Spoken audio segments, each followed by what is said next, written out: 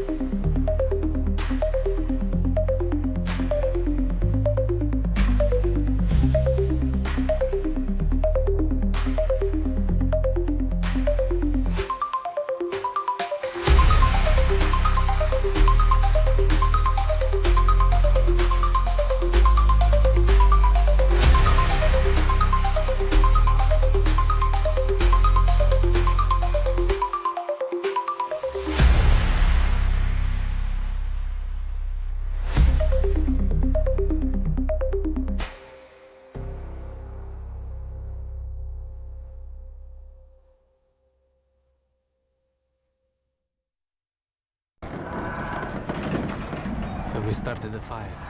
Yes, the fire rises.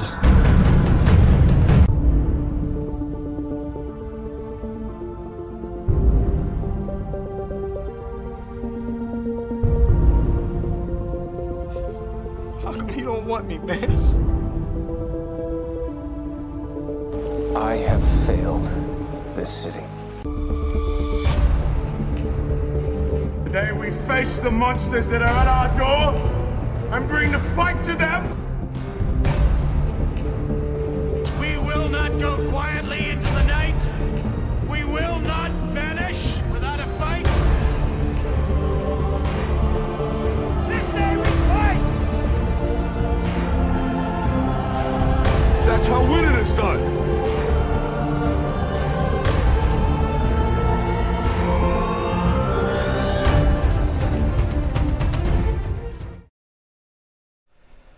Hello, everybody. Welcome to the Saturday night special. I am Nick. We're playing some Mass Effect 3, and joining me on this crusade is the woman who has some very, very good opinions. We have Rose Eagle Rider. Hey. I was trying to at least be somewhat classy. Hey. I was trying to be somewhat classy. I thought if I had the thing you usually say before that, it wouldn't really go that well. And then also is my guide through this insanity. We have Jason Ingram. Hey guys. By the way, I do not have a rocket launcher right now. Not at this moment, but that could change. Not even in your pants? I mean...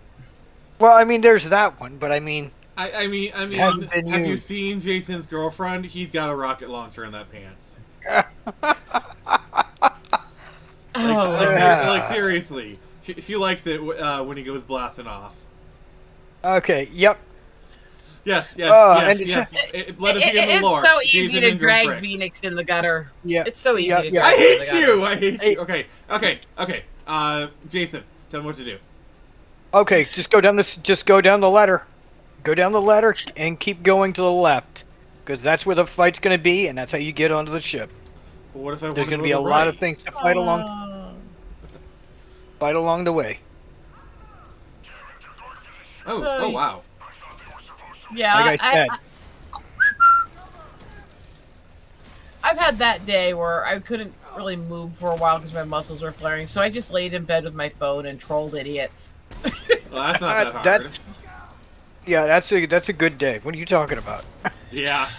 So that's how it started, this whole battle I've got now, because I decided I was going to go after the little sacred cows, and the first one was going to be to call out the entitled dog owners, which always goes so well. Oh wow. Always goes so well. And please don't misunderstand me. I love animals. While I may be allergic to dogs, I there's a part of me that wishes I could have them. I go out and photograph wild dogs and stuff. It's not anti-animal. It's anti-entitled people who don't take into consideration other people's allergies, other people's situations, places where they're not medically safe, service animal access, and limited the whole space service animal stuff like that. is really bad. You know, people just think, oh, I can just put a thing on them and like call them a service animal. I can take them anywhere. And the thing is that it actually, there have been cases where service animals have actually been mauled and killed by dogs that were brought illegally into restaurants and stuff. Yeah. Oh wow, So that I didn't know. It is an issue. But see, all I said was to repeat after me, dog owners, your dogs are not entitled to go everywhere with you, and they need to be on a leash. Pretty common sense, right?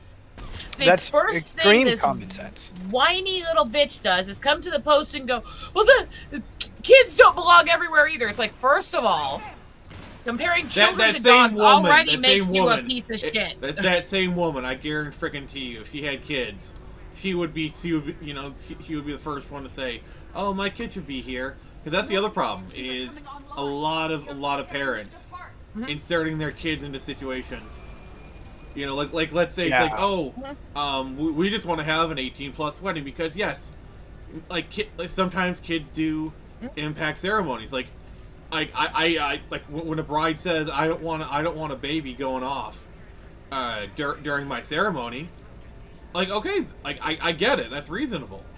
Like I get it, the parents can't help it, but at the same time, a bride has a right to not want their wedding videos to always have like that one screaming baby.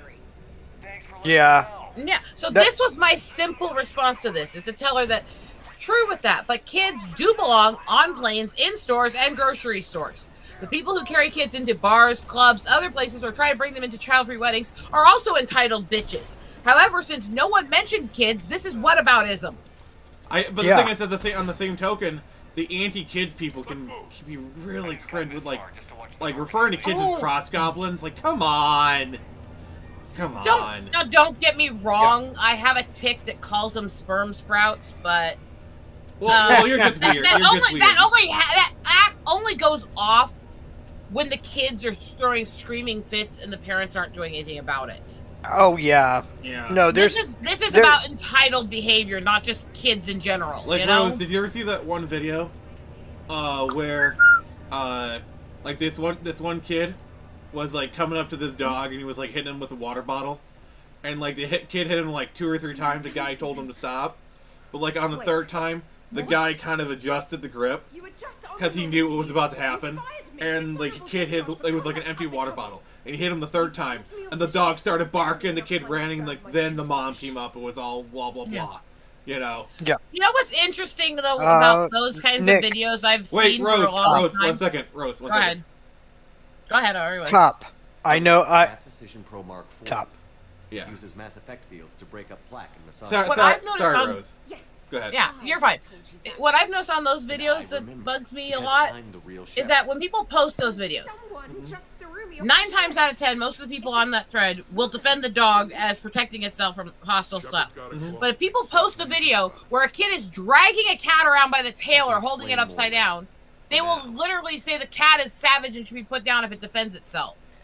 I don't know. I feel like most people would go against the kid. Because, like, you know... Yeah. Not on Post with Cats. I've watched this for decades. Really? They will literally say the cat should be put down for scratching a child. And it's like, the kid was literally just beating the cat. Yeah, top. Okay. Yeah. And it's like this attitude is like, dogs are allowed to defend themselves, but cats aren't. And it's a really weird attitude that pisses me off. The thing that I found interesting about the video is the man had control of his dog. Like, he told them to stop. And when he saw he was about to do it the third time, because he had, like this grip to where he could, like, pull him back on the back of his neck kind of thing. Like, he knew it was about to happen. He adjusted his grip. So, like, the man was completely within the right. He told him to stop. I mean, the dog, it took 2 or 3 times before he did that, so the dog's well-trained. You know what I mean? Yeah. But, like, I don't care how well-trained your dog is. You know, you hit it, like, 2 or 3 times, the dog's gonna be like, frick Even a this! properly trained service animal will eventually snap. Exactly. So, like, to me, it's like, obviously the dog's well-trained, especially, like, the guy knew it was about to happen, and he controlled his dog.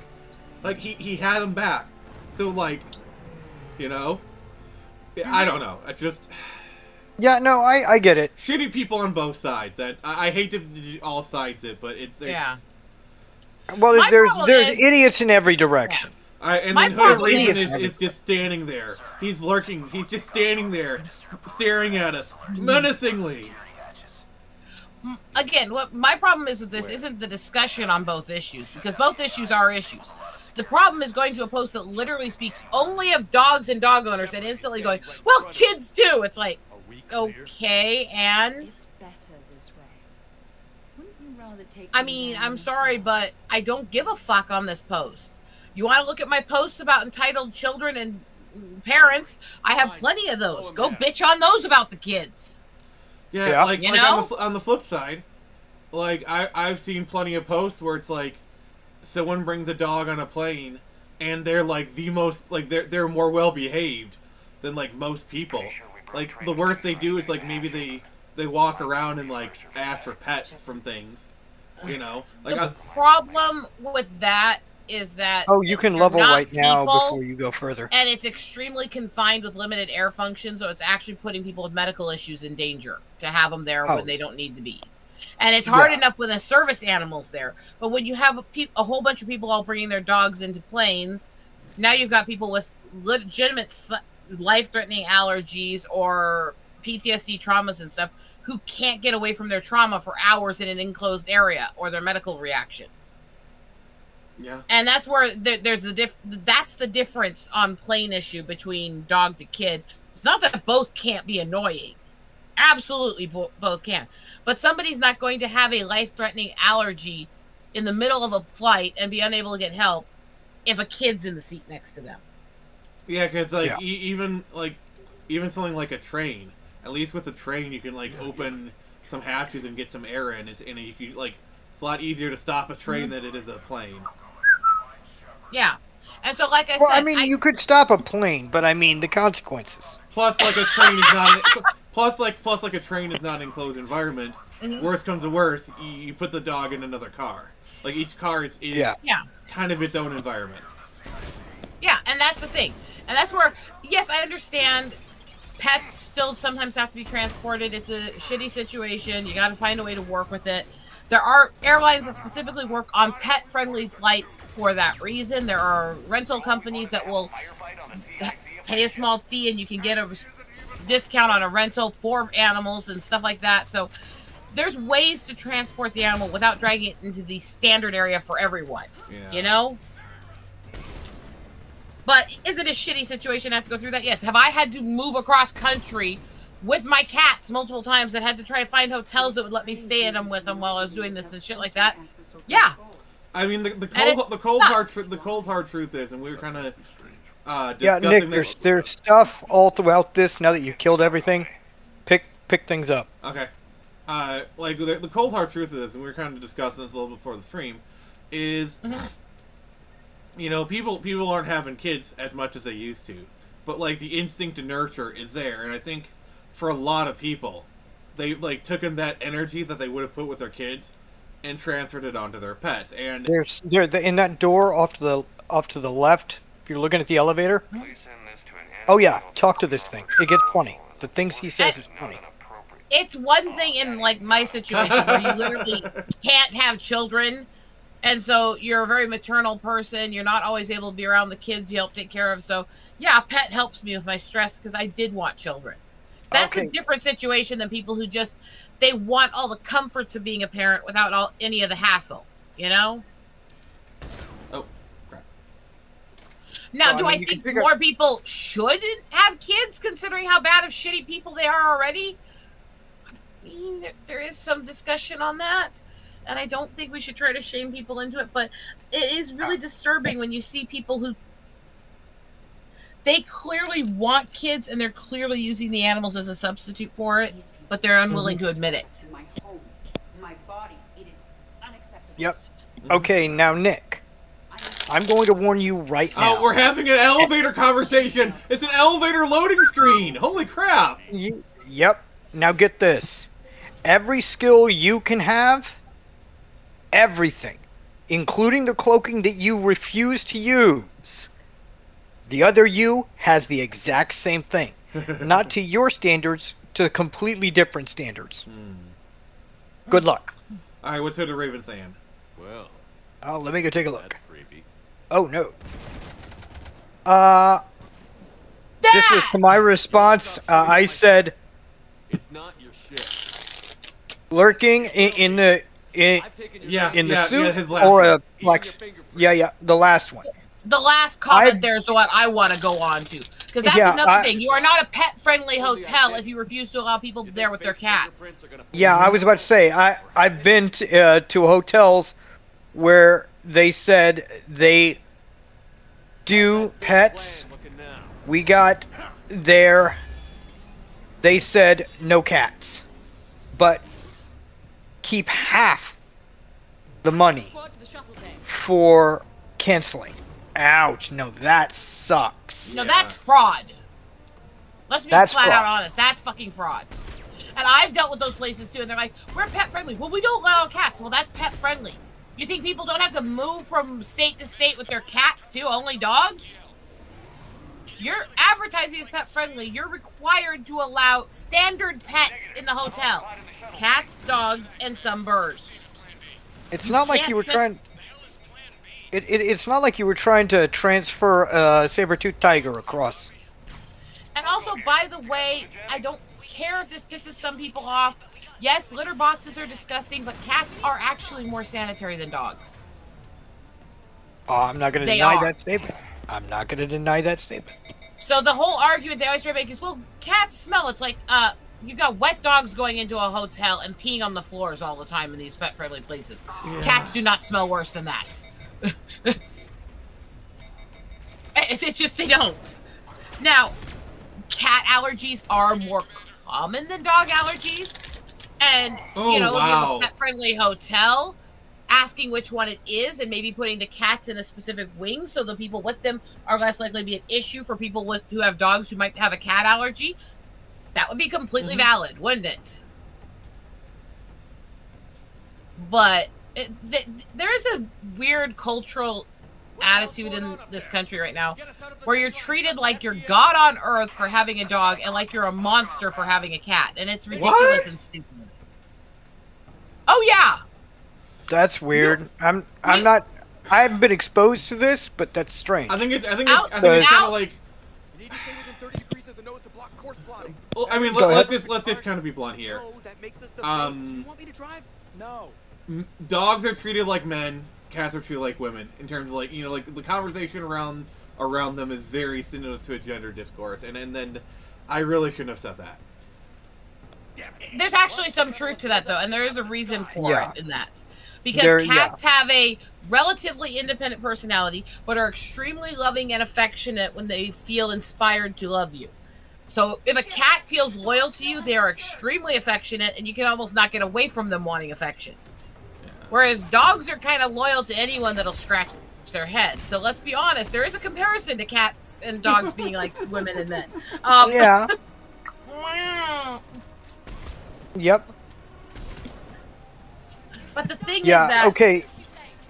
Nick, the further back in the thing he goes, he's gonna start moving towards the exit. You know, the open gateway back there. Yeah. It's when he's back there that you're about to win. Okay. So don't just hang around back. He's gonna move more forward. The closer you are to the end, you're gonna have a couple more cutscenes, All right. and then it's the end. When he's hanging off, they're about to die. But if you have a bunch of dogs, you're treated like, oh, you're some big masculine hunter, you're all this other shit that there's no correlation between. And, yeah. and if you have even more than one cat, Well, you're treated like you're the crazy cat lady who's going to rip somebody's face off trying to kiss them or something. It's like the most unhinged shit. It's like, Well, No. all stereotypes have a basis in fact. Let's be fair here. Yeah, no, there- there's the dog owners stereotypes exist. The crazy cat ladies exist, but they're actually extremely rare out of cat owners. And to act like that's the norm is ridiculous. I'm actually going to push back a little bit and disagree. There is kind of a thing where, like, and especially kind of like more in a modern sense, like a lot of women who who don't get partners, they eventually just become like the crazy cat lady. Even if it's just like, in a very kind of like hyperbole sense. It's like they just get cats and spinsters or whatever. I like how the save or kill. Either one, it doesn't matter. He's gonna die either way. Even if you save him, he lets go and dies. I like how they've got your eyelids gone for some reason. And by the way, that stereotype being tied only to cats is actually extremely false. It happens just as much with owning dogs as a substitute for it. Oh yeah, yes. That's where it's ridiculous, because I actually know more women who have substituted for being single spinsters by having dogs than I do cats. Yeah, and it's not even by a close percent. Well, I mean, then you get into the whole like, it's a 5'6", 120-pound woman with a Great Dane. I wonder what she does with that dog. Yes, I don't want to know. You know what? That also can get creepy, because sometimes it's these short, tiny women with a giant dog, because they're actually scared and they want protection because they live alone. What about the mercs? That's a lot, especially in this day and age. Hey Tevya, how you doing, friend? Hey Tevya. I'm that person. I don't think anybody should be shamed for having pets unless they're getting too many and they're treating them really obscenely different than you treat other people or animals. On this one, actually, given your alignment that you have, do top, and then do the Paragon Interrupt. Maya, I know that voice. Me, sadly, 1 male cat, 4 female cats. Well, here's the thing. I don't. It doesn't matter how many animals you have. It matters if you can take care of them. Like, look at Asher House. The guy has, like, what, 14 dogs or whatever? But he has the money and the capability of taking care of them. So that's fine. There is a point where that becomes untrue. And that's when you have so many animals they can't actually safely live in the space together with each other. The true crazy cat ladies or obsessive dog collectors that have like 40+ animals shoved into a house. They absolutely, there's no way you can take proper care of all of them. But there's also a thing that's like, dogs are pack animals. So like you have a large amount of dogs. Yeah. You know, that actually can make a little more sense. Like, yes, like having 2 or 3 cats. Cats are social animals. Dogs are pack animals. There is a difference. Yeah, I was going to say, but when you're cramming them into a small confined area, medically and functionally, I was using Asher House as an example. It doesn't have a difference. I was using, Asher House, the content creator. I was using him as an example of having a healthy amount of large amount of dogs. But the thing is, he has a bit. He houses them correctly. He has like a large area. He goes on like walks where like they're all there. He takes care of them. He has the resources to take care of them. You know that's fine because he has the capability and the resources to do it. Not everybody can. Yeah, that's why I was saying there's a point where you have so many that they don't have the resource function. Even if you have like a giant mansion, you can't fit them all in safely with plenty of space and all this. That's where it becomes an issue. I have a friend in the autistic community. He's got 14 cats, but he actually rescues them and helps get homes for them. He has a big house. He's actually caring for them, all this stuff. He's absolutely responsible with it, you know? Yeah. Yeah, that's a good... That's a whole different thing. Come on. But it's like, yeah, I think your number of pets has to be a correlation between how many you can properly care for, if you have the ability to hire somebody to help you, if you have a lot of them. If you have a large enough home that they have proper function, if all this other stuff, then it has to be a responsible correlation. Like for me, I have 1 female rat. Like there is a difference between having a female rat and a male rat. The male rats, they pee more. There's a lot more pee because like they mark their territory. I mean, female rats also do like the scent marking stuff, but like males pee and do it a lot more. So. Let's be honest, that's true of dogs and cats too. Fair, but like I'm trying to say here. So I have 1 female rat. So like it doesn't pee. Pees very. It's a lot easier to take care of. Kind of thing. And I have I have it in the cage in 1 apartment. If I were to get 2 rats, I need to get a different cage, which is something I'm thinking about. I'll think about it. Do top. I was about to say do top, bottom, it doesn't matter. I'll think about it's fine. But we're not going to do this yet. That's going to the computer and sending out the invites. Don't worry about that. All right, You're also gonna have we're getting to back on the main quest after this. Cortez and Trainer are in. Right, And that's what completely fair, what you're talking about, too, by the way. But this is where I'm gonna have to talk to you about how to go about it. Wait, I'm in We're gonna charge. go from here, So there's no exit the apartment at the door you'll see near you. If and when Let's I wait till the find out, cutscene's over, I please. invite the rest. I have Yeah. 3 cats Okay. in my house. 3, Male that's fine. and 2 female. Mm-hmm. I grew up in a house where at one point we did have 16 cats in the house. However, this was a large house and it was 1 or 2 cats per everybody living there in different parts of the house. Okay. You know? Mm-hmm. So it's like, yeah, we had a lot of cats, but that's because we were all taking our own pets on and taking care of them and stuff. And then you also have the thing of like oh, I have 16 cats, but then you follow up with like, I live on a farm and like I have 14 cats and 8 of those are wait, let me speak please. 8 of those are barn cats. They live in the barn and they just wander around the farm hunting mice, but they have that warm place to go to. 4 of them are indoor cats and pets, but 8 of them are barn cats that, like, you know what I'm saying? That makes a lot more sense than, you know what I mean? Yeah, although to be fair, and this is the controversial point here in Iowa, I don't believe any animals should be outdoor pets in Iowa. Nick, and there's a reason for that. Go to the because door. Especially go to the East door Iowa here, and just keep going down the hallway, hang a left, you're going to go to an exit, and then just keep heading straight from there until you go, Because I want to get back on the main story. I want to get back on the main story now. We've done the DLC. Well, no, that's what I'm trying to guide you to do. Okay. Go through that door. Yeah. Hold on. Don't look off to the left or the right. That's stores. Don't. Okay. Look off to the left. Right now. Go to the Normandy. Okay. So what I'm saying here, because in Iowa here, it's not just that there are confirmed bear sightings in some of these areas near the cities. It's not just that we have the wild dogs and other stuff. In Iowa. Oh wait, yeah, you can go upgrade those weapons now. Go down to the 5th floor. If you're talking about like, oh, we shouldn't have cats because they can be eaten by animals, that's literally anywhere. That's not an Iowa thing. That's literally anywhere. No, there's a distinctive thing I was going to get to here that I was actually getting to. We have the most predator birds of any place on the continent. There's predator birds. We have the highest spots. Please let me explain this real quick, and then you can rebut, okay?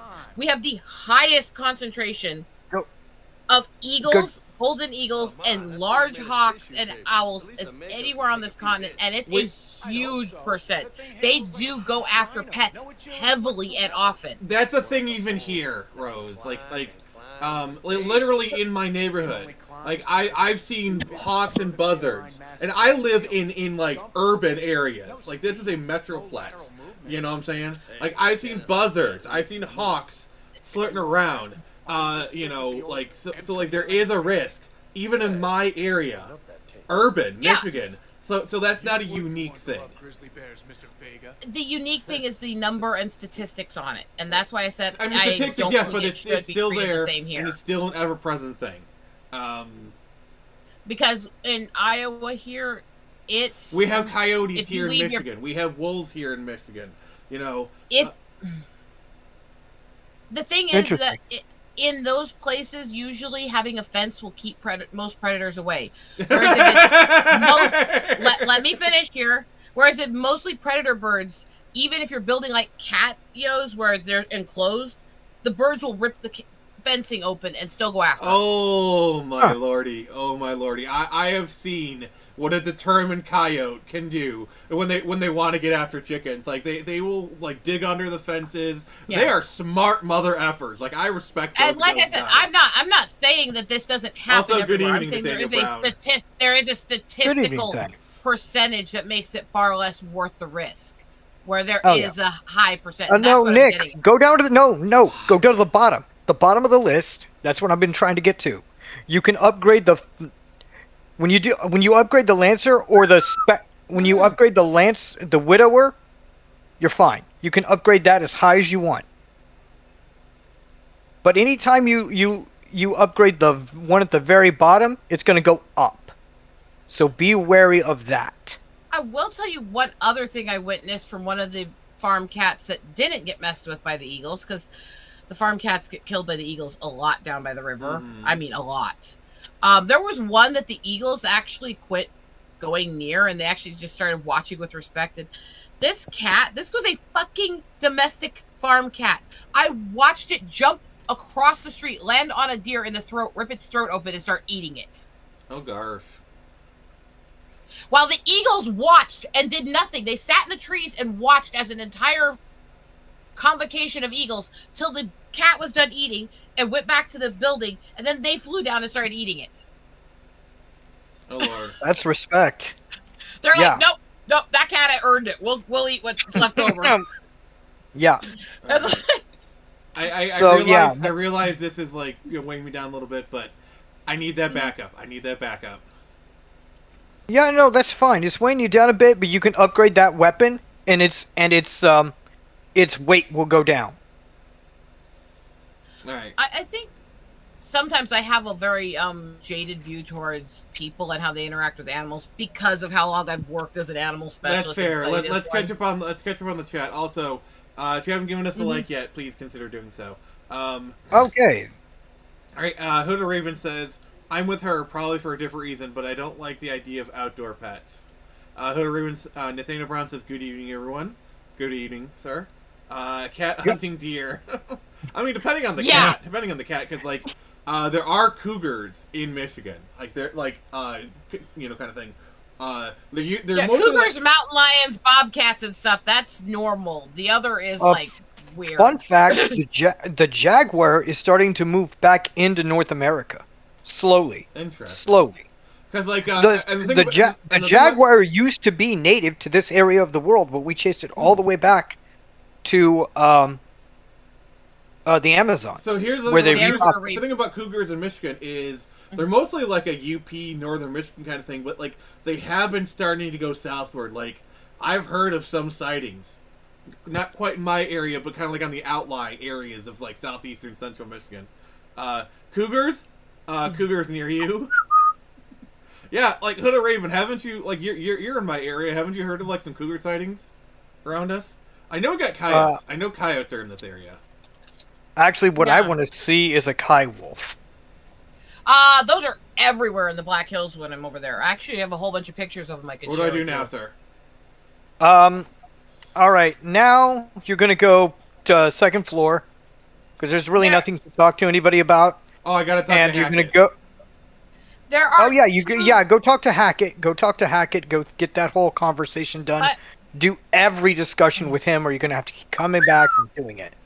By the way, to answer the question in chat, there's actually 2 states that have had recent events with squirrels, voles, and mice being found to be eating more actual meat and stuff right here. Oh. One of them is Iowa, the other is California.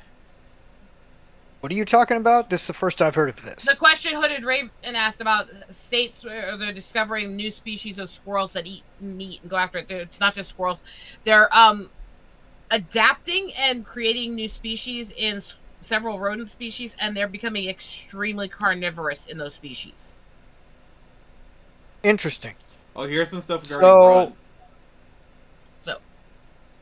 yeah, there is that one too. So that's an interesting one. But yeah, I was gonna say, you mentioned cougars. I have. You and me both, buddy. If you're gonna go talk to Hackett, you go one at a time, you go please. to the one at a time, guys. Go ahead.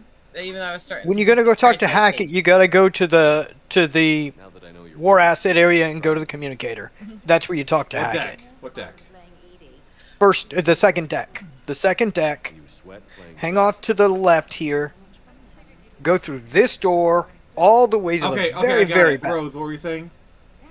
What I was starting to say is, if you have to mention cougars, I have to have the recent story because this is the one that freaked me out, and that was at my mom's place a few weeks ago, where I'm literally unloading her car from running errands in the city, and the freaking mountain lion that lives in her small town didn't just come up to me while I was unloading the car. It rubbed on my fucking back while I was bent over the car unloading. That's a bit freaky. Organizing the resistance. This mountain lion, I swear, for some reason likes me. It's been like 4 years now. It's been in that town. It doesn't bother people's pets. It doesn't bother the people. It chases around all of the rabbits and the turkeys that are in the area. I know what that's like. And eats a lot of the prairie dogs. And making a difference. it is always coming up to me when I'm outside. It's like almost freaky at this point. Have you given it pets yet? No, I'm not going to fate. But if friend shaped, why not friend? The first time I saw this thing, I was literally taking out the bag from the cat litter to the dumpster out in Mom's carport. I stepped onto her steps, and the first thing I saw was this head come up right next to her car about 10 feet from me, and the mountain lion is just sitting there looking straight at me. It knows you're a cat person. It just wants to become part of the pet family. Where? And I just kind of gently set the bag down and backed back into the house. Because it's like you don't act top. scared. Just do top for him all the way through. Alright. And this is to any I'm gonna go to the restroom. I'll be right back. anyone out there. You never act scared, turn your back on them, or run when you're confronted with any wild cat or dog.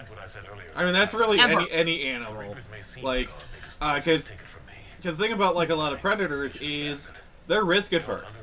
So like even if like a bear, like acting all big and scary and going rah rah, that's not a foolproof way, but like there's a chance it might be like, I could probably take it, but like there's this like 5% chance that I could get injured, and if an animal get injured, they're screwed. So like, no, screw this, I'm out, kind of thing.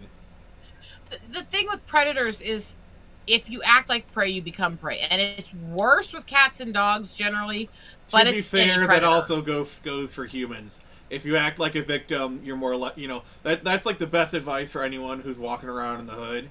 Is act like you belong there, or act like you're comfortable in that environment, and people are a lot less likely to frick with you. I'm telling you, as a girl who's been, I'm agreeing with you on that, because Inner City Black Church, on the board of it 15 years, grew up about rural, dealing with the res and the ghettos in the Native community. Nobody messed with me 99% of the time because I acted like a scary ass bitch. Yeah, they're like, I'm scared of you.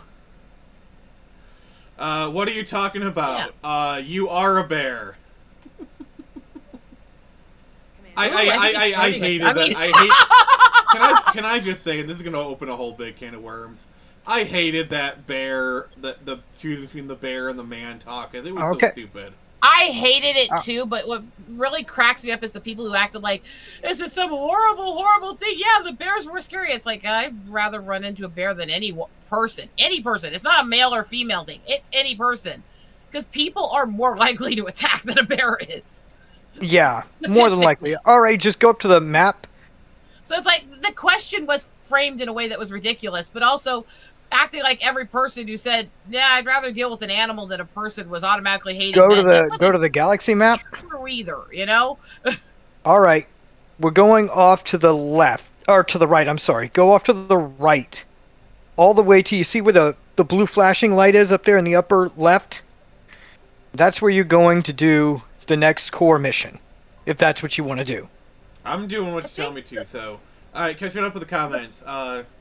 Probably the same reason you don't see sea lions. They're up against you, but you're not allowed to touch them. What are you talking about? Are you a bear? If not prey, don't act like prey. See, that's the thing about sea lions is you're not allowed to touch them. But, like, they'll just go up and, like, rub you or whatever, and it's like, oh. Yeah. Yeah, okay, go there. This is where you talk to the Quarians. If you did everything right, Tally should be the new admiral. So pay attention to what they say. I'd hoped for your support in the fight against the Reapers. So yeah, it's like, what's going on? I'm an animal freak, animal specialist. I spent from the age of 3 to 17 studying to be a forest ranger. When my medical took me out of that work, I've still worked with DNR, work with animal rescue, tracking poachers and stuff like that in volunteer work. Most of my adult life. I have literally been an animal specialist since I was 3. Okay, real quick, before I ask Anthony Brown, I have to do this joke. I've only had one encounter with a bear, and the mother effer took my patio table. The bear took my patio brother. Can't have shit in Yellowstone! Sorry, mark the time, by the way. But I think the Yeah, we'll do. freakiest experience I had with dealing with a bear would actually be recent. By recent, I mean within the last couple of years. And that was actually on Wildlife Loop. They're still trying to deny the bears in the Black Hills, which literally you have grizzly fucking gulches in the Black Hills. Yes, the bears died mostly off for a while, but they've always been there. Let me see. But you have this. I'm gonna say probably top. Let me see.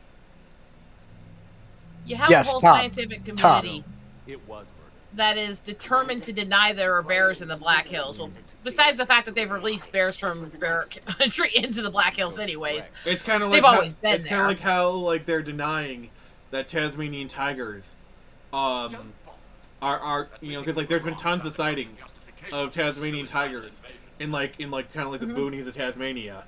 Because like probably what happened is they died off, but like there was a bunch of them like deep in the jungle, and they've been like slowly like repopulating, and now they're starting to kind of invade more of like the populated areas. Yeah. So go to a top. Getting on here. So they've been denying the bears for a long time, but it's like I have pictures of bear caves with obvious markings. I have pictures of a bison calf with literal grizzly bear claw marks down his back. But and this is stuff I took myself and things, you know. But the one that got me, I did not take pictures of because I was not sticking around long enough to do it. I pulled up on this corner that I pull onto on Wildlife Loop, and I looked out across the little hillside there to see if I could spot any of the elk and other stuff that are off in there. What I saw, barreling at full speed towards me and probably no more than half a mile away, a large bull bison being chased by a grizzly bear. Oh wow. Yeah. I did not mess with digging my camera out and taking pictures. I gunned it. Yeah, because that's like a tank meeting a tank. You know what I'm saying? Like, yeah, I'm not gonna be in the top. middle of this fight. I'm not gonna be in the middle of this. Fuck this. Yeah, because whoever wins, we lose. You know.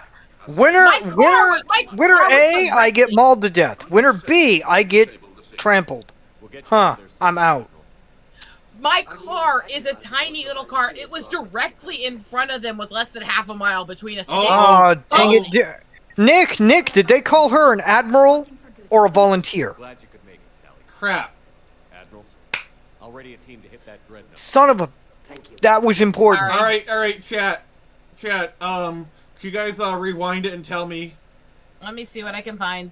Hold up a moment. Shepheard. It's mostly a formality. Oh, she's an admiral. She's an admiral? You are. She's an admiral? Yes. Nice. Okay, this is going to make this so much easier. We're still going to do all the side missions before we do the final one. Because you need to.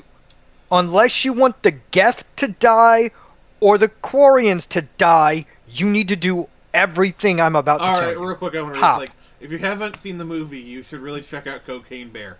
I need to see that. I need to see that movie so bad. I need to see... What's messed up is the Cocaine Bear was an actual thing. It didn't happen like they did in the movies. Top. If I'd known it was this bad, I would have come sooner. Okay. When dealing with her, when you're talking to her, do top. And then go up to your cabin. Tally. I definitely want to top her. I actually have my male shepherds romance her specifically. So, Support the invasion. So Rose, I don't think we ever asked you. Who would you personally romance in Mass Effect? So I helped him. I have no idea. I haven't paid that much attention to the characters. All right. Sorry. It's okay. But no, it's like literally, this is the thing when people talk about these whole issues with how dangerous bears are. They are, but they don't like the sight and smell of us, and they don't like to be around humans. And in North America, so part of Mexico all the way up through Canada, in all of recorded history since the 1700s, it's been about 180 bear attacks that have been recorded that have killed somebody. Hey, That's really small, actually. All right, you're gonna leave this system. Wait, real quick. Daniel Brown says, "Not in a good mood tonight." What's wrong, man? Feel free to talk to us. Sorry, I'm just trying to keep up with the chat. Yeah, I should have been. Is everything all right, man? Just talk. And if it's private, feel free to private message us or in the Discord. We got you, buddy. Yeah, absolutely. Yeah, we'll help you. right here for anybody who needs something. But yeah, no, leave the system. Leave the system. I may be rambling, but if you need us to talk, we can. Okay. Yep, the blinking system right next to you. That's where everything's going to be. Okay. So, what I was saying. So yeah, we have in almost 250 years now, we've recorded less than 200 fatal bear attacks. Yeah, however, that planet's the only one you're going to go to. There's nothing to scan here, so don't worry about that. All right. So Huda Raven says, "Better question, Rose. If you could make a second character and you had the chance to implement your husband, and then you got an option to knock him off, would you do it?" I think like he means like. Let me finish the thought I was on real quick, and then I'll go there. Okay. Okay. Okay. Fair. So, okay. What I was saying with that is, so we've had less than 200 fatal bear attacks in almost 250 years. We have had almost now, according to the last statistics done with DNR, reported incidences where people have interacted with bears. Only times when they know somebody did is almost 3 million. Now. Oh, I thought the game froze. Holy crap. I thought the game was Yeah, so did I for a split second. I thought it froze on my end. All right. So, okay, who you're going to take with you is Garrus. Yeah. Take Garrus. Yeah, Garrus. Take Garrus. Here's why. Because his electrical attack that he can do to machines, helpful. You really need the Lancer. You really don't need that bottom weapon. You're gonna want to have as much recharge capabilities as possible for this mission. I'm sorry. So what I was saying is, for bears, it's literally like be one death per million incidences of people interacting with them. You should so be able to equip the Black Widow or aggravate the bear. You can have two weapons. It's fine. You just don't want to have that red marker. That's all you don't need for this mission, because you desperately need the recharge. But by the way, that 180 fatal bear attacks includes the family that was killed because of the dumb woman who opened up her fucking trailer in bear country and was cooking. That's dumb as a sack of bricks. Literally, bear country is a drive-through animal park so people can interact with bears. She opened it up so nothing was closed on her freaking vehicle except for a screen door, and she was cooking. I know with like black bears, you can there's some situations where you can tame them and kind of interact with them. You don't mess with grizzlies. They are the apex of I'm sorry, humans are not the apex. When you're in grizzly territory, they are the alpha and the omega. Yeah. Actually, grizzlies are part way up the scale. Kodiak grizzlies are far above them, and polar bears are the most violent. Polar bears are the nastiest. I think polar bears are the only breed of bears that actively hunt humans. They're the ones you actually gotta worry about. Yeah, most fatal bear attacks are polar bears. I saw this one video. It was some Russians at an Arctic station, and you had this polar bear, and he looked super really adorable. But then he put his paw through the ladder, and the paw was bigger than a hubcap. And the other thing I'll tell you about Kodiak bears, because they are a form of grizzly, and they come from islands over near Alaska, is they are huge compared to regular grizzlies. In fact, the zoo in Sioux Falls took in a couple cubs that were orphans. Mm-hmm. At cub stage, when they were a few months old, they were larger than standard grizzly bears when I went and took photos of them. That is telling me two things, specifically. Do not mess with that bear. And I want that as a guard animal. You have no idea how strongly I'm fighting back, trying not to make bear puns. Oh. I'm barely containing it's just a bare necessity. Mark the time. And off with the headphones for a moment. Mark the time. Sorry. That was a perfect end cap to the bear conversation. Okay. Nathaniel Brown says, parents fighting with grandparents. Just tired of all the fighting. Dude, I am so sorry. Dude, big hug. Yeah, dude, I know exactly how you feel. I remember when my parents fighting, and it's paralyzing. You just want to make them stop. It's I feel for you, brother. We are here for you. Just concentrate on us. Concentrate on our silliness. We will talk to you. We are here for you, brother. Okay. Just put headphones in and keep us listening. All right. We're gonna be doing this for a while. Just focus on us, please. I hope we can be a good enough distraction. Sorry, I kind of feel for him. So I agree, and I hope we can make you laugh and smile. Oh, by the way, I actually found something at the dollar store the other day I did not expect to find. I thought we were about to segue into that other topic, but yeah, go ahead. No, I found in the stuff at the dollar store the other day some actually really well made card decks that include like Star Trek and sci-fi stuff. So I actually have a card deck that's Star Trek here, where every single 52 cards is a different image from the Star Trek show. Oh, nice. And it's original series too, so fuck yeah. I mean, yeah, nerd girl. Yeah, this is really, yeah, you're just gonna walk around until you can walk forward. It's an interesting stage, I'm not gonna lie. But speaking of like making you happy, penis juice.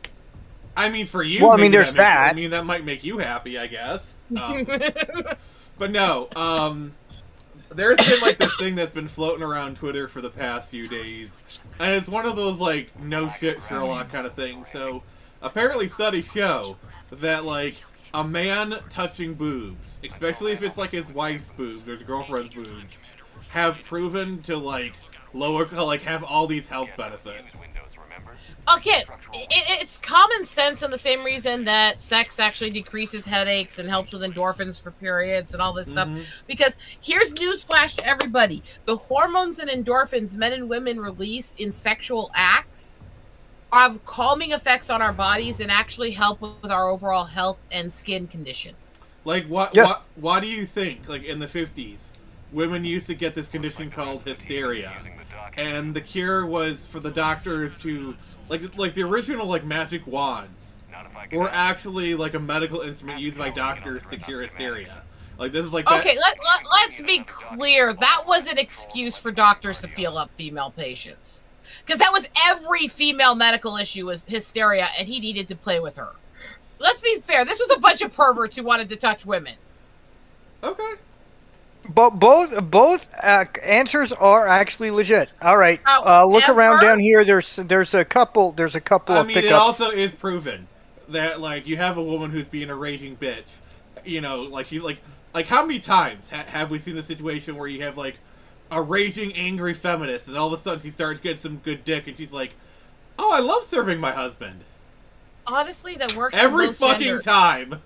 A good lay will make either side less of a dickhead. Let's just be honest in this. And I also I once saw this one post where the woman's like, "Oh my god, I just discovered that like yeah, that ladder's where you want to go. Okay, that ladder's where you want to go." Right. So you know, where like if my husband, he'll just on the weekends he'll just lay there and do nothing, but if I wake him up to sex, all of a sudden he'll do all I want. He'll clean everything. He's all energized. So now I have sex with him every Saturday. It's like this woman is acting like she just discovered some like big like no, that's just called no. That is the most profound piece of unknown knowledge I have ever heard. And there's issues with it if it reaches the point where you're actually trying to manipulate each other through sex. But it just if you give each other sex and you don't deny each other. Now again, you don't have a right to coerce and stuff like that. That's a different thing. But a healthy relationship includes a healthy sex life. And for some reason, one of the partners isn't sexually interested, something's usually psychologically or physically wrong, and it should be looked into and investigated. Rose, I'm just gonna say, like, as a guy, you know, even if I knew my wife was a manipulator, I'd be like, what? So you're saying, like, every Saturday I get sex and I just have to mow the lawn and do a bunch of housework afterwards? Okay! Sure. Oh, I'm not saying it doesn't work. Men are very simple creatures. I'm being honest. You feed them, you fuck them, you tell them you love them, they're yours forever. I'm telling you, a well-placed blowjob can give a woman almost anything, but I'm not saying it's right. I'm just saying it's true. I mean, I've long since said the most dangerous weapon on Earth.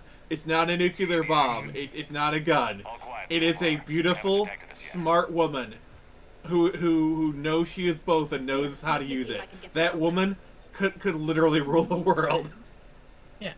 The problem that I have is the people who push coercion as a solution to this, or blackmailing. If you don't do this, I'm going to do this. Yeah. That's not how to it's a get carrot and sexual a stick approach. If you use relationships sex as a carrot, that's fine. If you use it as a stick, okay, God, that sounds really weird.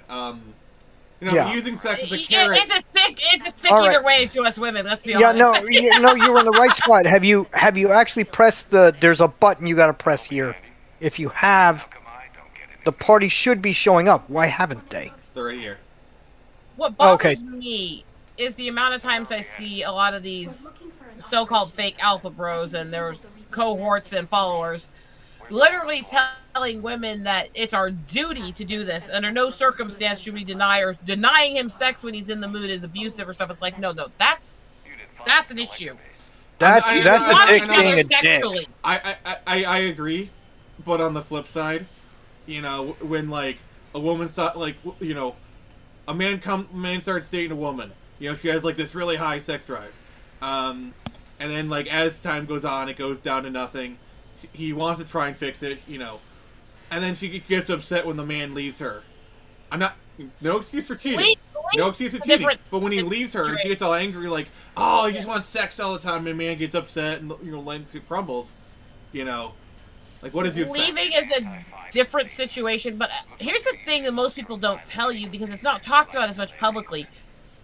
The sex drive doesn't die on one side. It's not just women who stop giving sex to their spouses, they get comfortable in relationships. It actually happens a lot to married women who, when they hit that late 30s to 50 range, and we're in our sexual prime and we're horny as shit, the guy's like low T and dead and doesn't want to do anything.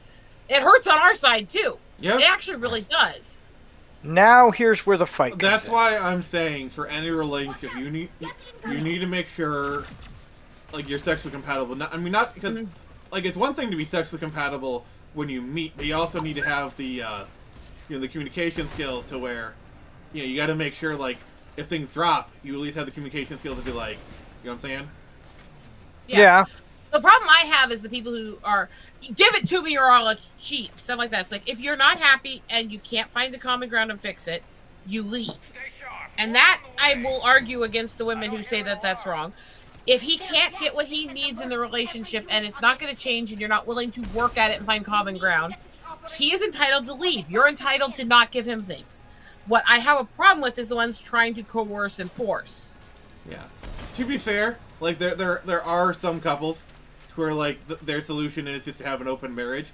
I don't agree with it. I would never do it. Oh, that's the dumbest decision you could ever make. You have got to see some of these, because there is a whole genre online of all these people who thought they were going to fix their dead marriages and dead sex lives. And also like open marriages are usually they destroy themselves in it almost every fucking time. Like I don't know how many like Reddit stories I've seen where it's like woman or husband says, "Hey, let's have an open marriage," and it's usually just like, "Oh, I've been cheating, and I want you to do it for real now," and like the other partner's like, "Okay," and they start dating like someone a lot harder, like, "Oh, can we Let's be honest. That story usually happens from the male perspective of him going, I know that, but I was trying to be fair. I was trying to like, you know what I'm saying? I have seen.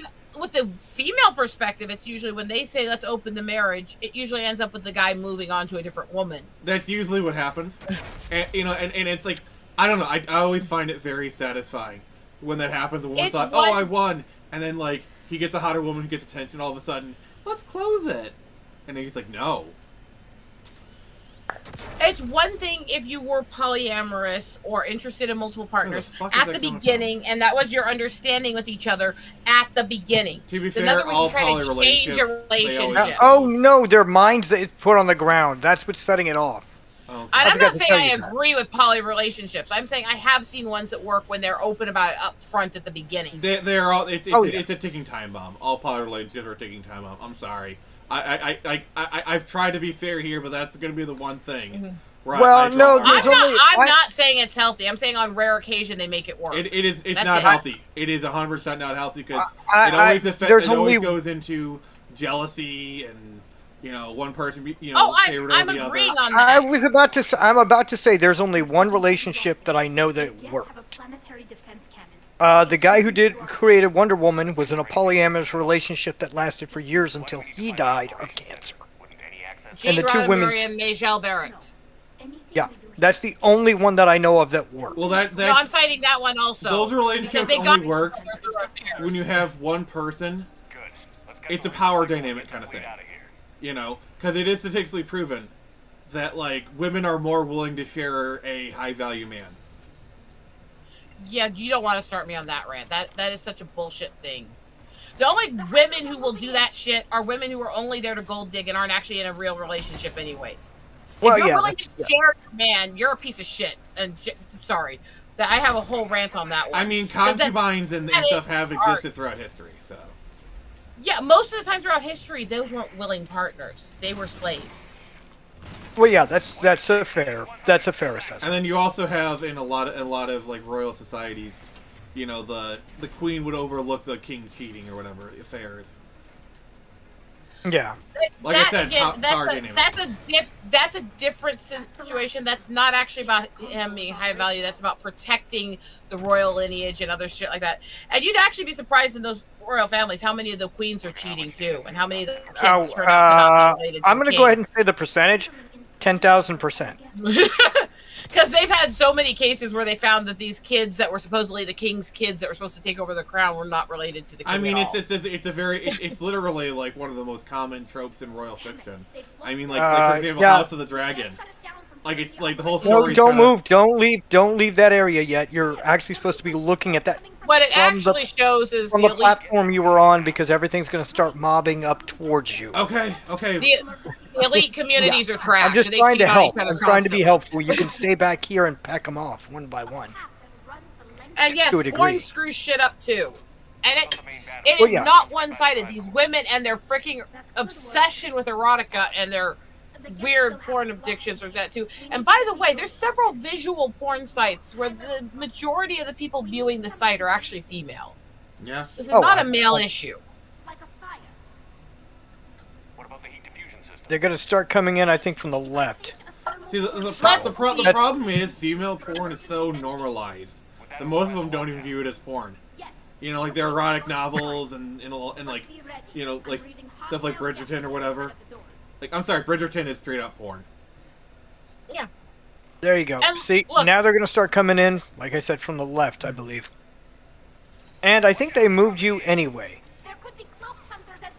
Which is why I was trying to keep you there, because you would have been pulled back here anyway. my general viewpoint is there is nothing that beats a loyal relationship on both sides. Yeah. The psychology of finding out that your partner is interested in somebody else is extremely damaging. And that's to both sides. Oh, yeah. And there's no way that a relationship is good if you lose the sexual attraction for a long term. And like, it's like that, like almost like, you know, where a man cheats with a woman and she's like visibly less attractive. It's like, she's not as hot, you know, she listens to me. It's like the whole thing. It's like, guy gets in a relationship with a really hot woman and he cheats on her with like an uglier woman or whatever. It's not even always that. Sometimes it's literally just conquest, and that goes to both genders. Yeah. Sometimes it's literally just you've got one, now you want more. That's what it absolutely was with Hugh Grant cheating on fucking with a fat. Yeah. Now you're gonna go to the very back. Hang off. Yeah, a guy cheated on Halle Berry when she was in her prime. Like I'm sorry, if Halle Berry in her prime, like early 2000s Halle Berry, which I'm sorry, in the early 2000s, Halle Berry was literally the hottest fucking woman in the world at the time. I'm not joking here. If she got cheated on, anyone can. Yeah. And that's the other thing. By the way, she still looks gorgeous, by the way. Halle Berry still looks gorgeous. Yeah, well, yeah, I'm not gonna, no one's going to deny that. Sorry. There are some women who I think have aged incredibly well. Halle Berry, Reba McEntire, Salma Hayek. Halle Berry is oh god, she's aged like, she definitely proves that these are women who have no fucking right to be as hot as they are at their age. I'm sorry, but One of they my are favorites gorgeous. is look at Chrissy Brinkley. The woman is like in her like late 60s, early 70s, and she's still like. Okay. Pretend this is a hammer. I'd still hit that. Bonk, bonk. Reba McEntire is still hot as hell. She's only got a few wrinkles at all. She's in her early 70s now. And she still, every year when she does award shows, gets back into that same red dress she's been hosting with since the 70s. My top tier is Emma Watson and...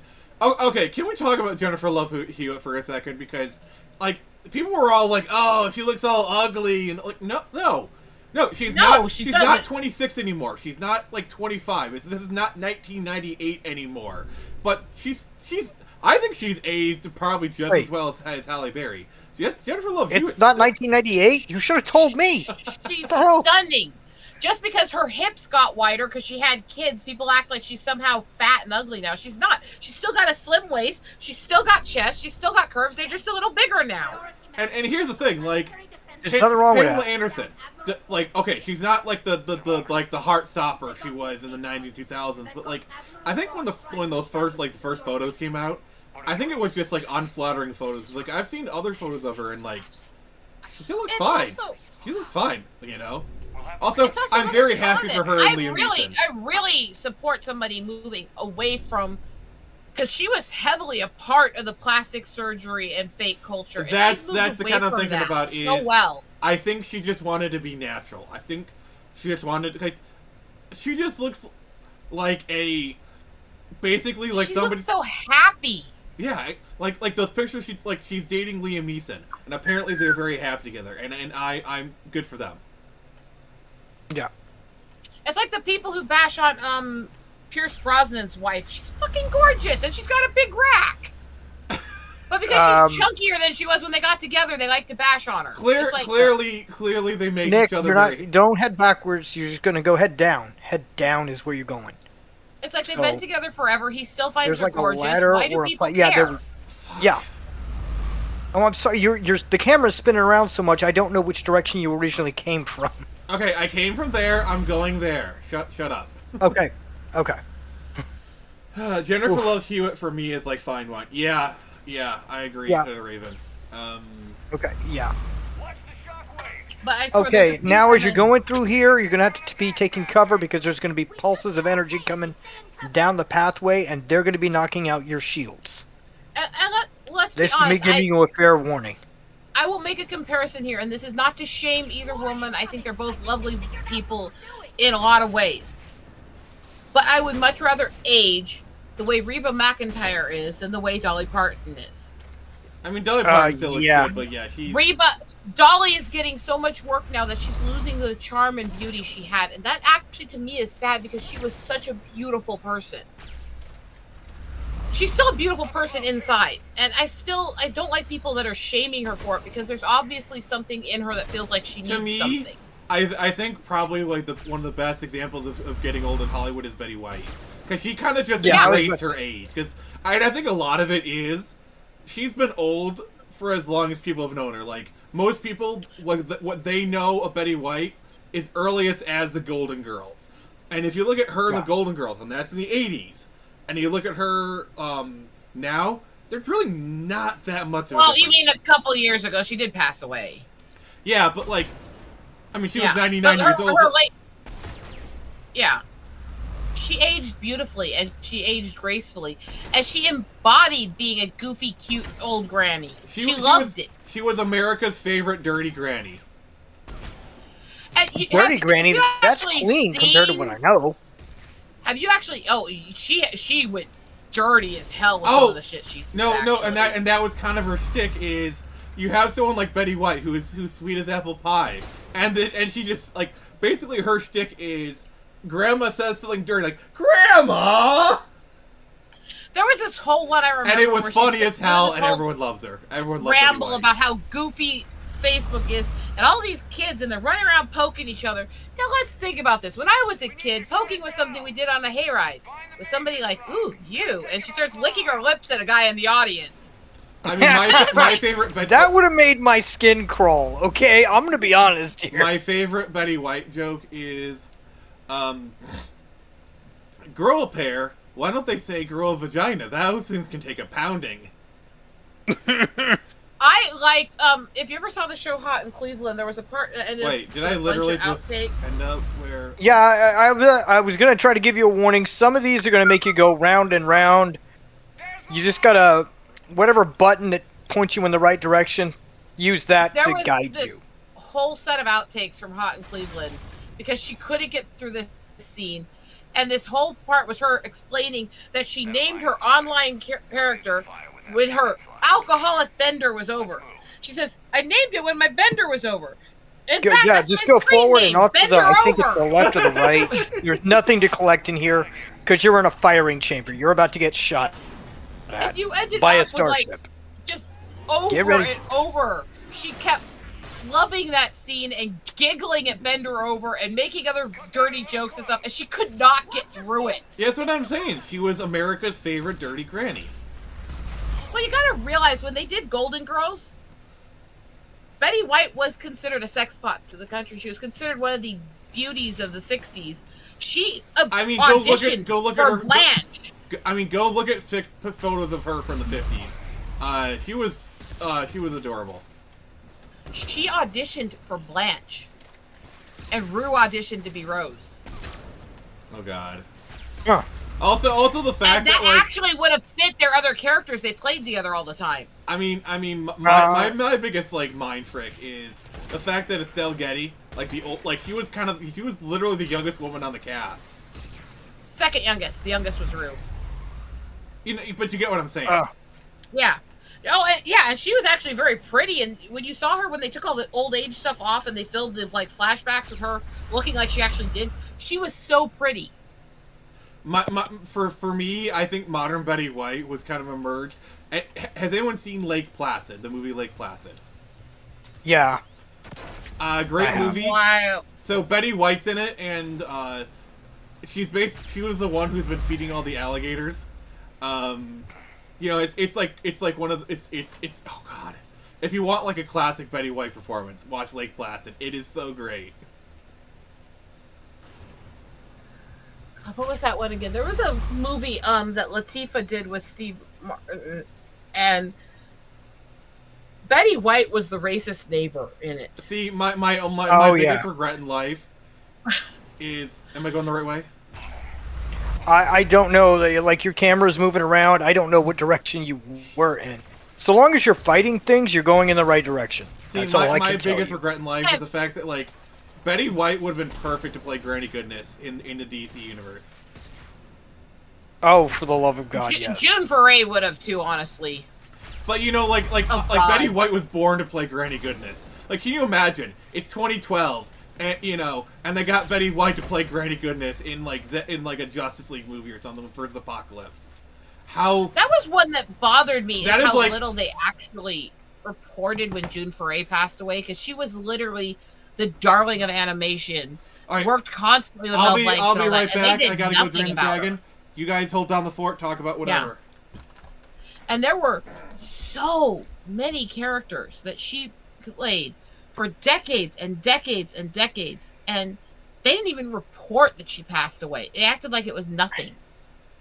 Well, that's the problem with Hollywood, is they love actors for as long as they can use them, and then when they're dead, no one cares. Well, the thing that's is the sad part. Foray is that with all her co-stars, they didn't live and work anywhere near as long as she did, and all of them, it was made such a big deal when they passed away.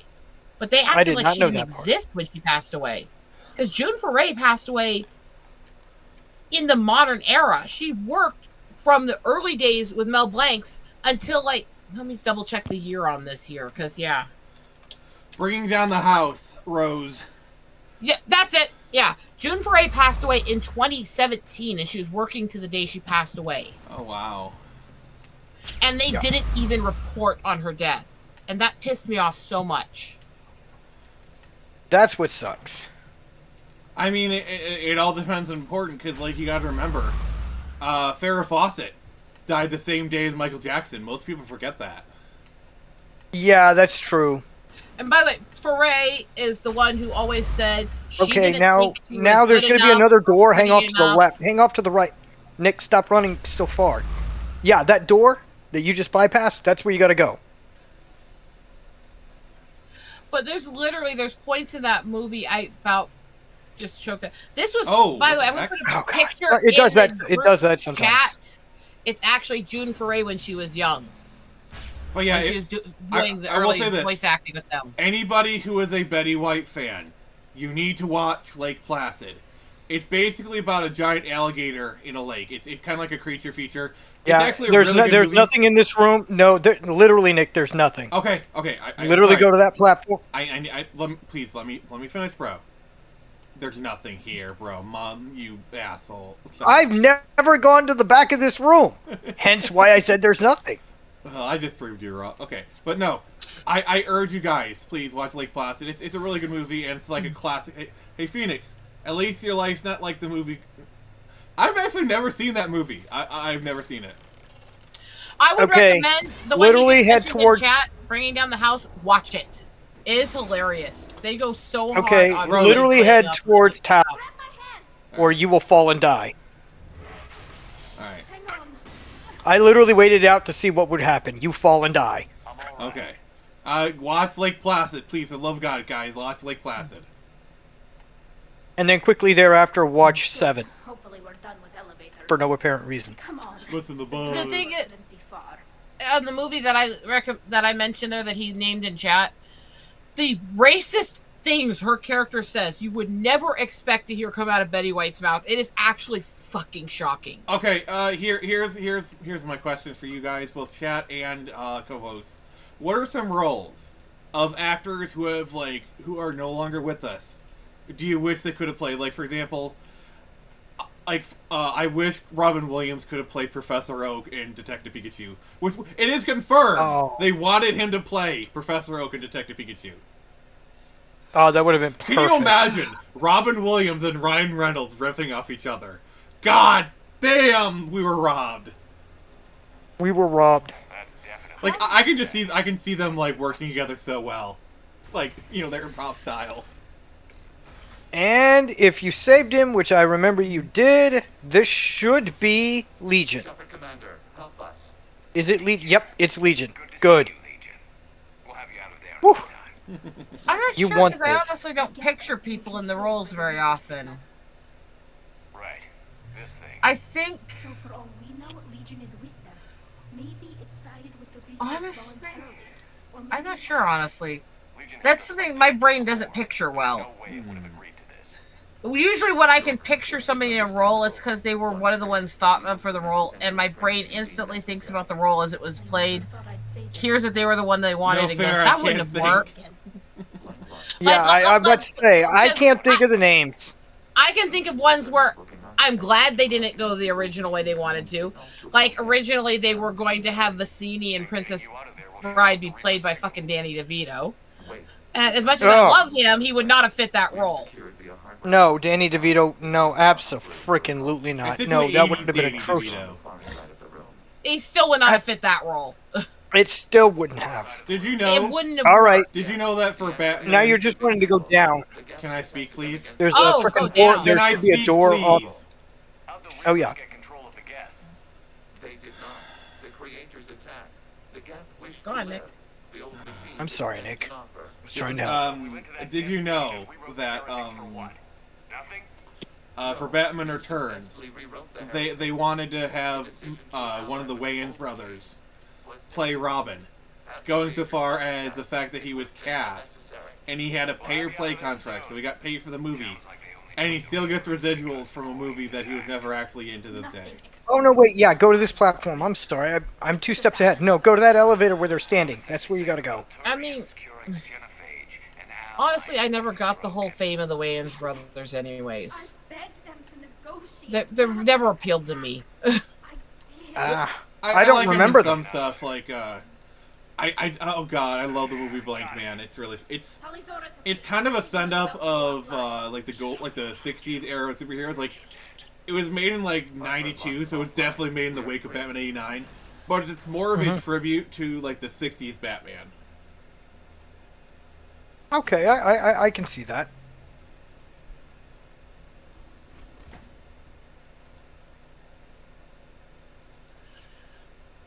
Anyway. Anyway, yeah. Now, anyway, go to another door As a gesture of up here on this floor, and There- that should there's lead one- you down. There's one we got partially what was originally planned that I wish we had more of. Why? That's actually a complicated one. Okay, so they did a Sci-Fi Channel mini-series based on a dark adult version of Alice in Wonderland.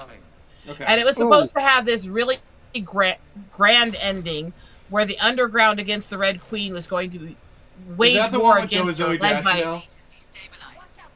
No. I don't think so. I'm not sure. Because there was like a sci-fi Wizard of Oz series, Zoe Deschanel as Dorothy. No, not Wizard of Oz.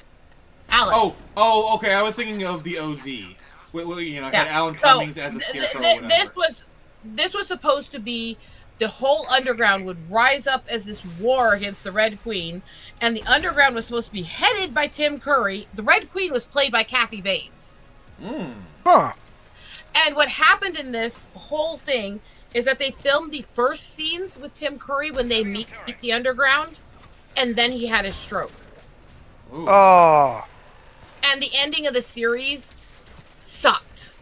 Because they could not figure out how to rewrite it and take his part out well. Yeah, I'm actually very really sad. Bad. Because like we were robbed of 10 years of Tim Curry roles. Because he had his stroke like what, early 2010s? Yeah, something like that. Like imagine like all the roles we could have had with Tim Curry in the 2010s or 2020s. Even. One of his roles he did in his later acting period was actually a guest starring on Psych, where he was playing a character based on Simon Cowell, where they were trying to figure out who wasn't trying to kill him, so they could figure out who was trying to kill him.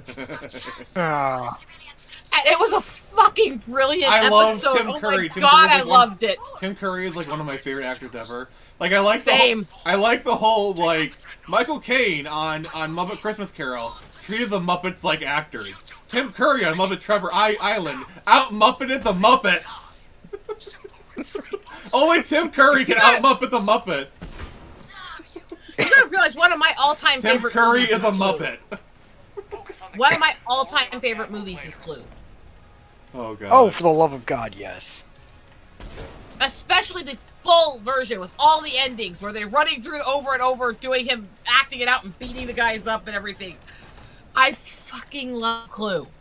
Did you ever see the did you know they originally wanted Tim Curry to voice the Joker in Batman TAS? And they had him do some voice lines and it could have worked. Like it could have I mean obviously Mark Hamill got the role and I think that was probably better off. But like Tim Curry was actually he could have he did the role justice. Yeah, no, I believe it. And who else but Tim Curry, going back to you mentioning Muppet Treasure Island, could have pulled off the emotion of a moment of kissing Miss Piggy like that, acting like he Hooded loved Raven? her. Hooded Raven, maybe we should cast him as a robot person. Stroke, stroke, stroke, I'll see myself out. Yeah, you just go to your box and think about what you've done, sir. Yeah, don't talk shit about Tim Curry. What the fuck? Okay, the worst part is, and Rose is gonna kill me for this, I could actually see Tim Curry doing that role. I could. Okay, actually, I think we were robbed of a lot of roles that we could have had with Christopher Reeve, too. Oh, for the love of God. Yeah. And God, he was brilliant. And do you remember when he was on The Muppet Show and Miss Piggy was in love with him and chasing him around? That was funny. Here's I'm not the gonna thing. lie. Christopher Reeve would probably still be alive today. Can you imagine, so, I think even if he didn't have his accident, he probably would have guest starred on Smallville. I think, he probably would have had more of a role. Also, I guarantee you he would have shown up in a more recent movie, Oh, yeah. To space! God, I love that clip. I love that clip so much. Here's what a lot of people don't realize.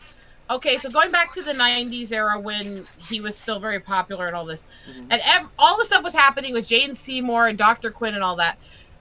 Do you know what Jane Seymour's twin sons are named? What? Chris and John. Okay. Do you know who their godfathers were? Who? Christopher Reeves and Johnny Cash. Oh. which were her two best With friends. barriers, this ship will be destroyed. We must evacuate. That's a hell of a best friend circle, isn't it? Yeah. Yeah.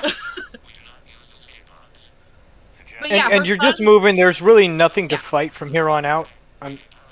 Or at least I don't remember having to fight anything. Okay. I could be wrong. I'm gonna do like a wild casting thing. Okay. Let's pretend Christopher Reeve never got into an accident. He plays Qui-Gon in episode 1. I can see it actually. Like I guarantee. could see that. I That guarantee because like he would have been the perfect age for Qui-Gon first and foremost. He's a hell of an actor. Like, oh god, he would have done really well with that role. No, I've got one for you here. And because it goes with Tim Curry, because he was actually in the cartoon it was on. Go back to the show that never got finished, that was brilliant, and cast two of the main actors as Christopher Reeve and Tim Curry, and redo a high-end version of Pirates of Darkwater with the ending. I think you have to go outside here. Or, oh yeah, run along that. Yeah, okay, there you go. Now keep moving forward. Oof. That! Because Pirates of Darkwater, I hate that it never ended. It was one of my favorites when I was a kid. Yeah, that would have been good. But yeah, I could definitely see them Honestly- casting Christopher Reeve as Qui-Gon. You know who I could see him. You know who I could see him playing as well. Who? This is not me throwing any kind of shade.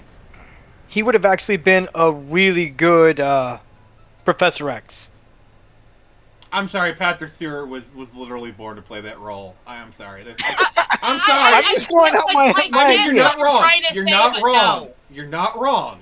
But Patrick Stewart, I'm sorry, there was no perfect casting better than Patrick Stewart. I'm not going to deny that. I'm saying I would have loved to have seen it. I'm not saying it would have been better. Also, I could definitely see Christopher Reeve playing somebody in Lord of the Rings. Oh, yeah. Yeah, he could easily... I actually would have liked to see him as one of the warriors of the human race in that. Like, I could see him as Dathomir or like the Steward of Gondor. I could see him in that role easily. Bombardier? Yeah. He might have been a little bit too old to play Bonamir at the time, though. Well, let's take this as fantasy since it is, and say that he was the right age. He could have played that part beautifully. Oh, we got Parrot Head. We're being invaded by Parrot Head. Hey, Parrot Head. All right, I would. Whatever Oh I told you my I did, I didn't do it. Okay. I gotta read Hood Raven's comment. You know who got his job secured? Patrick Warburton. Out there, out of all his sons, only one can't do his voice. I know. Oh, ho, ho, ho, ho, ho. Trouble along the Turian border for years. But I can understand Mwah. their See, the thing is, people don't realize Christopher Reeve was actually a really good actor. I mean, like, go back and look at his Smallville appearance. The guy only has his head to act with, and he gives a hell of a performance in Smallville. Yeah, it's creepy too. This is You're when, hearing like, him. 90% of his body is dead fucking weight, and he still gives like he's the best actor literally in Smallville. Understand this, and this was confirmed by his family. That even What you're gonna do here, Nick, paralysis- is you're One at gonna a do the time, Renegade please. Interrupt. One at a time. Sorry. It's okay. That even with his paralysis, even with his accident, and the years in that wheelchair, before he died, he did actually manage to do enough physical therapy to get up, even if it was only to walk a few steps. Wow. Nice. Bottom.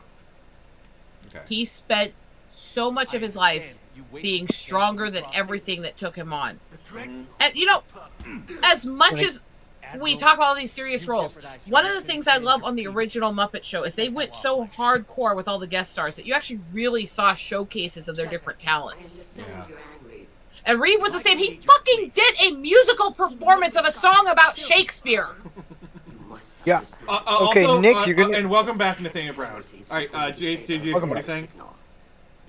You're gonna have to go check your email. When you get done with all this, go check your email. Okay, cool. And then from here, go back to the Citadel, go to the embassies. Okay, one at a time. Okay, here's what we're gonna do. I'm gonna check my email, and I'm gonna go back to the Citadel. Then you tell me what to do because I want to get the conversation flowing. Thank you. You told me. Yeah. Sorry, this is just a really good conversation right now. Oh yeah, no, I'm not taking that away. But Continue. like, if you ever go back and like listen to some of Christopher Reeve's interviews from back in the day, he was calling out Hollywood. He was a brilliant intellectual man who was underrated by the people he worked with. I think history is starting to show that all the people who called it Hollywood are top and bottom. Yeah. Do top. History is showing that all the people who had all these unfortunate accidents, you know, like a lot of them were calling out Hollywood. It's a friend. A friend whose military is Now, some of them may have just been bad coincidence. Some of them I absolutely think were done. I mean, you look at even stuff now, there's so much happening. And a lot of the people who were accused of shit are turned out to be the ones that were literally protecting people from them doing it. Yeah. Jackson. Everything they say about him was that he was fighting against it. Yeah, sorry. Yeah. I need to Nathaniel Brown, I read your message. And you're not gonna like hearing this, but while writing is an admirable goal, and I'm not saying you should stop doing it, it is important to have a backup career. Yes. I'm not gonna like spread his business, you know. You can talk about it here if you want, Nathaniel Brown, but like, my best advice to you is get some sort of backup career, whether it is a thing that like they're pushing for, or something else, because you don't know if the writing will succeed, and it's a good idea to have something else in your pocket in case it doesn't work. I know that may not be what you want to hear, but it's kind of what you need to hear. It's not an attack. It's not saying don't write. I spent years doing writing and selling things under pen names and ghost names and stuff, and you can burn out easy doing it too. So you want to have something to do when you just can't handle it anymore. And honestly, sometimes you can be the most talented person in the world, you know, with all the connections, with all the resources, and sometimes it just doesn't work. I still have the publisher letter they sent me where they literally fucking positively compared my work to Shakespeare and Poe and told me to become more modern or they wouldn't promote me. Alright, what do I do here, buddy? What do I do here? Okay, so, if you're asking, if they're, yeah, just talk to, Patrol Fleet. If I remember correctly. I'd like to know about your patrol. Oh, there's also going to be something, there's also going to be a little alert that shows up around here. I'm glad I remembered this now. When you're done with this stupid conversation, there's going to be somebody on this little panel. Yeah, it's just all this dialogue and all this stuff. You don't have to talk to all these. Let me know after I finish the conversation, please. Yeah. So, I know he's still alive, but do you think we got... yeah, we did. Because, you know, because, he was supposed to be in, like... Men in Black? Because they were supposed to do a sequel to 21 Jump Street, where, like, Channing Tatum and whatnot were supposed to be recruited by MIB, and they're going to bring back Will Smith and Tommy Lee Jones. It was supposed to turn it into a Men in Black thing. And then that didn't work out, so they did MIB International. And then, he passed up on Independence Day Resurgence to do Suicide Squad. I actually think that was probably the right choice, because I love the first Independence Day, the sequel is hot garbage. It is the hottest, it is like the hottest, smelliest garbage. Please, do not watch that movie, it is poo-poo. I will tell you on one thing with the whole second version they did of Independence Day. They stuck to the original script because it was supposed to be that painful to begin with. It was called out in the 90s as the script for it was going to be hot trash.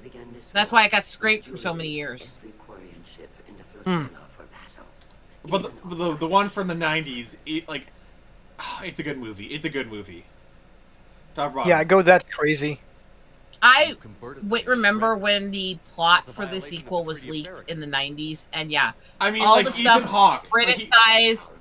Remember Ethan Hawke? He had the story. It's like, oh, I was reading the story, I literally threw it out the window.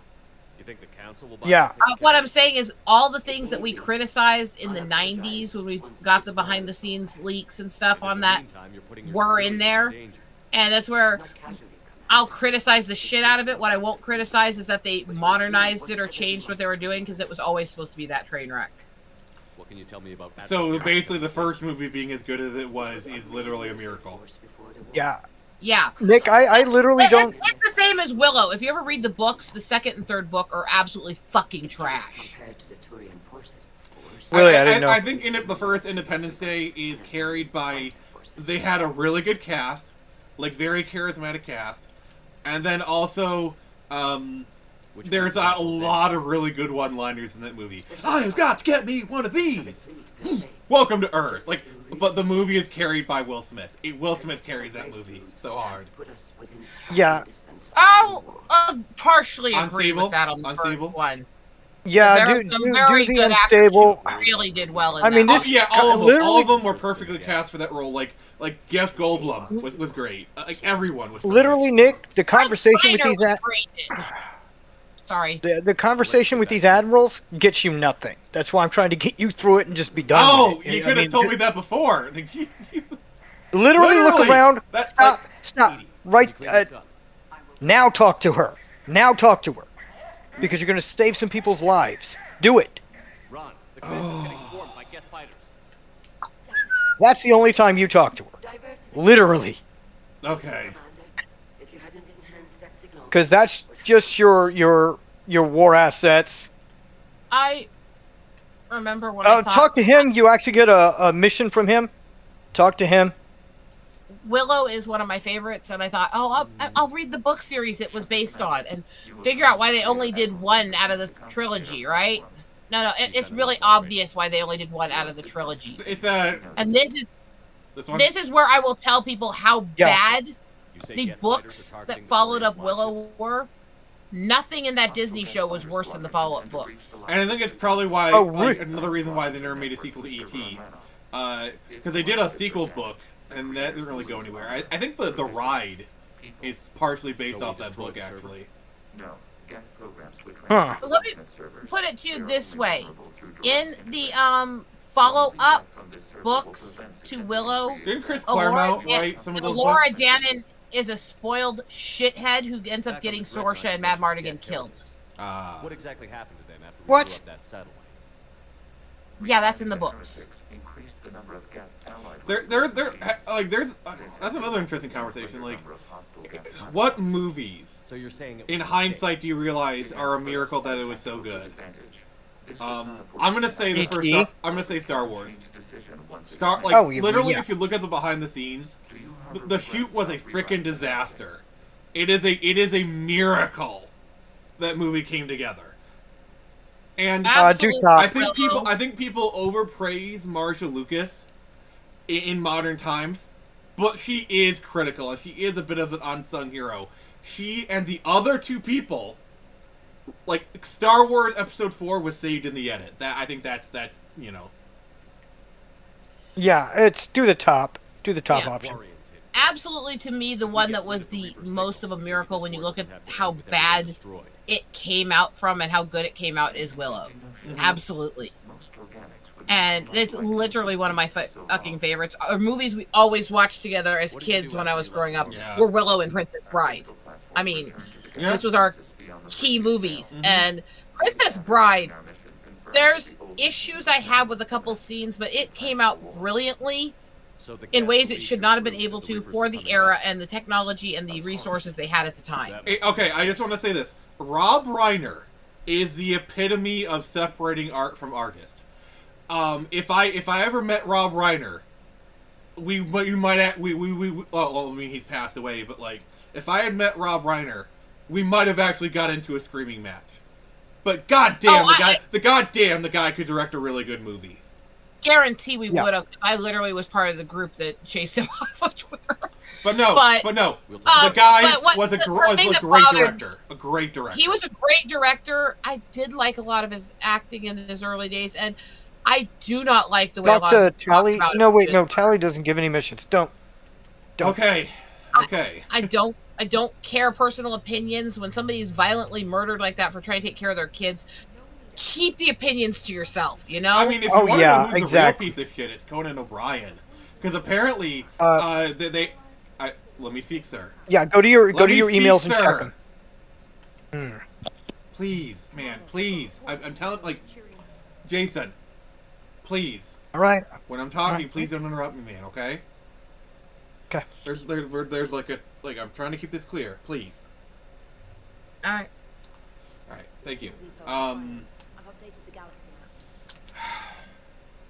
But like at the party, let's see here. Oh, Trainer. I guess I got to talk to Trainer. Yeah, you got to talk to Trainer, but that's not super important. I thought you would get an email from Miranda. I did get an email from Miranda actually. New or recently? If it's recently, go back to the. Here it is. You know what? Okay, yeah, meet you at the Citadel. Yes, go back to the Citadel. I don't want to go back to the Citadel. You've got to where she dies.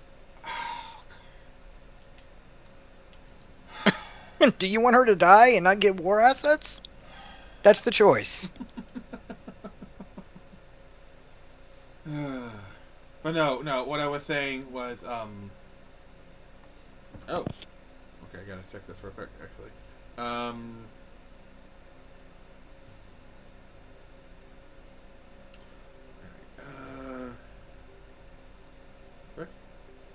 Oh.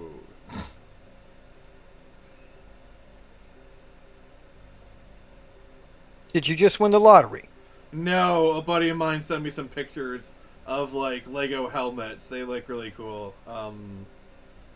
Alright. Sir, if you're watching the stream right now, those helmets actually look really cool.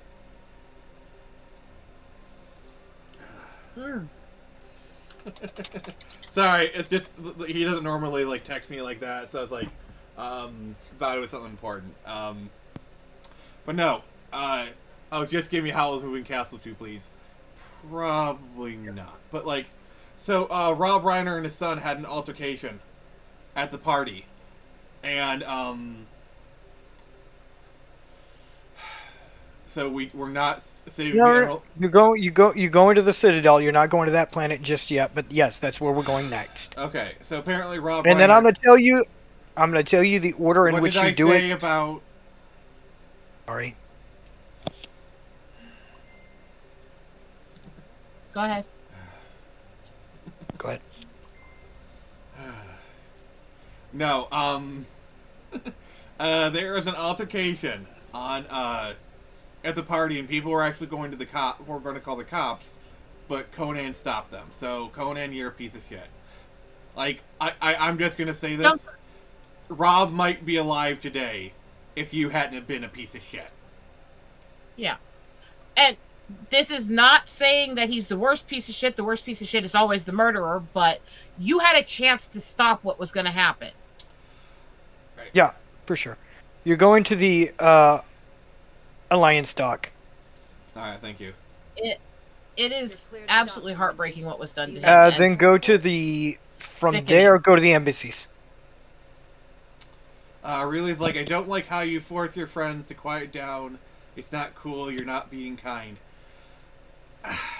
I need this. I need this. If it's not there, then I keep ramrodding, and that's a fault of mine. Yeah, and anyone hosting a stream has to control the conversation at times, but also you're talking about a stream that's got very, very differently neurodivergent people here. Sometimes we have to shut each other up. Yeah, we're all like very outgoing people, and you know, like, I know none of you guys are like intentionally trying to like talk over people. I get that. Yeah. But you're right. I do kind of keep these orderly. Like we're all talking at once. It doesn't really go that well, and also I hate being like interrupted when I'm like mid talking with stuff. And I know Jason, you don't mean to do it, so it's all good, my friend. Oh yeah, I understand that. Yeah, you're just trying to go to the embassies at this point. I mean, because you need. Oh, sorry. Coming in at the wrong moment and hearing us try to communicate with each other might sound that way, but you have to understand brain types and communication types. Mm-hmm. You have very autistic host dealing with the autistic girl with Tourette's here, and Jason's just absolutely hyper and doesn't know how to shut up. And Jason is Jason. we have to be sometimes a little rough with each other in order to communicate. There's a reason they don't give me a hockey mask. They don't give me blue jeans. I don't have my mask. I am missing my important things. Okay. But I love you guys. But it's not very inviting to me. Like, I'm sorry, really. We're explaining this as best we can. But I think Parrot Head says Dark Jiggles loves to talk. Yes, she does. Which is really, really funny because I actually literally do have what's considered a partial, I can't even think of the, a partial nonverbal condition where I actually can't speak on a lot of days. All right, real quick, Jason, which one do I pick? So, you go to the embassies. If Miranda sent you a recent email, that's where you want to go. Embassies? You go to the embassies, and then you go to where you go to the shop and stuff. If she sent you an email that I think she should have sent you, there's gonna be a communication there. If not, then it's gonna be here after the second mission. You're gonna go off to the right. Like you're gonna go to the go off to the right. Alright. I'm Not that way, the other direction. Yeah, I'm gonna try and look this out and you did address the comment. I feel bad for the guy hounded on, that's all, and everyone can be kind. And then Rose says, well, I understand you feel bad for him. Sometimes it takes being blunt for us to understand each other. We all good for, yes. I mean, I respect all my co-hosts except C.A. Pence. The guy can go after himself. And by the way, by the way, really, I'm being sarcastic. If Pence were here, he would laugh at that. Okay. Yeah, no, like Pence is sarcasm on steroids. Okay. Like here's it's kind of one of those things with like people have who was Rosette? Rose. I think Rose. You should answer that yourself. That's me. I'm the one in chat. Yes. Yeah, Nick, you can talk to him here and get this, but that's just Paragon points. All right. I'll use me and a friend of mine as an example of how our communication can rub other people wrong, but it's said lovingly. Mm-hmm. I have a head full of seizure scars and Tourette's. I have a lot of actual brain damage, and I accept that, and I'm open with that. One of my best friends is a survivor of extremely aggressive and rare brain cancer. He has a giant blacked out section of his brain on his current scans. He shows me them. One of our favorite things to say to each other is, what are you, fucking brain damaged? He's lucky it's you, not me. I'd be, wow, you're brain dead. Top or bottom, please. So, literally, he came into and then you're going to get a Paragon interrupt at some point. You're going to do that, too. All right, thank you. You're going to have to. All right, let Rose speak, please. So, literally, he came into a video chat that I was on that had my husband and my mom in it. And we were discussing this issue I had where the stuffed animal that had the flaxseed had gotten wet and it ruined the flaxseed stuffing. And we were talking about the gelatinous mess it made and having to take it apart and restuff it and stuff like that. And my mom's describing it as this gelatinous mass that was useless and couldn't work right anymore. And that's when he popped in. And the first thing he said is, what, are you talking about my brain after the cancer again? I mean, to be fair, I'm scared. Why are you scared, really? Please tell me you're just like being silly. I hope so, because this is just how. Yeah. A lot of people who have disabilities, and Jason, I think you can kind of speak to this. We like to kind of poke fun at ourselves, like you, like for example, you, Jason, you call yourself gimpy. And it please. Yeah, I was about to I was actually going to bring that up. My closest friends to me throughout my entire life. We scared off really. We scared off really. Sorry. Yeah. What they did was one day they called me gimpy, and instead of being mad about it, I stood up and started dancing. I said yes. Embrace it. Then one of those friends came to my college, and everyone was calling me Jace. Well, that upset somebody who was really named Jace. He came over, talked to us, and then my friend said, well, we call him Gimpy. And boom, that became my collegehood nickname, and that Jace became my actual best friend. Mm-hmm. To this day. So yeah, I mean, I love dejecting my own self. My cerebral palsy is not a weakness, it's what I make fun of. Yeah. It actually brings me joy. Yeah, like I love to call myself a spaz and dysfunctional, and if somebody else said that to me who wasn't a friend, I'd knock their fucking teeth out. Commander Shepheard, I mean, it must be an honor to have a Prothean Yeah. all right, top bottom. I'm just saying. Top. Thank you. Top. Yeah, like I don't know. Like the whole reason I brought Rose on board is I like what she adds to conversations. You know, she's kind of a chaos element, and I do enjoy it. You know, I like bring good conversations, and yeah, I like having you on the stream. I will see you back on the Normandy. Which is fair. And then there's people who don't want me on streams because apparently me and my ticks are a hazard to them, and they think I'm going to get them banned from the YouTube. Your ticks are fine. Well, I mean, this also brings us kind of semi into the third topic, Pompeii, because you know So what you're we're talking basically about. Timmy. Yeah, you're gonna go to the embassy side, to the place where the store is, but go to the other thing. If she messaged you, the second door on the left. If she sent a message, there's going to be a panel you would normally can't. Yeah, in that room. No, not that one. The other one, the one you were right in front of, trying to go into. In here, go all the way to the back. It's going to be on the left. No, you're right. Of the panels. The three next to each other. Let me be clear. Yeah, hit that. Hit that third one. No, the third one on the left. Do this. Yeah. No. You're doing to me. Good to see you're all right, Shepheard. If you didn't have this conversation, she would die. They're literally That's using my- the same model for Mass Effect 2 on her. They didn't even care. That's how little they care. Yeah, they're like, we don't care. Everybody like looking at her butt. Let's do it again. No, And then they like- took it away. Like, I think everyone else got like a new model, but like she's got the same one. Oh yeah. That is literally her Mass Effect 2 Everyone model. else. Yeah, this is her Mass Effect 2 model. But I learned what happened to my sister. Where is she?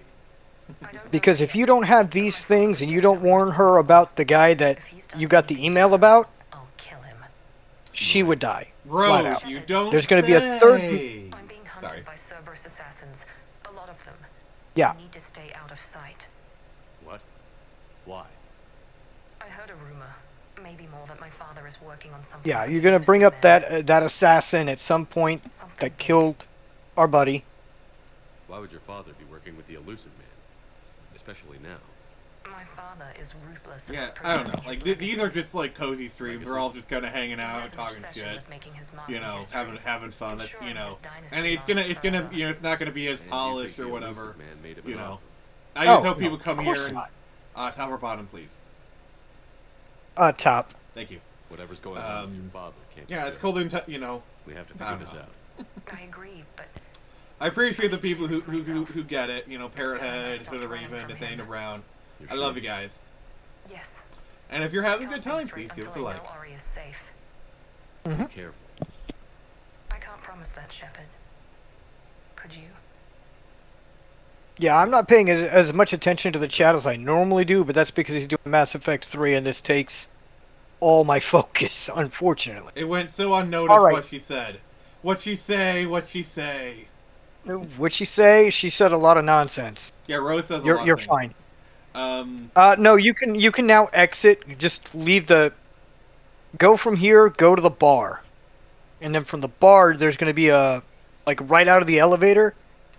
There's going to be a little panel that you can touch, and you're going to choose where in the where on the Citadel you go. You can go straight back to the ship.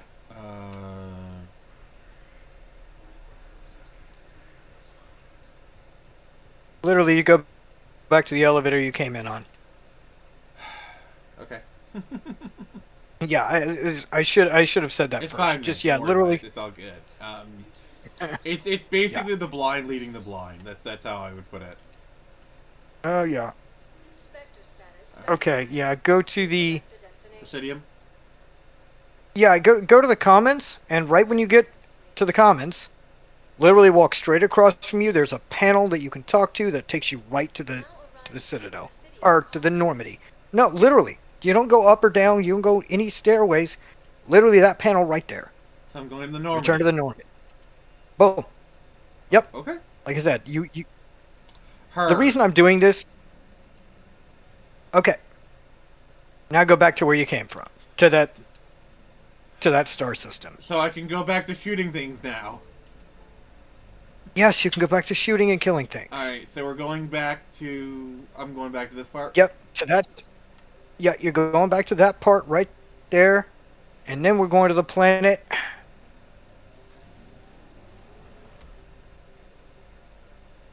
There's going to be one really boring segment of this. Sorry, but you have to do it. Alright, fair enough. Okay, go to shut down Geth server or the escape pod. Does it matter which one? Either one. First? It really doesn't. I prefer to do the save the admiral. That's the one I do first. Okay. Yeah, that works. Because that's a lot of fighting. Alright, so who should I bring with me? Tally? Take him and you Tally if you really want to, because you're fighting a lot of Geth. You're fighting a lot of Geth. You're going to pick up the Geth sniper rifle, but just do a pickup. Don't equip it. Just do the collect option. Okay. Because if you pick it up and equip it... Oh, she's got the particle it's going to be rifle. worse. You can actually change him out. You can change it out and give him the Lancer. No, this is Give Tally. him the Black Widow. Tally. No, that's not... Why did you take off his sniper rifle? That's not... No. That's not Tally. That's, Oh, she needs better odds. Yeah, that's Tally. Oh, so Rose. Yeah, she... Put her... Oh, I'm sorry. I was in your way, Jason. No, go ahead. You can change out her weapons to whatever you want. I don't care.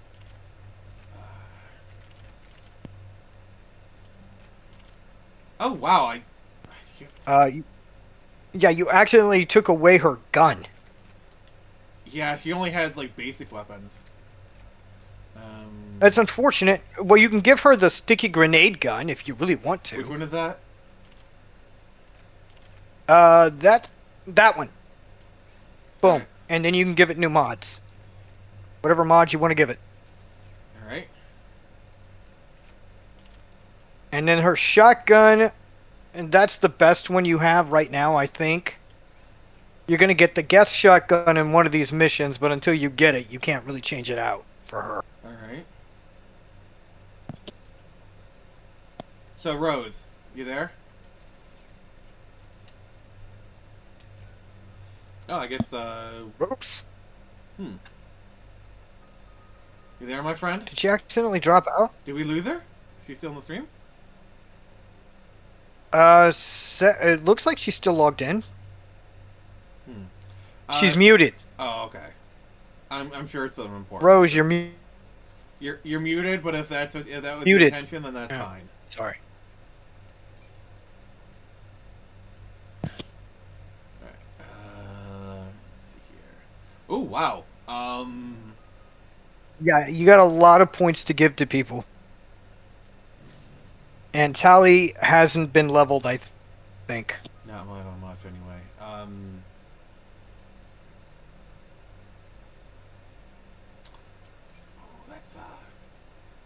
Let's see here. Let's see here. But what do we got for... Oh lordy. What do we got for topics? Topics, we've got that Pompeii topic. That's the last one we have. No, I want to wait for her to come back. Yeah.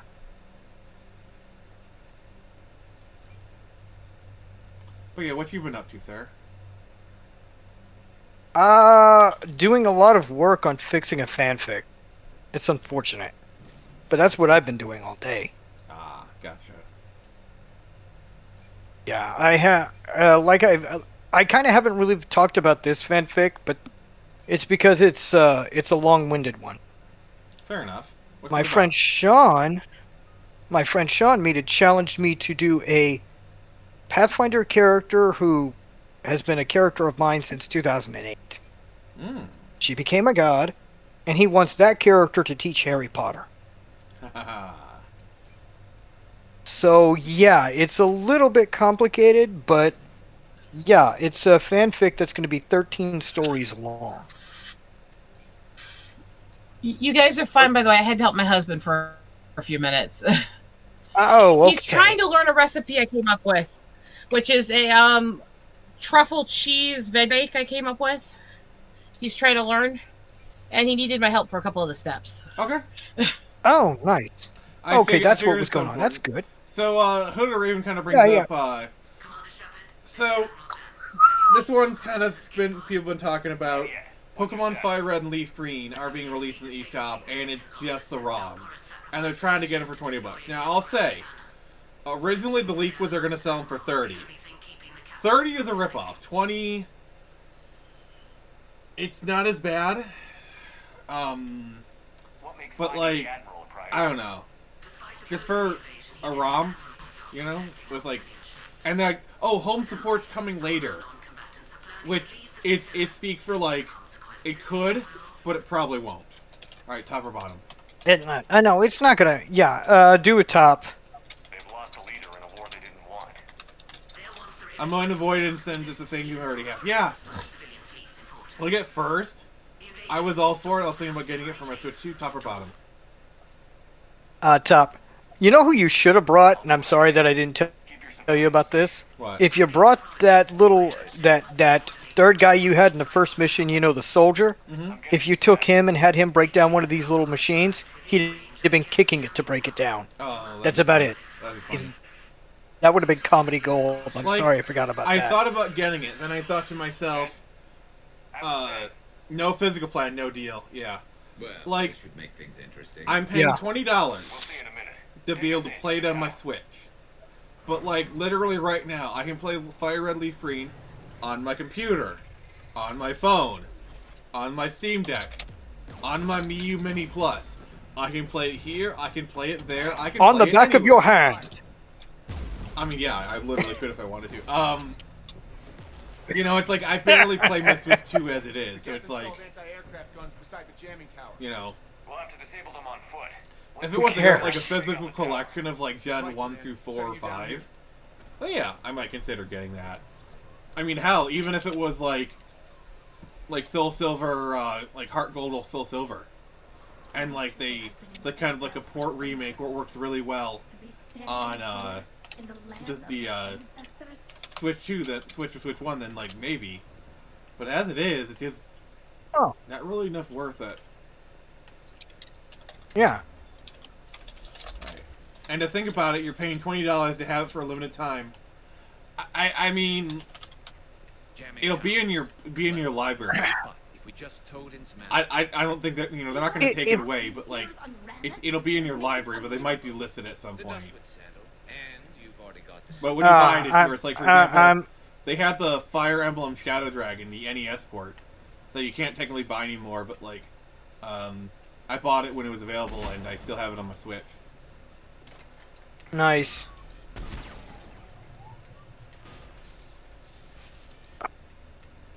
I'm still mad that I have to wait so much better March. now that I've upgraded it. Yeah, like I said, you should have upgraded that weapon a long time ago, right when you first got it. That's fine. And be aware that these gas keep putting down mines on the ground, so don't just run through it, because you're gonna might run into a mine. Alright. Rose, what do you think? I mean, how long for they to shut down the servers for the Switch? I mean, it's gonna be a while. Watch out for more mines. Oh, there's a javelin. Okay. Don't equip that. Don't equip that. Just be. I continued. It's all good. It's all good, brother. It's all good. Ooh. I mean, you can because still that weapon like, is actually, re-download. while good, Sorry. it's actually weaker than the one you got. Yeah, you're gonna see some coming up. There they are. Like, you can still technically re-download games for the Wii. It's just you can't buy anything. What? But yeah, I hear ya.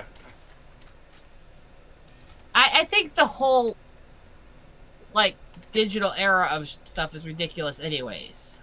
I agree, actually. That's why I got a physical copy of Resident Evil 9, is so that it can't be taken away from me, you know? Yeah, that's kind of why I prefer PC, because, like, the problem with consoles is you buy a game for PS4. It's locked to PlayStation, you know? Whereas it's like, I have games that I bought on Steam 10 years ago that I can still download and you know, even though I'm like 3 PCs removed from it. Oh yeah, for sure. I'm 2 PCs removed from when I originally got Steam. Yeah, and that's why I really like the idea of a Steam Deck, because, like, the whole thing about Steam Deck is you buy it, and you have access to all of your, I want a physical copy so I can give it to my grandkids. Yeah, that'd be nice. Yeah. Well, the thing about Steam is, they've said, like, you can't get, you know, people can't inherit a Steam library. GOG said you can, so good on them. But, like, I don't know. I don't know. I mean, they could inherit my Steam library if I gave them my email. There you go. You've inherited it. I mean, Stop like, me. AA guns ahead of us. I'm sure people can do it, but, like, okay, this Steam account is 130 years old. Either you're literally the oldest person on Earth, and if that's true, congratulations. Or, you know. Or you gave this to your grandkid. You son of a bitch. You snaked the system. Yeah. Yeah, it's that machine back here that you want to talk to, and then you choose one of 2. You know, who do you want to tear to? Tally or him. It doesn't really matter. They're both really good with electronics. But Garrus is better in a fight. Yeah, that's what I was about to say. I mean, Tally but can hold you her got own, mind you, but, like, Garrus is just, you know. Oh, there's a turret you can climb into and fight. You don't have to be here. Oh no, wait, it's in the other one. Oh, okay. It's gonna be off on the side. You should be. It's freaking easy to see. These things are huge.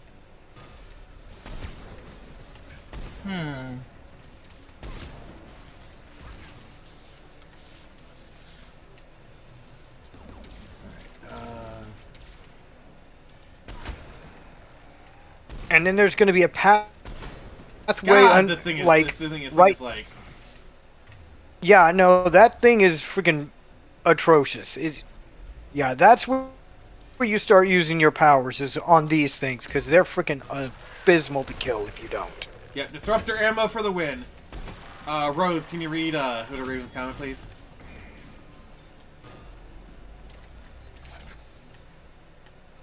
Rose?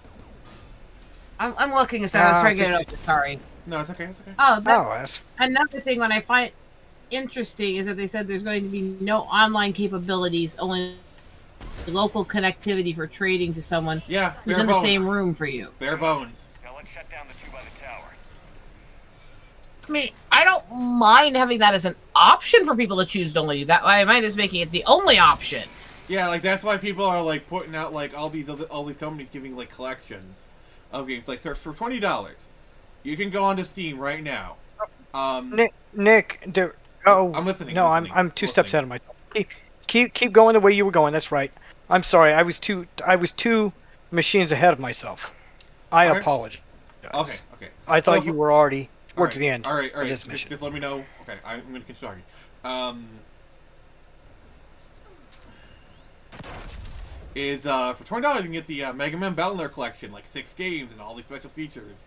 You know, good deal. And granted, that's a sale, to be fair, but still.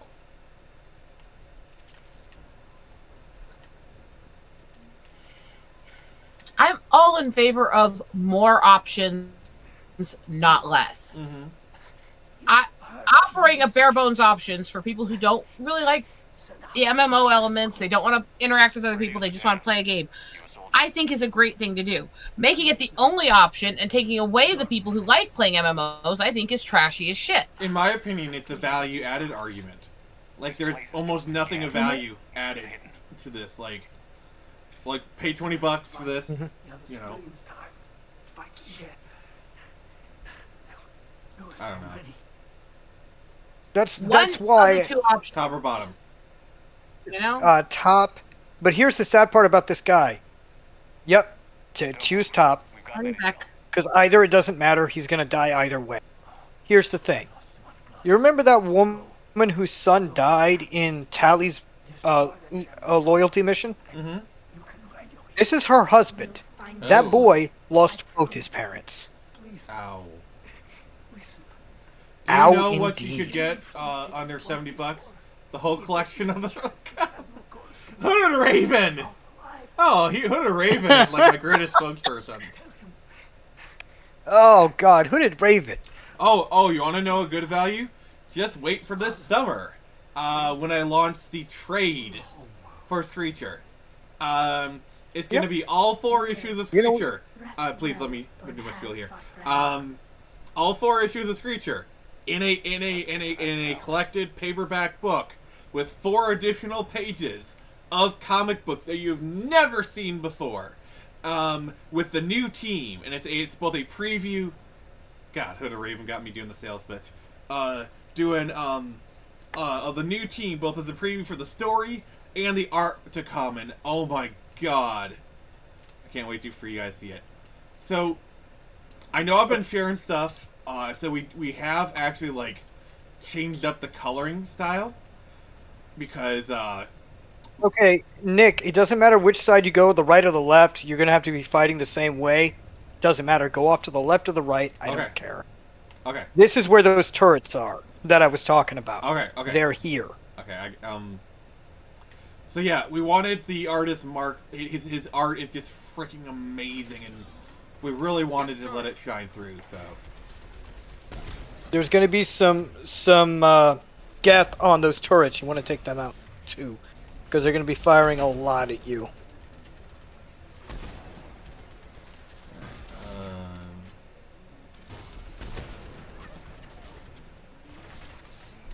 I'm telling you this as I refill my e-cig. That bad?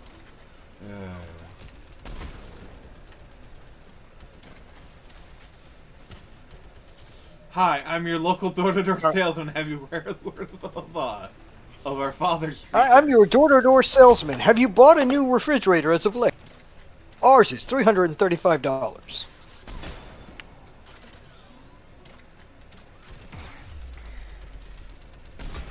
So yeah, next work in progress Wednesday, I'll be showing off the new style publicly. I've shown it like to a few people, private chats and whatnot, and they seem to like it. So yeah. Right here again. This you got to talk to the machine, send people to destroy it, Who do you want on and then the turret that you shot the guy off of, you can get on it yourself and start destroying things. Right. Simple as that. Should hop in that turret, Shepheard.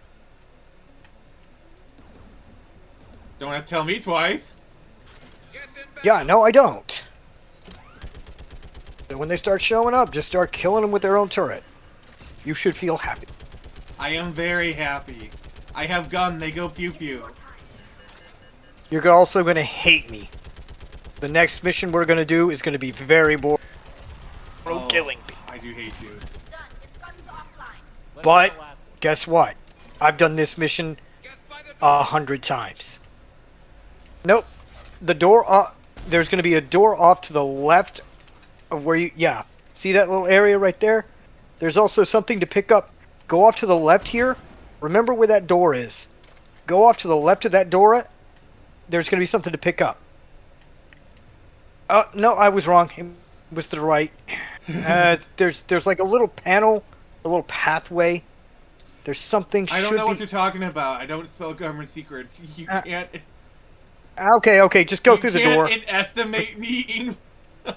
I think. I not speak English. English, mother effer. Do you speak it? No, I speak English.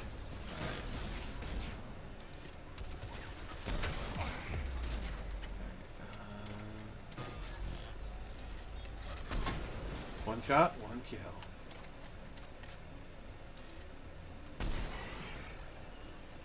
Wow, look at that. I still hate look this. at that. Yep. And there should be another panel like you just... Yep. Here we go. Alright, it's when you're done with My all bad, of I meant this... intimidate. Yep, Tally. Ow. You on this, Tally. Right. Tally, are you still here? Yeah, she's... Are... Rose, what you up to, girl? Oh yeah, she's helping her husband. Yes, she's being awesome. We love her. Oh yeah, she's good. She's good.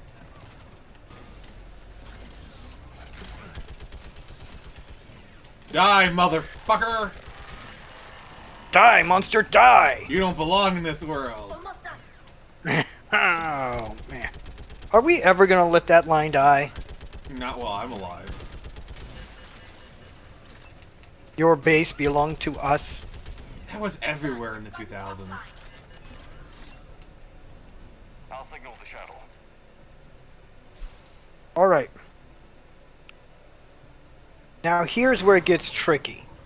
You're gonna want to save the Admiral. Don't save his crew. Save the Admiral. Okay. Because that's gonna come in handy. What if I save the on the cheerleader, last I save the mission. world? Pretty much. Oh god. Because okay, with if him you you get that reference, you are an OG. Oh my god, if you get that reference, please tell me somebody got that reference. Didn't make it, Admiral. I do. It's from a freaking movie or a video game. One of the TV two. I shows. can't remember which. I'm coming in with a shuttle. TV show. Where are you? I was wrong. I'm just gonna say it again. Save the cheerleader. Save the world. Yes. Stay together. We'll meet you there. Alright, what do I do? Hold on. We're coming for you. Give us your coordinates. For those who don't know, it's from the show Heroes, which was... So will you. Oh my god, it's over 20 years old. Fuck, I'm old. I have the first season on DVD, I'm looking at it right now. You're old. Blue. Blue option on the left. Sorry, cats are being a pain. Hey Rose, No, I figured as I'm much. gonna say a line. I need to know if you get the reference. Save the cheerleader. Save the world. It's only too late if you die down here. You can't possibly think you can stop Oy. the war. Do you recognize that one? What I do know is that I can't I recognize your help. it, but the name's not coming to me Heroes. right now. Heroes. Remember the TV show Heroes? That's why it's been a while since I watched it. It was literally Mhm. 20 years ago. I actually think this is the 20th anniversary of Heroes. 2006, I think it came out. Uploading my coordinates. Yeah. Actually, I have the box set of the DVDs of Heroes in the other room. I literally have season 1 right over Actually, there. you're gonna you're gonna be on a turret, and you're gonna have to be killing Geth. Oh, don't we got shoot a the Admiral. section. Yep. The Admiral is the diamond, but you're gonna be trying to find all the Geth that are coming towards that diamond. They're gonna come from 2 different directions at 2 different points. The ones that are right now were off in the direction you were looking, and that's what. And they're gonna be shooting at your ship too, which can also be knocked down. Be aware of that. I'm just saying. That happened to me twice.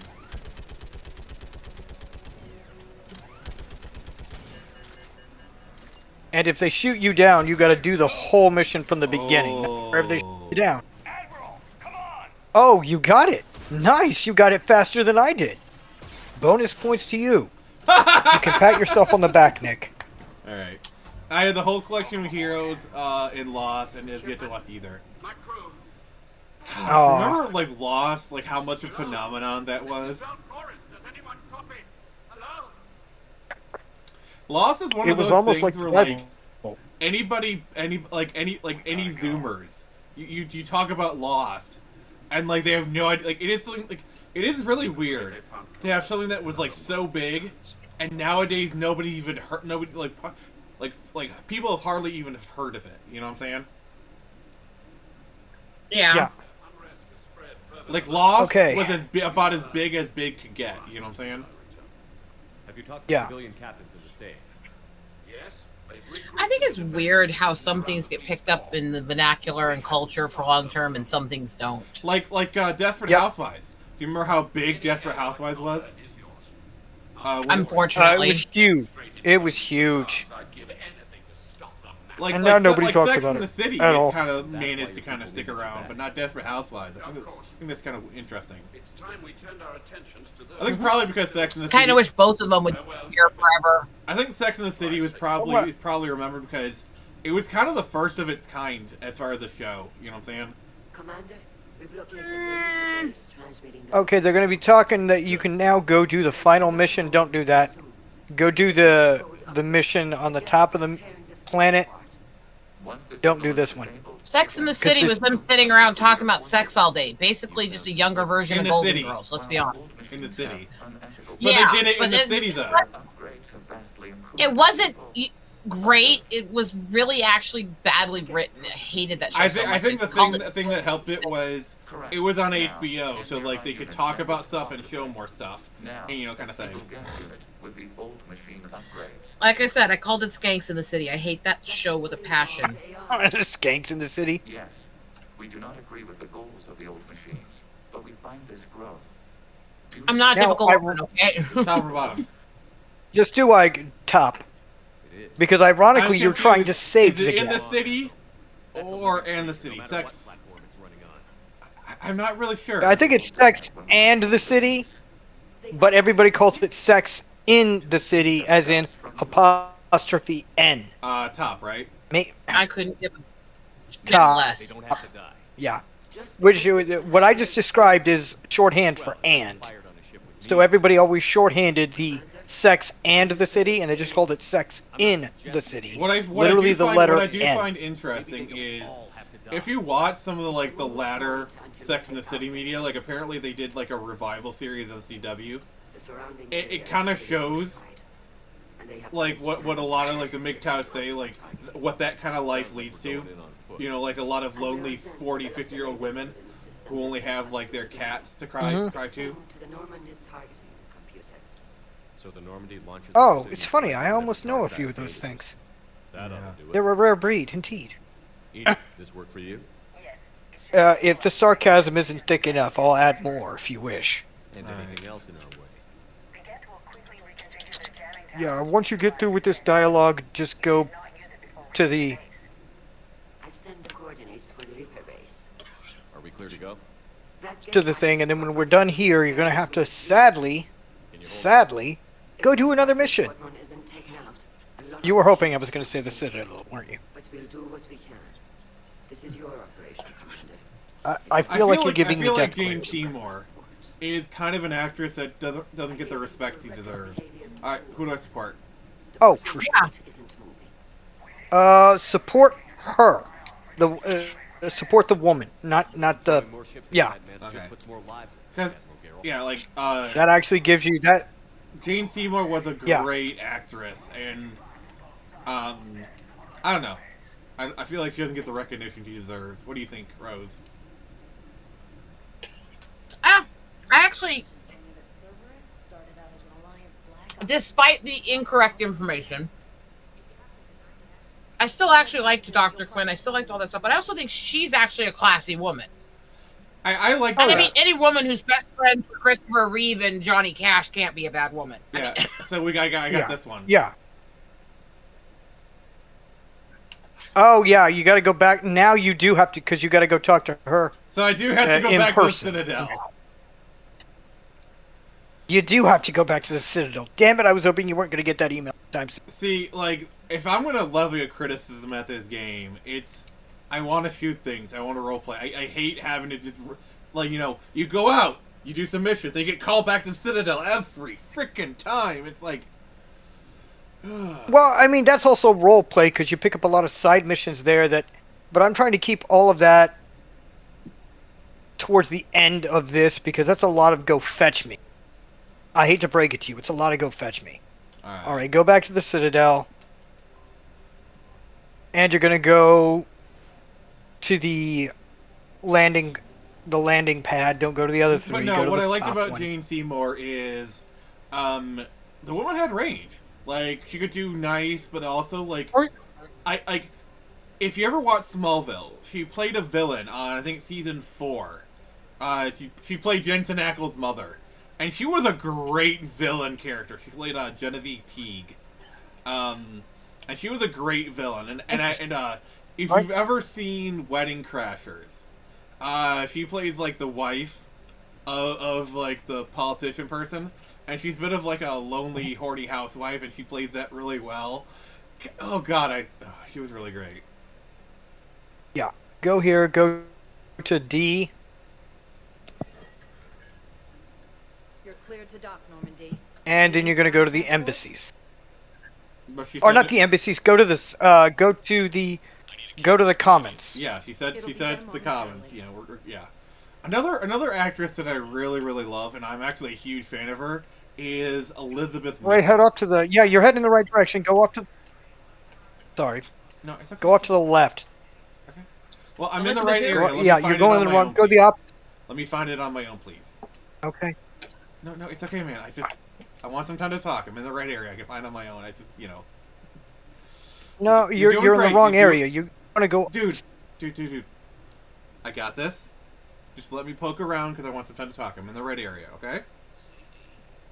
You're doing great. Okay. I'm trying to be more of a soft glove with this, okay? Please give me some credit. Okay, yeah, I get what you're saying too. Just let you walk and talk. Okay. I'll let you Elizabeth, explore. You'll find it. Elizabeth Mitchell. She was on Lost. She was Mrs. Claus in the Santa Claus movies. She's done like a lot of stuff. Oh, her, yeah. I love her. I was trying to get the name for a second. I love her as an actress. I love her. Like, she was. When they brought her in. Sorry, go ahead. To the Santa Claus ones, her as the principal, where he's like look into my eyes. What do you see? It's dark and it's cold. It's your future. Imelda Stratton I love that attitude. Imelda Stratton played the pink-clad evil character Dolores Umbridge in Harry Potter. Oh, you want a mind frick? So. Oh, hey, Liara.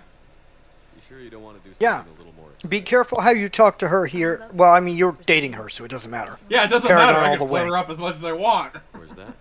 Yeah, I mean, you're dating her, so. Actress I very much liked that I actually use as a citing when people try to claim that mutual abuse doesn't exist.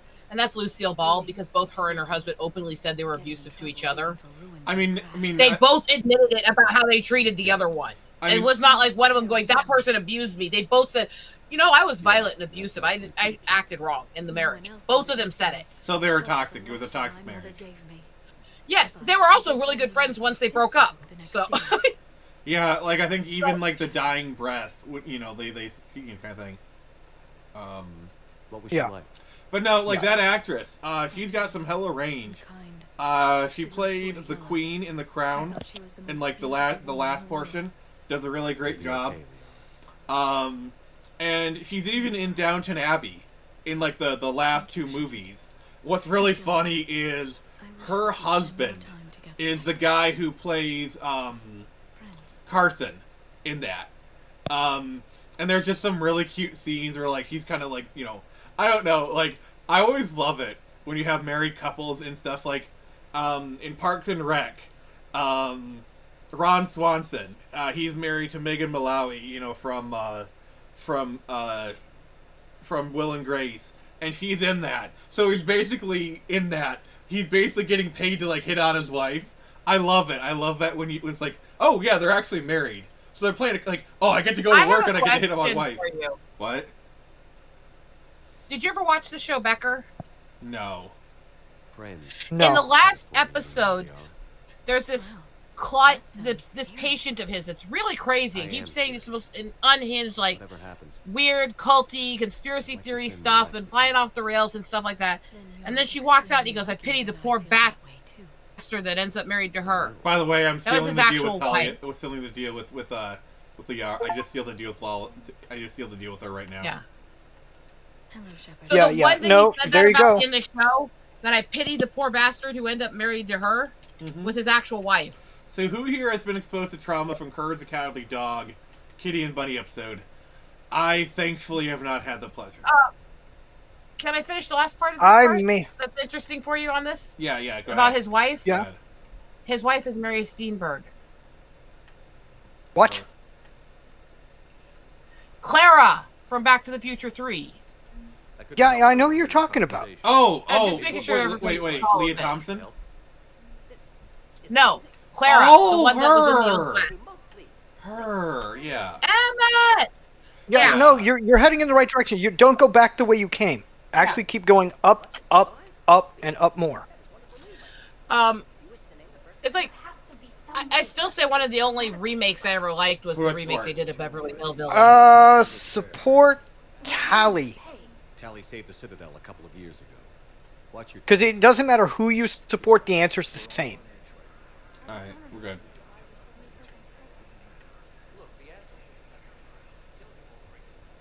Really, the Miranda thing is up these stairs.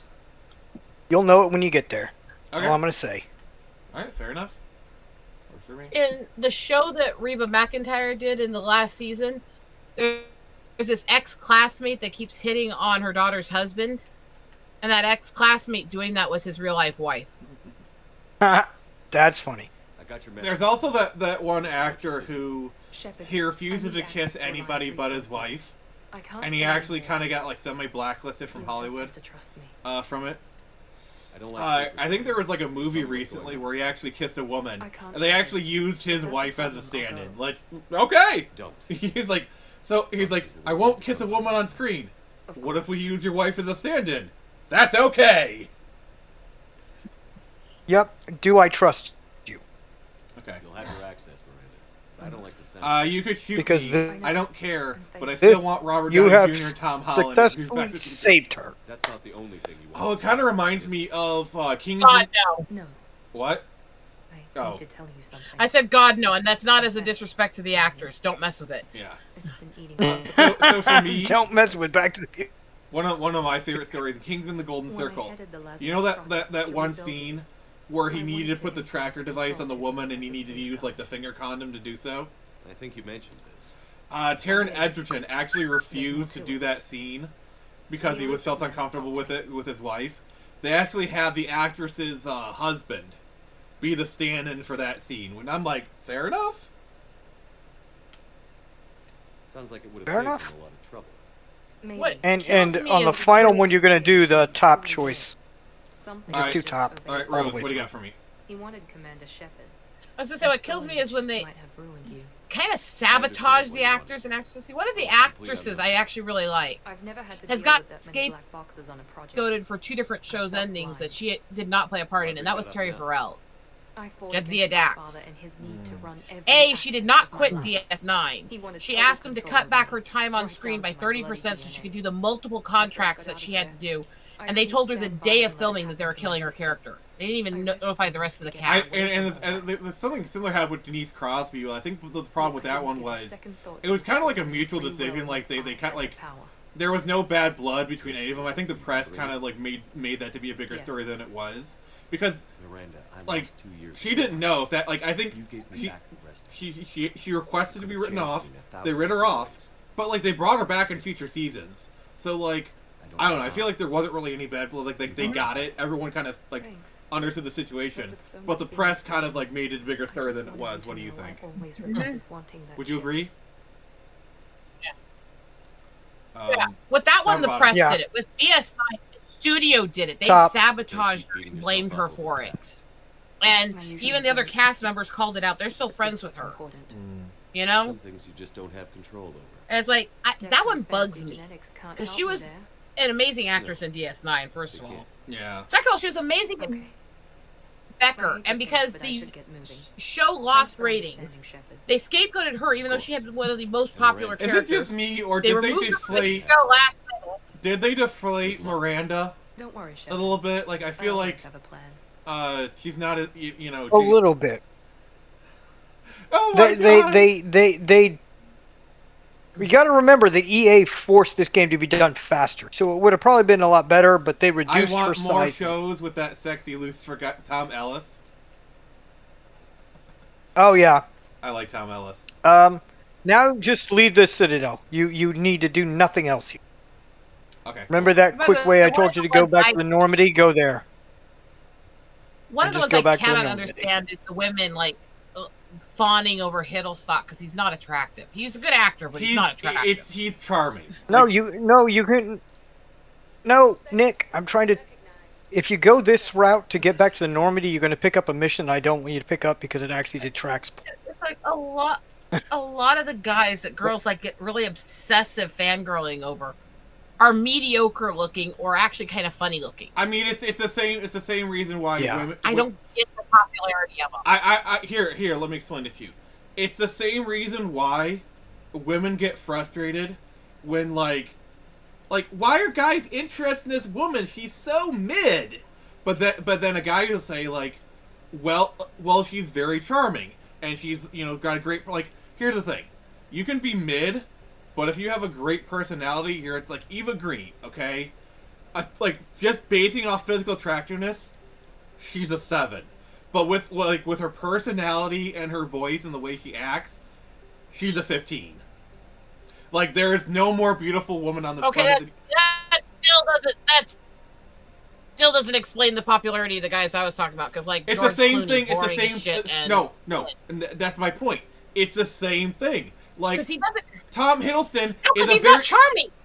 To you, he's not. To you, he's not charming. Like, okay, you don't find him charming. That's fair. But a lot of people do. I'm not talking about Hiddleston that way. I named somebody else. What? It's like some of these guys that women fawn over. They have some of the most boring and plain personalities. There's no light in them when they do interviews. Nothing. And they're very mid-looking, and yet okay, for example, Sydney Sweeney. Over them like they're the hottest thing. Sydney Sweeney, perfect example, okay? Looks-wise, she's maybe like an 8.5 or a 9. Personality-wise, she's kind of a bit of a block of wood. But the thing that people like is she's refreshing. She's like, yes, I have big boobs. I'm attractive. People like my big boobs. It's okay. Like, she's telling people, it's like, yes, I get it. You like my big boobs. I like my boob, kind of thing. And it's the openness. It's We're on completely different pages here. You're talking about a completely different thing than what I'm talking about. I'm going to be honest here. Because what I'm talking about is like the women that fawn over like Clooney and Brad Pitt, even though they're very plain looking and have very boring personalities. Yes, Commander. Wait, she's got a point there a little bit. Oh, no, you're not trying to go back to the norm. You're actually trying to go back to the tally mission. And it seems to be more uniquely a woman. Because men, there's something usually there that really shines, whether it's personality or looks or something. With a lot of women, the guys they latch on to really aren't anything special. It's like, I'm sorry, Brad Pitt, Brendan Fraser. Brendan Fraser is way better any day of the week. And especially in his youth, looks-wise, definitely. Personality, attitude, everything else, way better. Basically, any woman who looks at Brendan Fraser now and doesn't understand women falling over him, go watch George of the Jungle. Please, for the love of God, go watch George of the Jungle. And you'll understand why older women... Even the Mummy movies. Well... God, he was hot in that. He was hot, but like George of the Jungle, the guy was a freaking Adonis. The guy had like the perfect body. And he has that kind of like sensitive, like... George of the Jungle, the guy's like the perfect man in that movie. I'm sorry. Like, leave the Citadel. It's not even just his looks or his acting, which are better than these other guys anyways. He was charming, he was kind, he was intelligent, he was nerdy, he had personality. Like, I'm just gonna say, if they had hired Brendan Fraser in 2005 to replace Indiana Jones, that probably would have worked.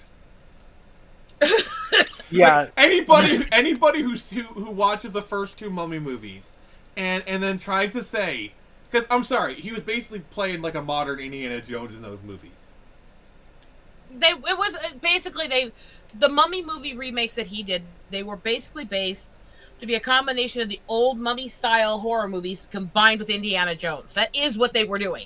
Yeah, and that's the reason why, like, they announced a Mummy 4 with Rachel Weisz and Brendan Fraser. The only reason people are excited is because they are returning.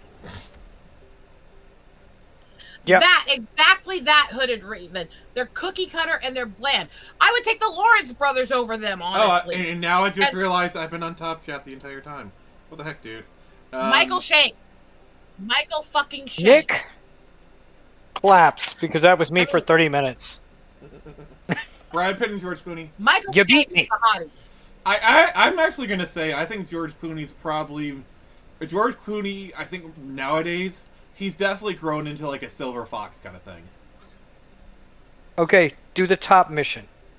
Shit down the guest server. It's also his attitude, him thinking he's better than Yep, everyone. And it's going to be constant incredibly denial boring. of shows and movies he's actually made. Right. That just absolutely makes him a complete turnoff. Because Clooney does all these roles and then says he never did them and acts like he's too good for them and puts down the people that are in them and stuff. And that attitude Guess what? pisses me off from anybody.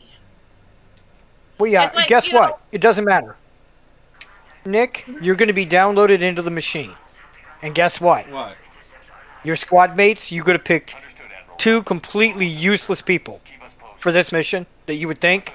And guess what? They're still not going to help you. Oh. It's just going to be you. Just you. I don't know. Like, I don't understand how some actors, you know, they got famous for one thing in their younger years, and they moved on to kind of bigger and better things, and they just like, oh, that thing I did that made me famous. Oh, cringe. I really like actors who embrace like. I'm gonna be honest. I never had much respect for Taylor Morrison. I thought she was mostly just trading off her looks on stuff. But like when I saw that she did "Where Are You Christmas" and kind of embracing her Cindy Lou Who stuff, yeah, Taylor Munson. I gained a lot of respect for her, and then I watched some interviews and see how much shit she had to put up with. I am sorry, I was a fucking asshole. Like, she deserves that respect. Part of why I may not like some of her struggled music, with but I her respect music- her as a person. I'm just gonna say that. I'm going to say it this way. The reason I struggled with her music and her videos was actually uncomfortable to me for what I've been through as a woman, because her videos and her songs, everyone's going, it's just an act, it's just an act. It's like, no. It literally reads like a survivor telling her story about how messed up she is. Kind of just pooped? What? Oh. Alright. What? He, so it's like... He kind of just pooped. But Who just pooped? Oh. Who pooped? Who teleported? Why wasn't I taught this technique? Where Are You Christmas thing charming, and I haven't liked her band, so... Yeah, like, I like that she harmonized with her 12-year-old self. Like, I don't know, to me it was kind of like a reconciliation. You know, and I don't know, she looked really happy in that music video. I get it, she's a performer. But, like, there's some stuff that's just, like, you can only fake so much. And I feel like she really did enjoy kind of, like, going back to that. I think the problem I had with listening to her music was, it was really cookie cutter for a female-fronted band, honestly. Yeah. But also, there's certain things I can only listen to at certain points, and, again... certain types of music from women where they talk about certain topics. I have to be in the right state of mind to be able to listen to it. Yeah, and when I'm in that dark mode and I listen to things like EA and stuff like that, and I listen to the blast about the physical and sexual traumas women go through, I want to be able to make that distinctive from my normal music styles. Yeah, I said, what happened to Leonardo? He's still around. He's still acting. There's another acting. It's just nobody cares anymore. That's another overrated as shit person who's nowhere near as cute or as charming as people think I he is. I think he's a good actor, though. I think Leonardo DiCaprio's a good actor. I will defend him, actually. I'll push back on that one. He's a good actor, but people overhype his looks. Roles, but I think a lot of his roles are mid. I think he can do really well if he feels inspired for the role, but he's lazy. But, yeah, that's the thing. Like, he's like, Catch Me If You Can, The Aviator. You know, he has some very high highs. But also, I would a lot say of lows. the movie that I think he actually hit the most emotion to and the most accurate to the book was The Man in the Iron Mask, actually. Yeah, his 90s output was really good. But Leonardo DiCaprio has, like, some, like, The Departed, Wolf of Wall Street. Like, he has a lot of really good performances. He has some really good solid ones, and he's got a lot of mid ones. What's Eating Gilbert And Grape? I still absolutely fucking hate Titanic with a passion and always will. You're not alone. Titanic is one of those movies where, when you think about it for more than a few seconds, you're like, that fucking bitch! They lied. In that movie, they lied about the guy that they played as the villain of that role, and he was actually based on a real person, and they actually brought up his actual suicide as a way to mock him in it. That guy was actually a hero. Is, okay, Nick, I hate to... Okay. Say your thing. Mapping to consensus. Remain still. In this first part, you're not gonna pick up anything. In the second bit, always look off to your left as you're walking by things. There's gonna be something you're gonna pick up that's gonna be war asset related. Okay. That's all I need to say. Alright, just let me know. See, like, here's the thing. So Rose had that necklace for 70 years, or roughly, give or take. And they said if it existed, it would be worth more than the Hope Diamond. So basically that necklace was probably worth at least 50 to 100 million, or maybe even $1 billion in today's money. Maybe not $1 billion. Now she pays humanitarian to the lower class, and she just throws it in the water. Yeah. Also, like, so she had grandkids, which means she had a husband. She was married for years, and she basically, she threw all of that away, and none of that matters. What matters is the one-night stand that she had 70 years ago. Yeah, that makes her a whore. There's issues with that movie anyways, and again, I know why it appealed to people, and on the part of actually looking up like the original China patterns and some of the artistic stuff, he did good with that shit. But It's a well-made movie. It's a well-made movie with a shitty story. That's basically James Cameron in a nutshell. He slandered all kinds of people. Top or bottom? I honestly think even the special effects in Avatar are overrated as shit, and the entire story is white savior complex, savage noble. It's Trail of Tears, Last Mohican. It's trash. But like, it's not even that though, because you can tell those stories in a way that's not insulting to either side. Look at Insurrection from Star Trek. They told the Trail of Tears beautifully in that. We will maintain contact and assist. It's such a shit movie, and it literally, if you listen to what he himself said about it and why he made it, he literally blamed my tribe for the genocide against us and told us we should have fought harder. Oh, God. And then basically said we're all a bunch of drunks. He said that about the Lakota and about Pine Ridge. I mean, like, isn't the history of, like, the Native American conflicts is a lot of times the Native Americans were kicking the Americans' butts, and they made a treaty and the Americans just ignored it, and they just kind of wore them down over time? No, you literally have to shoot those things with this weapon. Literally, you gotta destroy a lot of these things that way. It's just move forward, destroy, move forward, destroy. Or Oyate, as we actually are, most of what people call the Sioux. None of us went into a treaty. They literally forced relocated us based on a treaty they made with one of dozens of tribes that were in that tribal belt. And they're not even related to us, the people who made the treaty with them. And they used that as a way to force relocate us, and then claim that we were going back on our word by not willingly going with them. We never even agreed to anything and weren't related to the tribe that did. Hence where the phrase Indian giver comes into. And yeah, actually that is where that phrase came from. It was a slur against my tribe for not obeying them on a rule of something we didn't even do. Yeah, there's a reason why we don't use that phrase anymore. Alright, I gotta read some comments. It says, I don't care for Wolf of Wall Street, fair enough. I can't watch Gilbert Grape movie, my mom was heavy set. And hey, it just upsets me whenever the kids bully her. Yeah, that'll do it. Fair. That is, yeah, very, yeah, very no, fair. Yeah, you're not trying to go backwards, you're just trying to follow wherever this pathway leads you. Wherever it's flashing red, that's where you want to go. Now, here's the thing. There's literally nothing to pick up here except on the second floor. The people who got so offended at what Cameron said, and they ran all these protests about the movie and all this stuff because he said that. Great. What he said was atrocious, and the movie is shit and racist tropes anyways, and he shouldn't be getting money off them. But these same people were the same people who were helping the media cover up what was going on with Grand Gateway Hotel at the exact same time. For context to those who don't know the story, because almost nobody does because of how much the media's covered it up, Grand Gateway Hotel is a hotel in Rapid City, South Dakota.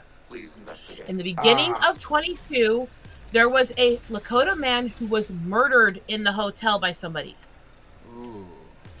The hotel owner then blamed the tribe for him being murdered and tried to illegally ban us from the property, saying that Nick, you don't have to destroy them all the way down to that. You can just keep moving forward once you get it open. So don't worry about destroying it to the stub. after Oh, Nick, she right here. Hold on. tried to ban Hold on, Nick. people racially from the property. Rose, can you pause for a Go ahead, second, real please? quick. Nick, look off to your left. Look off to the left. Okay, along that path, along that thing, there's going to be something to pick up. No, you literally have to walk up to it and hit X on that.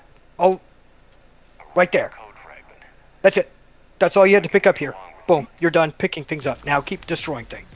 Alright, sorry, So Rose. after she legally and racially banned people from the property for a crime they didn't even commit, and tried to ban an entire race of people for somebody committing a crime. Okay. Yes, there were protests. Guess what? There were protests and lawsuits, obviously. Oh, yeah. She assaulted the protesters on the public street with cleaning chemicals in the eyes. Ooh. Okay, that's like criminal. Yeah, and unfortunately, there's not a lot we can do about it because she's dead now, and good riddance, bitch. Half of her family that still owns the property are defending the shit she did. One of the people that was one of her kids is actually the one heading all the lawsuits, trying to shut down the rest of the family. Okay, yeah, Nick, there's going to be like large things attached to this thing here in the middle. That's what you want to destroy too. Alright, let me know. This is the kind of stuff, if this happened in the black community, how much would this be all over every newspaper? Oh, no, media wait, outlet Nick, in the you're world? going backwards. That's not where you want to go. You want to keep going in the other direction. Okay. See that big thing it's connected to? That's what you're trying to destroy. Because until you expose that... Look at the big... Nick. Yeah. Hold up. You passed up one of the big... See these big blobs? That's what you want to destroy. There's another one off to the left that you missed. So yeah, that's the issue. And let's be honest, if this happened to anybody in the black community, where literally the owners of a major business and that own also multiple other franchise businesses tried to ban them racially, You have and then to watch assaulted that, them unfortunately. Hey, Nick, you have to watch it, This would be unfortunately. huge, and the business would have been shut down that week. But it wasn't. Yeah. But what kills me is all these people who were mad because James Cameron said stupid racist things about my tribe were the same people who were helping the media cover up what was actually happening to my tribe in real time at the same time. Yeah, that sucks. And I'm not just saying it to say it. That sucks.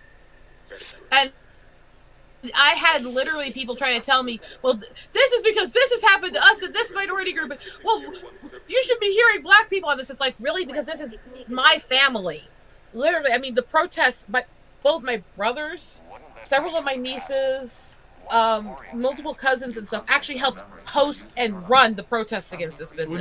When you realize it's not about actual injustice, it's about like whatever. Because like, for example, I'm of Irish descent.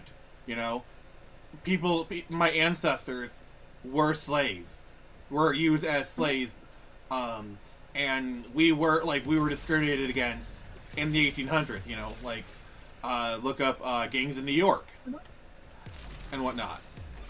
But you tell that to anybody, and they're like, oh, they get angry at you actually. Yeah, and it's not. I'm not trying to like. No, once you break that thing away from the thing, that's all that matters. Just destroy that. It's just gonna get a little bit more complex on the next level. So you're just trying to break it up a little bit until they start moving, and then. I mean, here's the thing. If you go to my mom's side of the family, guess what? I'm related to the Ashes and McCartys. My wife is part Jewish, part German. Oh, that's awkward. That is awkward. Let me put it to you this way on something. One of the pirates that actually helped target natives and run the slave trade against natives and help traffic us was the direct descendant line of him is my husband. All right, here are some awkward combinations. Wow. Being half Argentinian, half German. Yeah, I have some questions about you. Like, please don't tell me about your grandfather. I know what he did in the 40s. See that? And the thing. You know about that, right?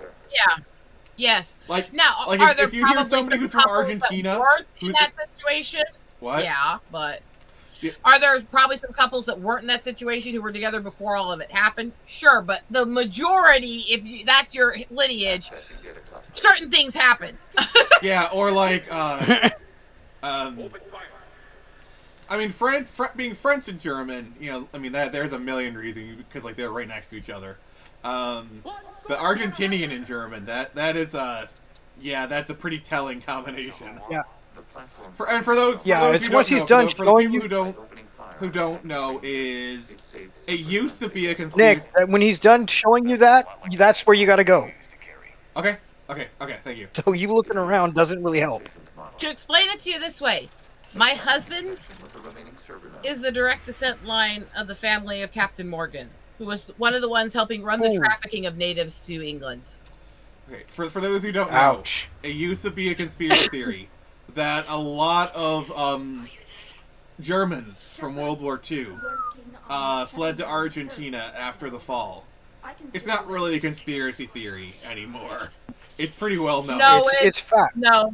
Well, no. Here's a little side fact.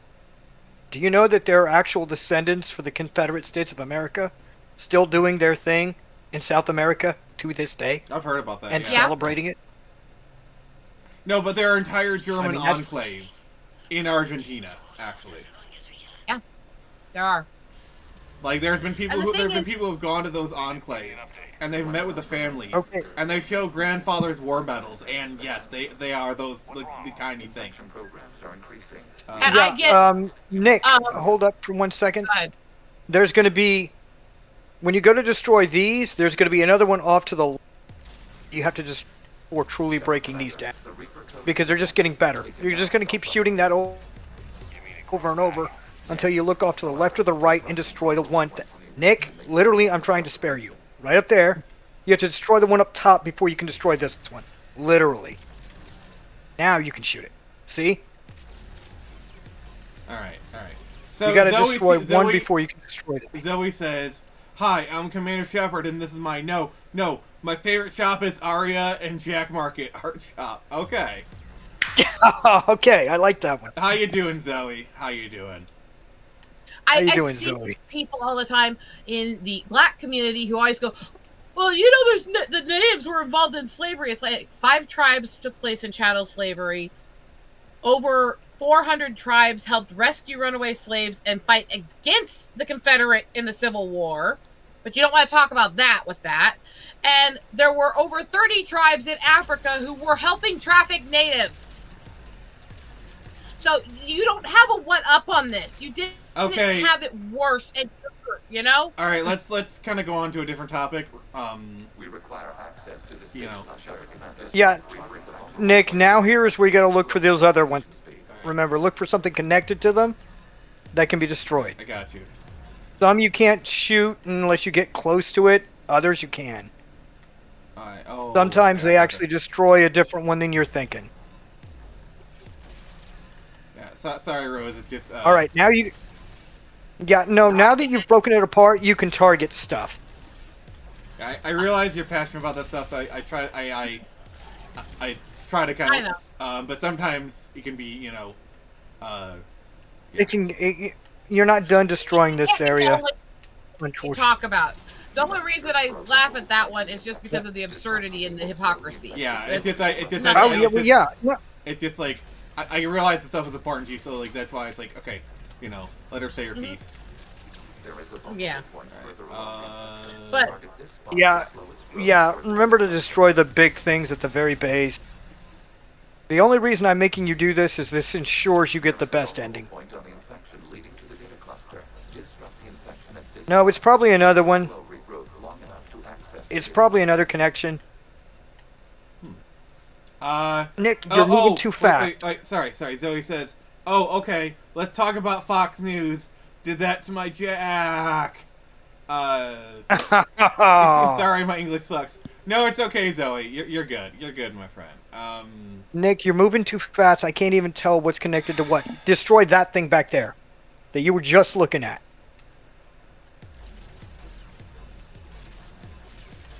Okay. See if that's what was making it reconnect.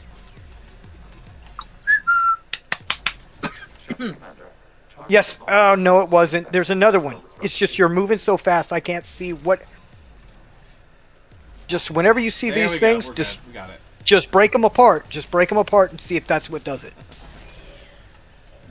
Oof. Yeah, we got this. I appreciate your help, Jason, by the way. Just want to say All right, you got it. You got...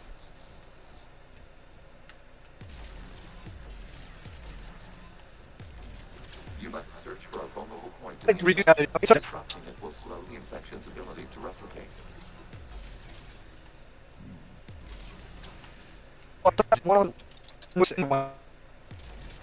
There we go. Yeah, you're roboting a little bit, buddy. You just type Jason, you're roboting. reduce to nothing. This is the one. Jason, I don't know if you can hear me, but like you're roboting, my friend. Rose, you there? Since you're done. Rose, are you there? Alright, can anybody hear me? We need the gas. You can't just destroy them for asking. Can anybody hear me? Jason, can you hear me? Buddy. Looks like the war wasn't Still with everyone. We have kept records of these creators' sacrifices. They have largely been forgotten. Am I the only one here? People, but not by the death. I'm here. It just got all choppy for a bit. Alright, can you guys hear me? We can. It seems that Skynet is not trying to destroy you. Jason, Good. can you hear me? Yeah, I can hear you. You're coming in fine now. Okay. I don't know why. Okay, it just got weird there for a second. I think we're fine now. Yeah. Hooded Raven's like, welcome back. And then, he has a question for you, Rose. Rose, does your tick not affect you when you're deep in discussion? It's random. Sometimes I'll have tick attacks in the middle of it, but generally speaking, ticks occur less if you're actually really focused or intense. And usually they'll occur more to my feet when my mouth is going, so... Right. Usually if I'm talking and passionate, my feet will start twitching and kicking, but my mouth will focus. Alright, Huh, interesting. Alright, so... That can be said in other things, too, but I'll bite my tongue there. I mean... Alright, so Zoe says, I'm from Iran. I hate my people. I hate Iran, my history, and everything. My stupid people are like this. USA, please help us. Alright, I don't think this is a controversial opinion to say. I stand with the Iranian people, and I hope they do get rid of that oppressive regime. I don't think that's a controversial opinion. I really don't think that's... No, that's not a controversial opinion at all. Actually, I would think that opinion is one that's actually very uniting to both sides of the aisle, because even left and right... Nick, really you may actually... No, don't go back that way. Go back to the pathway that he opened for you. That's the direction you have to go. Okay. I will also say... Aside from what I had you pick up, there's nothing else to pick up in this area. I will also say, Zoe... There's might be a new pathway that was open to you. Find it and walk up that. Literally, you don't have to destroy anything else. You should. Say, you just have to find the path. Go ahead. The Iran underground has some of the best underground metal movement in the world, by the way. Their stance against the government trying to restrict music and expression, and the metal music coming out of the underground people from Iran is amazing. Yeah, I mean... Mad love to you guys. Yeah, I mean, it's a tale as old as time. Oppressive regime, you get some banging music. Nick, you really don't have to destroy anything else. Stop shooting and try to walk. I know you want to shoot things, but literally there's nothing else to do here. Okay. And if you stand here and shoot at things, it's going to make things last so long, it's not even funny. Yeah. Because literally you get... Oh, sorry. Yeah, Zoe, left wing, right wing, same bird. Yeah? Separate wings of the same shitbird. I mean... Yep, that's the direction you want to go, unfortunately. Alright, well, we got this, so, okay, thank you. Alright, yeah, and it's gonna open... Yeah, there it is. I see it. Well, Zoe, I will say this, you are welcome here, my friend. feel free to give us a like and yeah, you are definitely subscribe welcome. if you want to like hang out with us. Yeah, I support you and your people. So I really don't think it's that controversial of a statement. My country people. No, they hate anybody who's religion, standing against well, they this should is hate their culture insane. too. Yeah. All right. I can understand No, that. it's gonna be. It's not gonna be that far back. It's gonna be like right up next to it. All right. Sometimes. By the way, thank you. You are welcome. Literally follow. Oh yeah, you are welcome. Oh, I think that one. Yeah, you're absolutely welcome here. And Yeah, sometimes you can't shoot them from very far off. Sometimes you got to be right up next. No, you broke it apart. You're good. You're good. You can now destroy it. There you go. Or one not. thing all need to kind of learn to do more as a people, and this goes to every side. There it is. As That's the one you had to admit destroy. The failings in our own culture, our own people, and our own countries. Because if we can't admit the problems on our side, we can't correct the problems in other sides. Yeah. And Well, yeah. I see that as a problem in my community. I see that problem in every community. Nick, The you don't have less to go we're willing back to admit that our way. own- You're going too that's far the one, back. That's for this one. Oh, that's the. Oh, okay. Oh, okay. I'm sorry. I was misseeing things. It's okay. It's okay. I thought you were Okay. going way too far back. Okay, we got that. Yeah, and this may seem like the most boring thing in the world to do, but ironically, this opens up the final bit. It makes the final mission here so much easier to complete if you do all of this. Okay. It's really dumb to do, but it ensures you get the best possible ending, which I'm sure is what you want. That would be preferable. You trying to help him get a happy ending? Rose! Yeah, there is a happy ending. Good job. Good job. But unfortunately... Oh, I like a okay, good jab. It's broke. Jibbity jab, McJab jab. Hang on, look at it, and if it starts playing, that means you've got... Nick, watch that video. That video is more important than destroying those things. Because that's how I'm giving Jason a heart attack here. I'm sorry. I feel bad. I've been stabbed! Stabbed, I say! Through the thigh! Ooh, I love getting a good stab where something's piercing me. I'm just saying. I mean... Okay, fine. You're into knife play. We get it. That's fine. That was not what I meant, and you know it. I know what you meant. That's why I was like, I'm not going to say anything, because I get it. Okay, now there should be another stairway once this is all done that opens up to you. But running around every which way, you're going to get lost to it. You can just look around for it, but move slowly. Wherever it's flashing blue, that's where you want to go. Oh.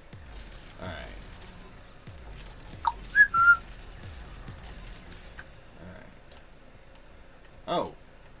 Okay. And keep paying attention to the sides. That centerpiece is not where you're focusing on. No, you're right. You were looking in the right direction. You're going too far. That's where you want to go, because this is the exit. This is the last part, and once you go this way, you leave. All right. Or so I thought. Ugh. Hey, we'll figure it out, bro. We'll figure it out. Don't worry. Yeah, it's just gonna, wherever it's opening a new pathway, that's where you want to go. If it's still showing the same thing over and over, it means you've missed it. Wow. Yeah, you're already backtracking. All right.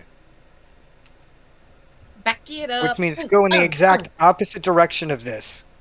Or not, maybe. I don't know. Let's just look. Let's get, Oh. You're just trying to get him to back his ass up. I mean. Oh God. Yep. Nope. You're going in the right direction. I was actually wrong. Ironically, you were wrong. How I was dare 100... you? How dare you be wrong? Okay. Now, go up that stairway. Go up the stairway that it gave you. That's down. Nah, I'm not a misanthrope. I mean to be, but I'm not. Yeah, I think like a lot of people, like they mean to be negative. I don't know. I try to be positive.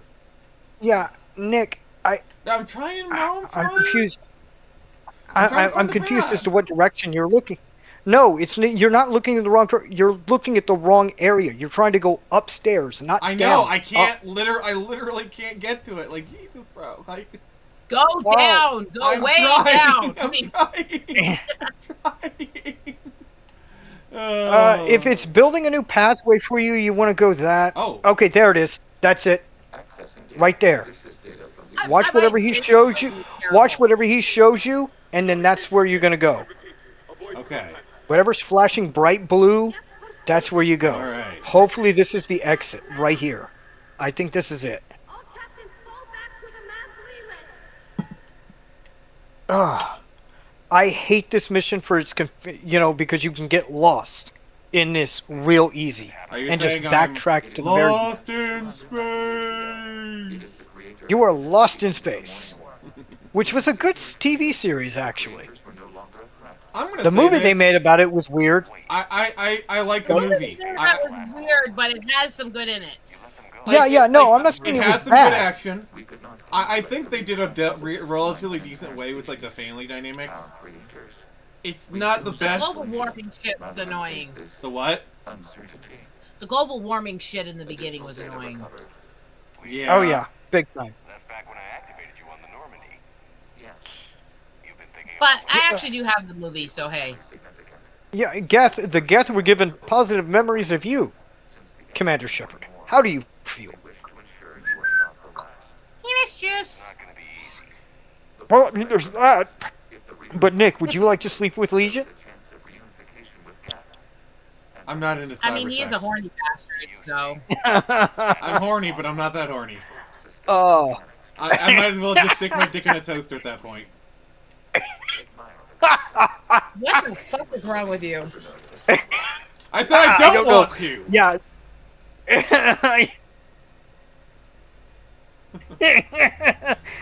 And the mission is over. Huzzah. Now you can go do some serious fighting. I can shoot things now? Guess what you just did to all the Geth? What did I do? Wow. You shut down an entire armada that was about to go destroy a single ship. By doing everything you did. You killed hundreds of thousands of Geth without firing with a real gun. Does that make you feel better? You know, genocide really does rustle up them jimmies, don't they? Doesn't it? Yeah, apparently. Wow. Yeah, just keep running straight. Keep oh running my straight. God, I'm and you're gonna sorry. get I'm through. so sorry. Like, literally, if anybody else was in the call, it'd be fine. But the one person who actually could take offense to that joke is here.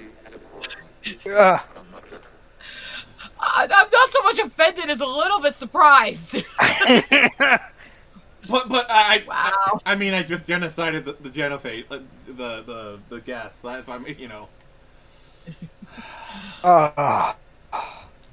just gonna sit here and be as innocent as I can be. So it's more of Meanwhile, like in your hands, you're just putting together an antimatter bomb. That's wrong with that. So Rose, it's not so much you're offended. It's more just like, wow, he went there. Yeah, I mean, I've made much worse jokes when we're doing Cards Against Humanity, as you saw the other day when you popped in the chat. Yeah. I got a card combination. What does Santa Claus give to bad children nowadays? It's a word that starts with P. I don't think I need to say more than that. That was my comment. Line, and the version we play has an amount of write-ins too. And some of the cards I've come up with over the years is like making a smallpox blanket out of the scalps of your enemies. Here's what we need to do. Feeding starving African children to starving African children. Here's what we need to do. And I need to talk to Pens about this. We need to do another Cards Against Humanity stream on my channel. It'll be like a late night one, like starting at midnight, just so that like we're okay with like being a little saucy. Yeah, because if you invite me to it, I am dank. I almost always win. So basically, the four people I'm thinking is me. I think I just missed a paragraph in a row. Me, you, Jason, and Pence. Okay. Stand in the I ash might with suggest trillion dead souls, and the ghost of honor matters. The silence is your answer. Mass Effect 3 Havoc. Yeah.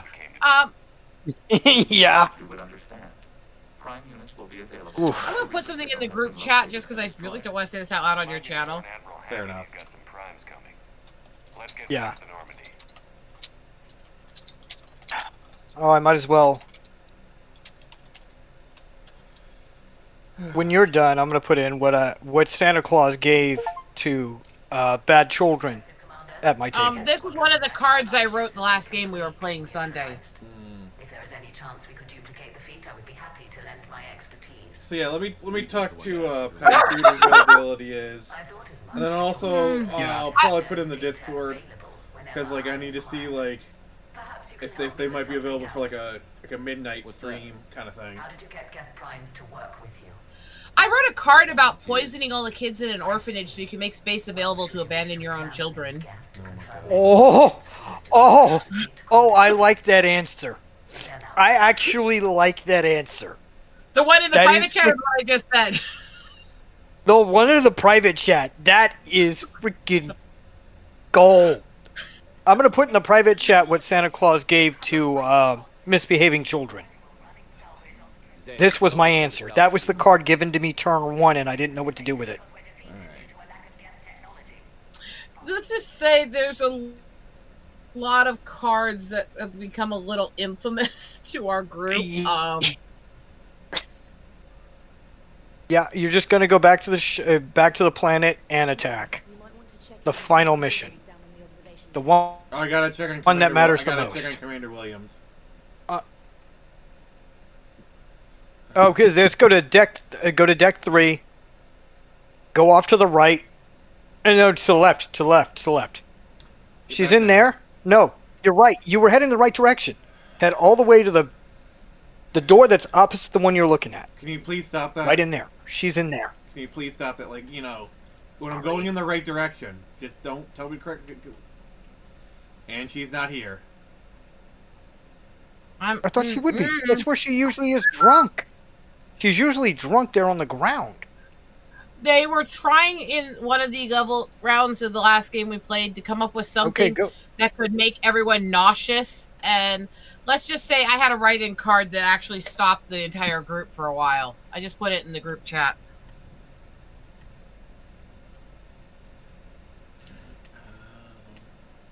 Oh!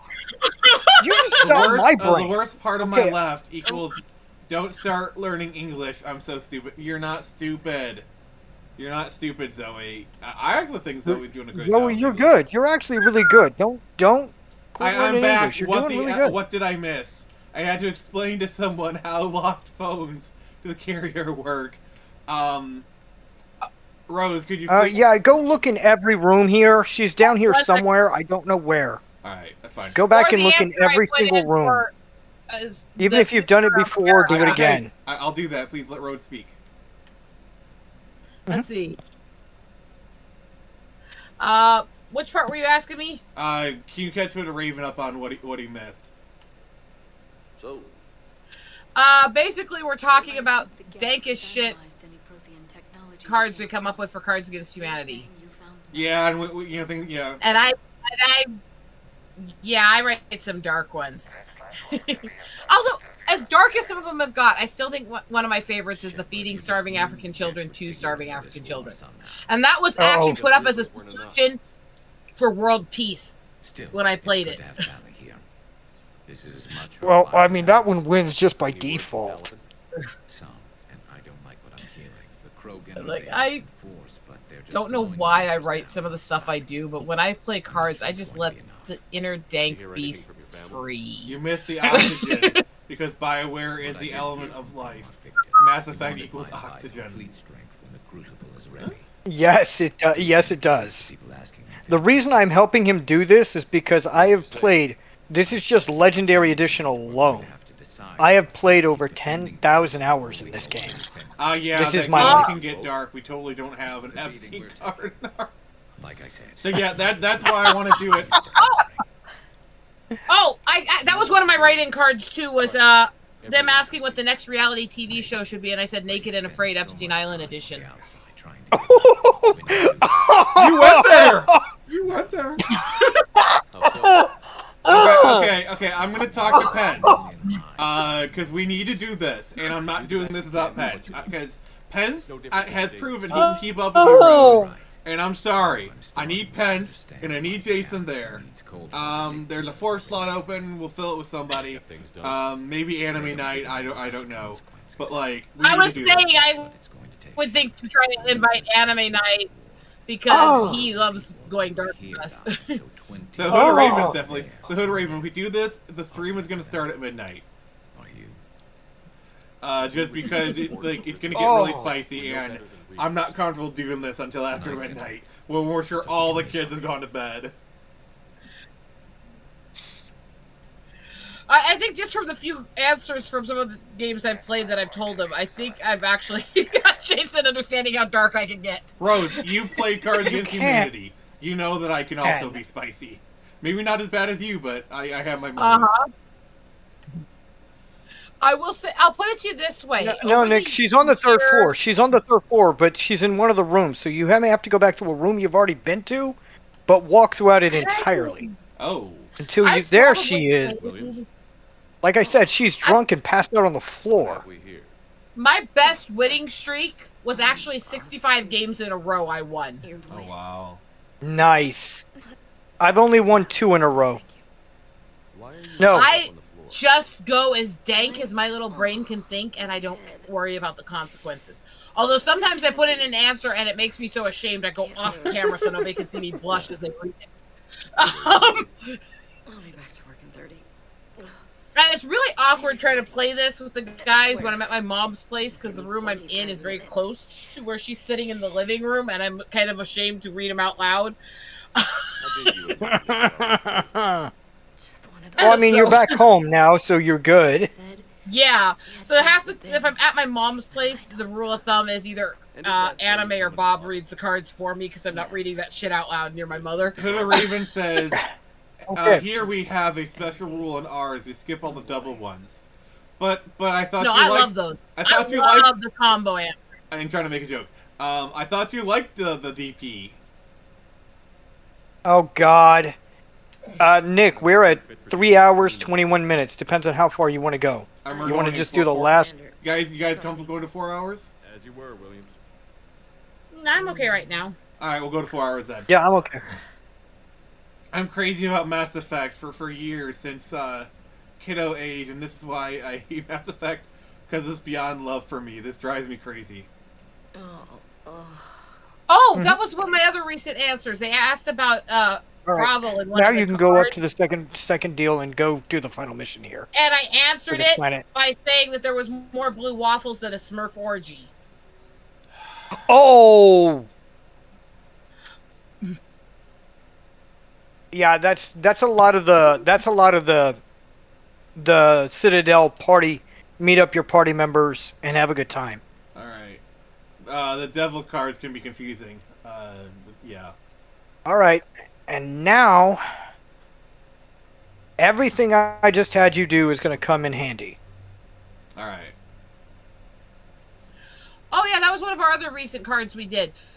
Filling up an orphanage by murdering all the kids' parents so that you have them there for free labor. Oh! What? I'm heading out.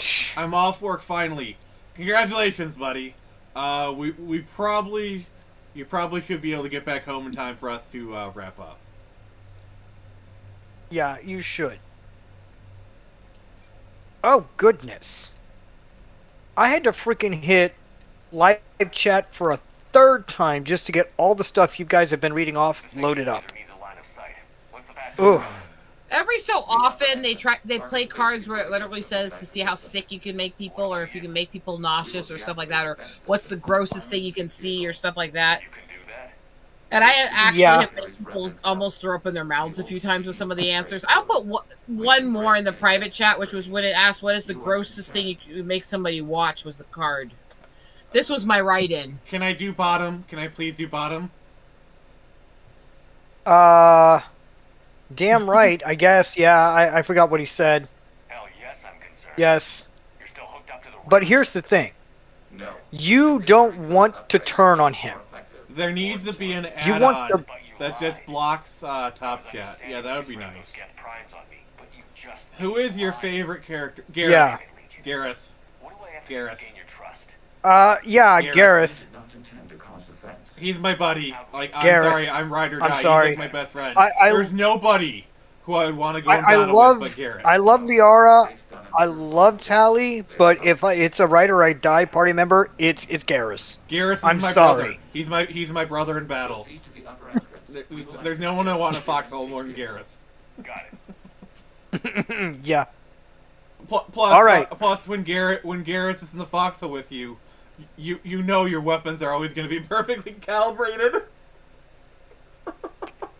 I was like, are you gonna go in there? He's going there. Look, your guns will always be calibrated and set right. Top choice, top choice, top choice, top choice all the way through this little conversation. There's also going to be a Paragon interrupt, if I remember correctly. Do it. Is this the one where if you have a Tally romance, she actually takes off her helmet?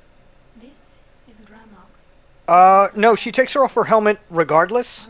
If you have a Tally romance after this mission, she will put a picture of her without the helmet on, and you actually see her face. In Legendary Edition, they updated that, so she's not just a generic human face. It actually looks like the face you would expect. It's human-like, but her eyes glow. Okay.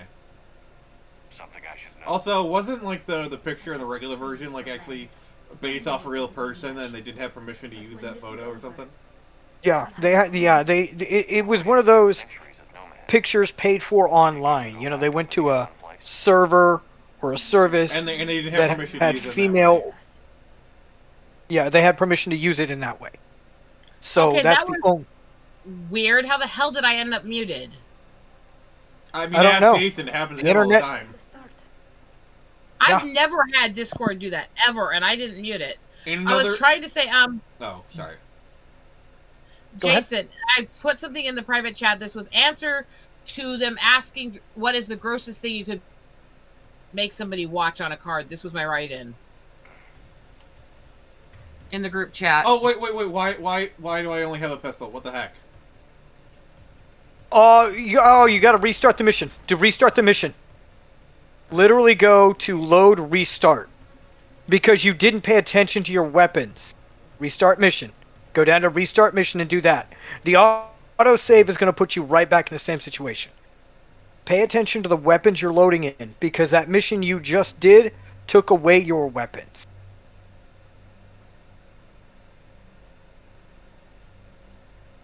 There. That's why. When you get a second, look in the group chat.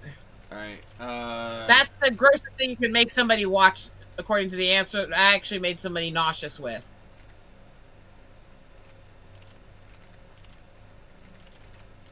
Oh! I'm not touching that. I am not touching that. Nobody would. I mean, in another universe, we don't need to use magic mods for romancing Jack with Femshep. Yes, I've done that. Jennifer did everything and lines for. Like, oh wow, that sucks. Yeah. Okay, Jason, am I dank enough? You are. You are. You would do well at our table. I mean, my that old was friend's never table. really You in would do doubt, well. But you know. Yeah, that was never in doubt, but you proved it with this one. Woof. Yeah, she did those lines, and it's there. It's there in the data file. It would have been great if you could have romanced her or Tally as Femshep. They recorded lines for that. Like, but I'm they didn't sorry, use them. Jack does strike me as someone who would be bisexual. No, we simply carry code Yes. upgrades that make us more effective, more intelligent. But you lied. I was understanding when you sprang those Geth primes on. Yeah, sorry that you had to go through this again, but you know what to do. What do I have to do to gain your trust? I forgot to tell you about that. Ugh. Would you rather watch 2G1C or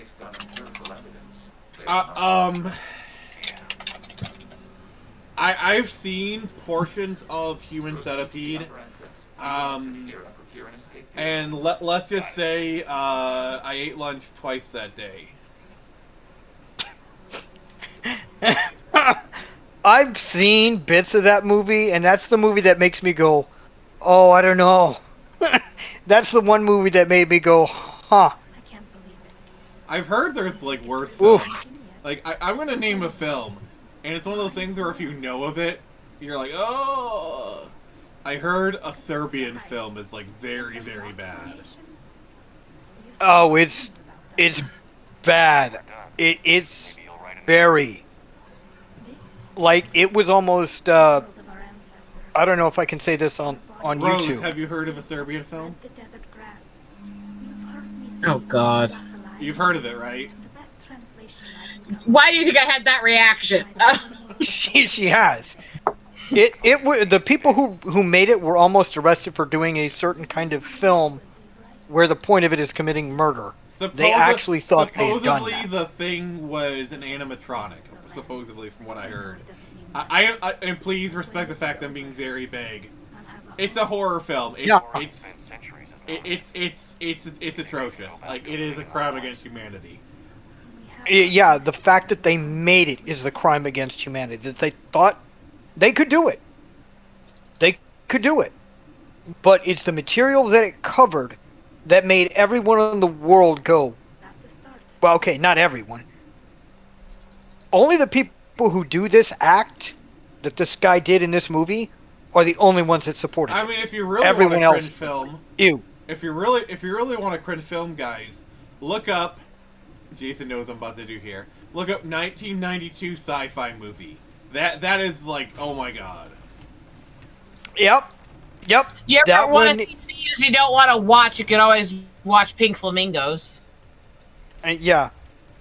No, Rose. You know about the 1992 sci-fi film? You already told me this, and I already had heard of it before. I just had to verify it last time. Okay. Yeah. Okay. Do you know what I'm talking about with Pink Flamingos? It sounds familiar. No. Well, there's the turkey baster scene, or the fact that Divine actually eats dog shit on it. Oh god. Oh. Okay. Now I know what you're talking about. Okay, I have not heard of it called that way, but I know what you're talking about. Now. Yeah, the movie name is Pink Flamingos. Good work, trainer. Alright. Oh, okay. Now another movie that I only know about descriptions from other people, but I've never heard the title. Okay.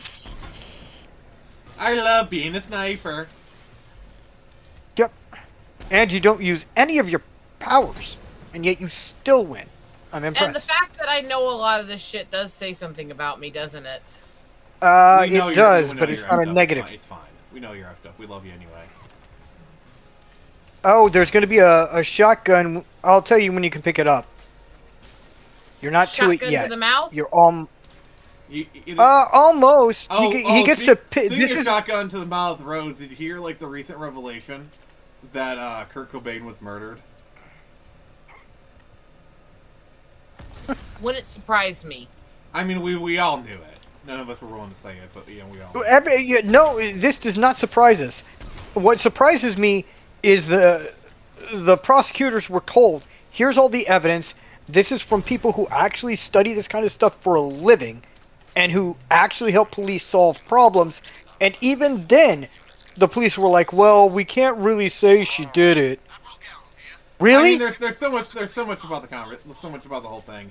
We don't have really time to get into it right now, but why most of the things for 90s are absolutely marvelous. Games, music, sci-fi movie, TV series, for example. I'm crazy about trance music, 90s. Trance music is really good. I love some trance music. Oh yeah, no, okay. that's. One more of the cards I wrote because it's relevant to the conversation we just had. Look in the chat when you get a chance, Jason. I will say, I do love me some Windows 7. That was the peak at Windows OS. I'm Gen Z from 2002. Yeah, I honestly, Zoe, I kind of suss that out, to be honest. I'm a millennial. No, yeah. I'm an elder millennial, but I think that's pretty obvious, to be fair. Well, what's going to be incredibly obvious is I'm not a millennial. I'm a Yennial. I am literally born at the border between Gen X and Gen Y. Zennial. I'm a Zennial. The whole Zennial thing is the kids that were so close to the bridge between them that we don't fit either generation. Well, the thing is, I'm in that too. There's kind of a couple different ones. There's millennials.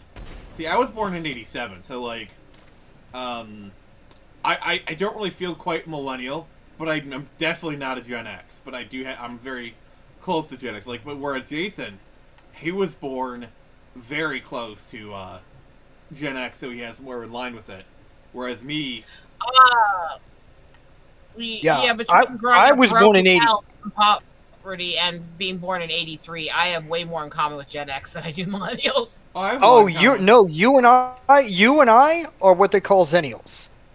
I was born in '82. Like I said, I'm in that. We are so close to Gen X that we might as well be. I'm Gen Y. It's just I'm very when we much were. I prefer to call myself Gen Y, which is what they're calling us. Here's the funny thing: when they first declared the Zennial thing, they were saying that the years that this was most prevalent in were 77 through 83.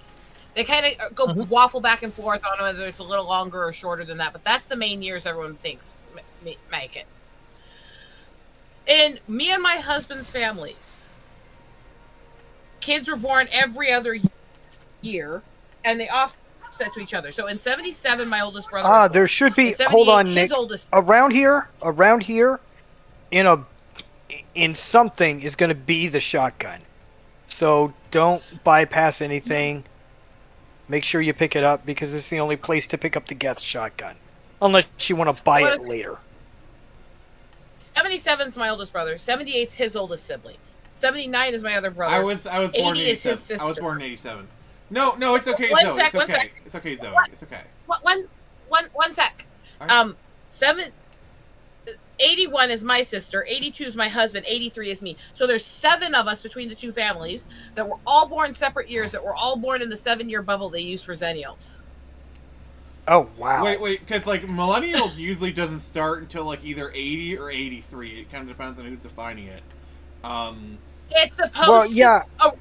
Originally, the millennial generation, when they first declared Gen Y, was considered to be 81 through 2000, and they've changed that and tweaked it since. But it was a big deal then because they made such a big deal of the fact when my sister had my nephew on the first of the year in 99 that the mom and the son were in the same generation was a big deal made in the media because he was the first baby in the area for that year.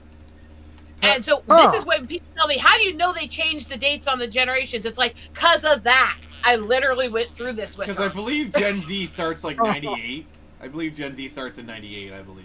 They changed it to 97 now, and it's stupid as hell because Gen Z, the whole point of naming it the millennial generation was because it was a generation that was coming of age or teenage during the change.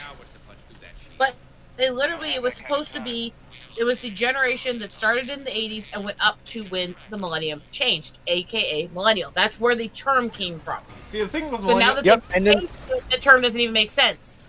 See, the problem. The thing with problem millennials is things change so much in the millennials age. That's why you have like elder millennials are a lot different from like the younger, because younger millennials are basically prototype Gen Z. Think of it this way to the older people that are alive today.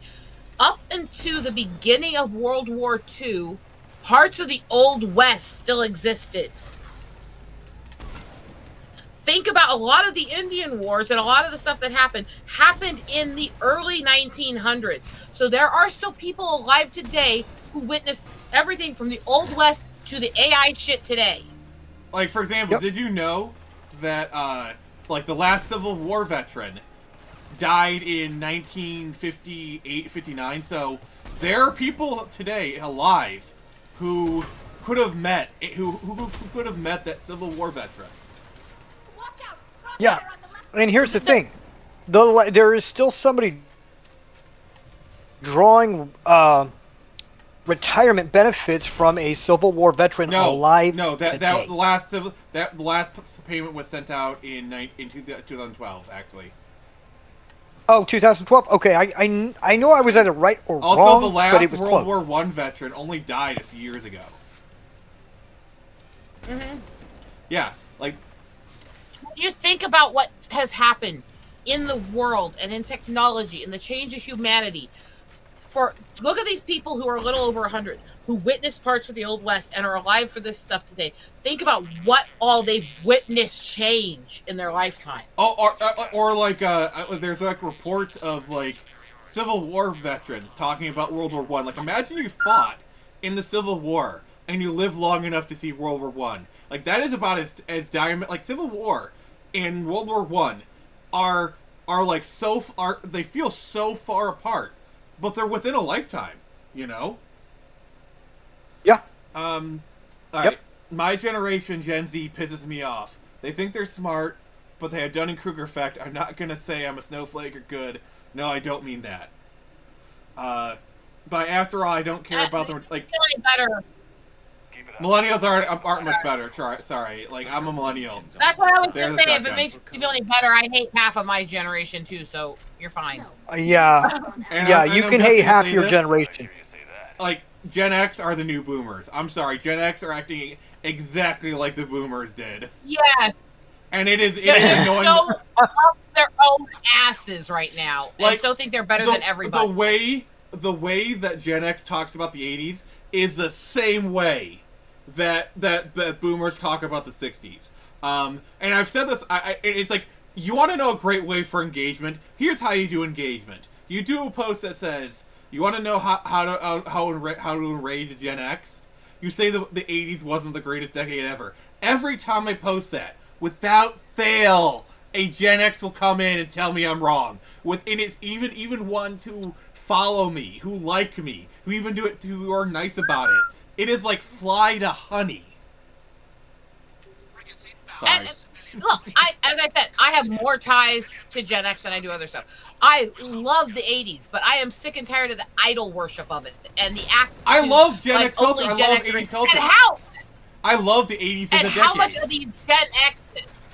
much of these Gen X's think that they are God's gift to humanity and nobody else has had the experiences they've had? I mean, to be fair, you're starting to see a lot of it with millennials and the glazing of the 90s. Like, I love the 90s, guys, but can we please try not to act like boomers and Gen X? Yes, the 90s was great. I love the 90s. I was a kid there. It was a great time. But, like, I don't want to glaze it like other people do. Yeah, and can we stop, by the way, with the Gen Xers acting like shows that were on the air from somewhere between the late 80s to 2000, or somehow their shows only and millennials don't know it? Yeah, like, for example... when do they think we're fucking growing up? Like MASH. I've been watching Knight Rider since I was 13. Like for example, one of my favorite shows ever is The Twilight Zone. And that came out before even... that premiered before even my dad was born. One of my favorite movies that I watch every year is Arsenic and Old Lace. It's Cary Grant. It came out in 1945. Woo! It's almost like we can actually like stuff that's not just in our time frame. But it's also the amount of times I've seen people tell people that you weren't alive for this or you didn't experience this when it came out. And I'm like, bitch, yes, I was. I think here's the difference, okay? Like, and this is I think this is like kind of a divide. Yeah, no, Nick, that thing you just ran past is what you have to hit. Okay. That big computer. Okay. Okay. I think the big... You're gonna keep... Okay. But, like, I think the biggest divide between millennials and Gen Z / Gen Alpha is... Right there, that's it. That thing you just... Oh, you're moving so fast. It's a big computer that has a little... That's it. Right there. And that's what you were looking for. Okay. Now there's going to be an elevator that drops somewhere. That's what you're looking for. It's not going to be... It's going to be near here, but what direction? Oh, survive? Okay, I thought it was going to be the elevator thing. Okay, whatever. Kill things. Have fun with it. Right. What were you saying? Okay. Is Gen Z has, like, a recency bias, Like, the reason we get all on about Gen Z, like, oh, they thought the world didn't exist before 2015 is... Up until, like, Zoomers, most millennials, Gen X, and, like, everyone, we were raised on older media because, on TV, they'd play older movies, cable. We'd watch older movies, we'd listen to older music. You know, that's why, like, you go to any YouTube video for, like, an old song, and it's full of Zoomers saying, like, oh, I was born in the wrong decade, because you show a Zoomer, you know, like an 80s or 90s song, or even a 2000 song, they're blown away. Hit the button that, like, okay, yeah, that's where you go. That right is that one thing I am grateful to a lot of these YouTube musicians for, because their covers of a lot of these older songs are starting to get the Zoomers and Alphas to actually listen to them and hear it. Yeah. Like Tommy Johansson over in Sweden doing all these covers of like old Ozzy and Meatloaf songs is getting these kids to start listening to these people. Yeah. Yep. And Tommy I love anyways, because he does such honorable covers and really respects the artist he's covering. Also, he looks a lot like me. No, Nick, you want to go into that elevator they came out of, and that's what progresses. Okay. No, I don't want to say I'm right or wrong. Yeah, fair. Fair. That's fair. I mean, being humble about what you think, yeah, these things are a bitch to kill. You can pick up there's a gun thing that they let you use, but it doesn't have that many rounds. So you want to use the powers that knock down their shields. Yeah, I'm using disruptor and then ammo. kill. Okay, the same way that all these generations get really obsessed on their decade. Yeah, like is honestly part of. Like you're also seeing it with Gen Z blazing 2000. One sec. That wasn't the point I was getting at. It's also 1 sec. Let me read back up on what I was trying to say. So part of the problem you're seeing is with all this obsession with our decade, our generation, all this stuff. Talking about my generation. Sorry. Please let me finish this thought. Okay. We all get into this, and then you act like you're too good to listen to new stuff. You act like you're too good to experience any new culture and stuff. And I can't tell you the amount of people I've had tell me there's no good music anymore. And it's like, yeah, there is. There's lots of good artists out there doing really creative, unique things with metal and rock and other stuff. You just have to get past what's the most hopping thing on some stream service and actually start digging through it. Is it crazy to choose? But There's a healing capability, right, Nick? Oh my god, bro. I was using it. Were you not watching me? I was. It's fine, it's fine. I mean, you gotta give me crap. You gotta. Give you crap, call you crap, whatever. I mean, give me 2, give me 5, give me that what is our desire. Sorry. Get primed. I guess they really don't want us up here. Anus juice. Up your anus. You can hit A to pick up that gun, and that gun will kill them fast. Alright. I'm not kidding. So,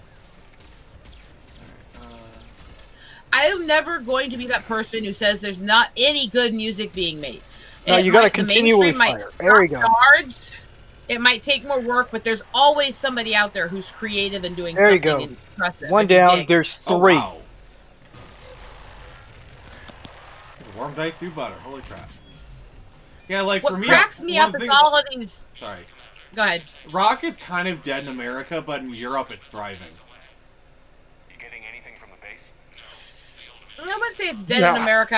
I'd say it's dead in the mainstream in America. Shepheard is alive. There's actually some really good underground metal and rock bands in the U.S. They're just not getting the attention. Okay, yeah. Now go back to the there's a location that they're trying to get you to go to that looks down on something. That's where you're wanting to go. I do think so. Finland is the goat for rock and metal. Yeah, that's it. Keep heading that way. Like Norway, any of the Baltic states, you know. Finland, especially though, it has the most metal bands. Oh, Finnish metal. All right. Yeah. Yeah. Now this is the only weapon you're going to be able to use. Give me a sec. This is the only. Yeah. No. Look down. Move forward more and look down. That's what you're trying to shoot at. Also saying this is not just glazing my culture or something. There's actually a really good underground in rock and metal and indigenous music right now. Oh, really? Oh, nice. But again, indigenous music's kind of hard to find unless you're searching for it, you know? Oh, yeah, I believe it. Nick, on the upcoming fight, you're going to be killing a Reaper, but you're going to have to keep moving from left to right on this upcoming area or you're gonna get destroyed by the laser beam. All right, what time is that? I have I'm to not tell kidding. you this one that my friends did, because a stupid bimbo made this post claiming that she didn't want to adopt any dogs or cats that are from a shelter because I don't want anything with some previous owner's trauma. Nick, no. And one of my friends literally responded to her Nick, saying that about not previous here. owner trauma. You gotta move. Keep moving. Look up to the left. Run that way. Run. Just commented to her, is that why you're single? People don't want to deal with your previous owner's trauma? It's like... Yeah. Go tally. And I'm like sitting there going, well done, well done. Well done. And also fuck that bitch, right? Yeah, F that bitch. Oh. Okay. You're gonna be shooting at the Reaper, but this is not how you kill it. Trust me. Just shoot in any direction you please. It doesn't matter. You're gonna be landing and then killing it another way. Oh. Yeah. Literally shoot at it, Oh but God, I mean love it's not this gonna do music. anything. This music. Oh. Wow. Yep. All right. Now. Couple things. I am starting to tick more, and it is about 8 minutes till we hit the 4 hours. Yeah. Oh so yeah. After That's what I said. After this fight, we'll wrap up. Yeah, that's what I was saying. I think we're getting close. We're in the to middle of a wrap-up time. boss fight. I can't really stop now, but like after this boss fight, we'll stop. I know. Yeah. I was like giving you like a close to 10-minute warning. Yeah. Yeah. This is why I said this is gonna be the last fight for this stream. Like I said, doing this Geth and going back and forth with the Citadel, that did a lot. But after this, we're going to be spending as much time away from the Citadel as humanly possible. Thank God. Because you don't want to go back to the Citadel and talk to a singular person. Whatever you do, even if you go back to the Citadel, do not go into the Senate or whatever, the politician's office. No. Look at the Reaper. Take a shot. No, literally, take a shot when it's like that. And it's got the thing open.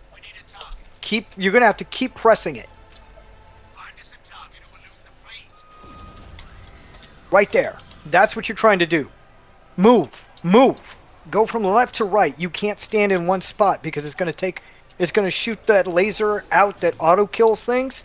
That's what it's gonna be shooting at you. Move! I'm not kidding. Only then. Only when you got... Move. Again. Move. There we go. We're doing it. Yeah. Like I said, keep moving. Don't just stand...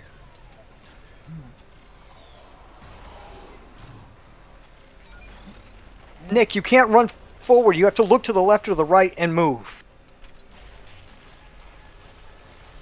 I'm moving. Yeah. Okay, you're doing it in a different way than I do it, but so long as you're not hit by it, you're fine. Alright, what's he saying? They are saying... Be careful, crying face. Crazy Reaper. Yes, this fight is insane. Because, guess what? The final blast from this thing is going to be right on your face, and you can't move. Oh! Right as you say that. Crazy! Nick, that's why I always say look to the left or the right and run. Because it's to prevent stuff like this. All I heard is the final shot will be right on your face, and I'm sorry, my brain just... Okay, now look back in his direction, and you can get a good shot. I know. I really wish there were better ways to say this. Alright, just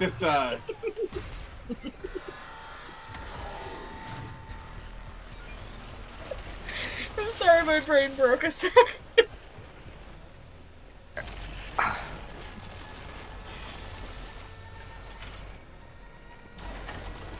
Especially since he said shot to the face, and all I heard is Monty Python going, "Sit on my face and tell me that you love me." Yes. Going out there. Oh, Hood Raven, welcome back. We're at the tail end of the stream. We're at the tail end of the stream, Hooded Raven, and you get to see Nick shoot something in the face. Take that how you will. Dang it. I'm just gonna sit here singing My New Python Sit on My Face to me. Tell me that you love me. I'll sit on my face and tell you I love you. How many shots does it take? It takes like 4 or 5. You gotta make your rounds on the Reaper, man. Oh, this is the final one. This is the final one. Woo! When correctly viewed, everything is lewd. Yep. I mean, alright, now you're gonna be getting into you know what women like to say. Anything is a dildo if you try hard enough. Oh God. Alright, Nick. Just like the guys who Eddie holes a goal. I mean, you're not wrong. I only sit on Eris or Jack's face, or she sits on my face if Jack doesn't kill me. Which is a very possible outcome. You might suffocate. Yeah, I agree. That's a fair assessment. I mean, that is a fair assessment. I'm sorry, Rose, but like, if that's how I go, then so be it. Yep. Rose, I'm sure you. All right. I'm sure you know. Now this. I'm sure you know. My husband has joked about wanting to die suffocating in boobs for a long time. Well, if you have to take him out that way, then so be it. There was a night. God, I can't. I was laying in bed awake and talk to the left. Go to the one on the left. The one in the middle. He was asleep snoring. And all of a sudden, dead asleep. All of a sudden, he bolted straight upright and went, "The boobs are smothering me!" In his sleep, smiled ear to ear, and went back to sleep. We might surprise you. What the fuck are you dreaming about over there? He's dreaming of a good death. It's a good death. The Vikings will be proud. Like the literally. Vikings will be proud. Like literally, it's written in the Viking Codex. If you die being smothered by boobs, you go to Valhalla. And, you know, how did you die, Olaf? I died on my wife's tits. Yes. All right, I think dying Nick. smothered in tits, you're already in Valhalla in your mind by the time you do. I mean. Yeah. Okay. Here is where the dialogue is going to come in. Going to become important. The choices you make. Once he dies. Oh, this is where the dialogue choices. This is where things are going to get a little bit boring. In the dialogue, or in our conversation. Because now I got to walk you through doing this right. Just die. Okay, he's dead. Die, mother effer. In mine, dear, I press it to my lips. I take a healthy bite from your dainty fingertips. My joy will be complete. The fat lady is literally singing, guys. But still, it's over. The fat lady's singing. Precious souvenir. The night you died, I cut it off. I really don't know why. Cause now each time I kiss it, I get blood stains on my mask tongue. off moment, yeah. I did not make this song up. I just remember it. Allie masked off. Yeah, no, you remember it, and that's fine. Oh, that's good. That's a good sign. I actually put that in the I'm a very big Tom Lehrer fan. Okay. No, I'm wrong. Okay, here you're gonna go to the Tom Lehrer fan. Okay, go up, top. Upload the code. Tell him to upload. Not that fat, anyways, unless you're talking about my tits. I mean, yeah, do top. Okay, now when they go through all of this, you're gonna go to the left in Paragon.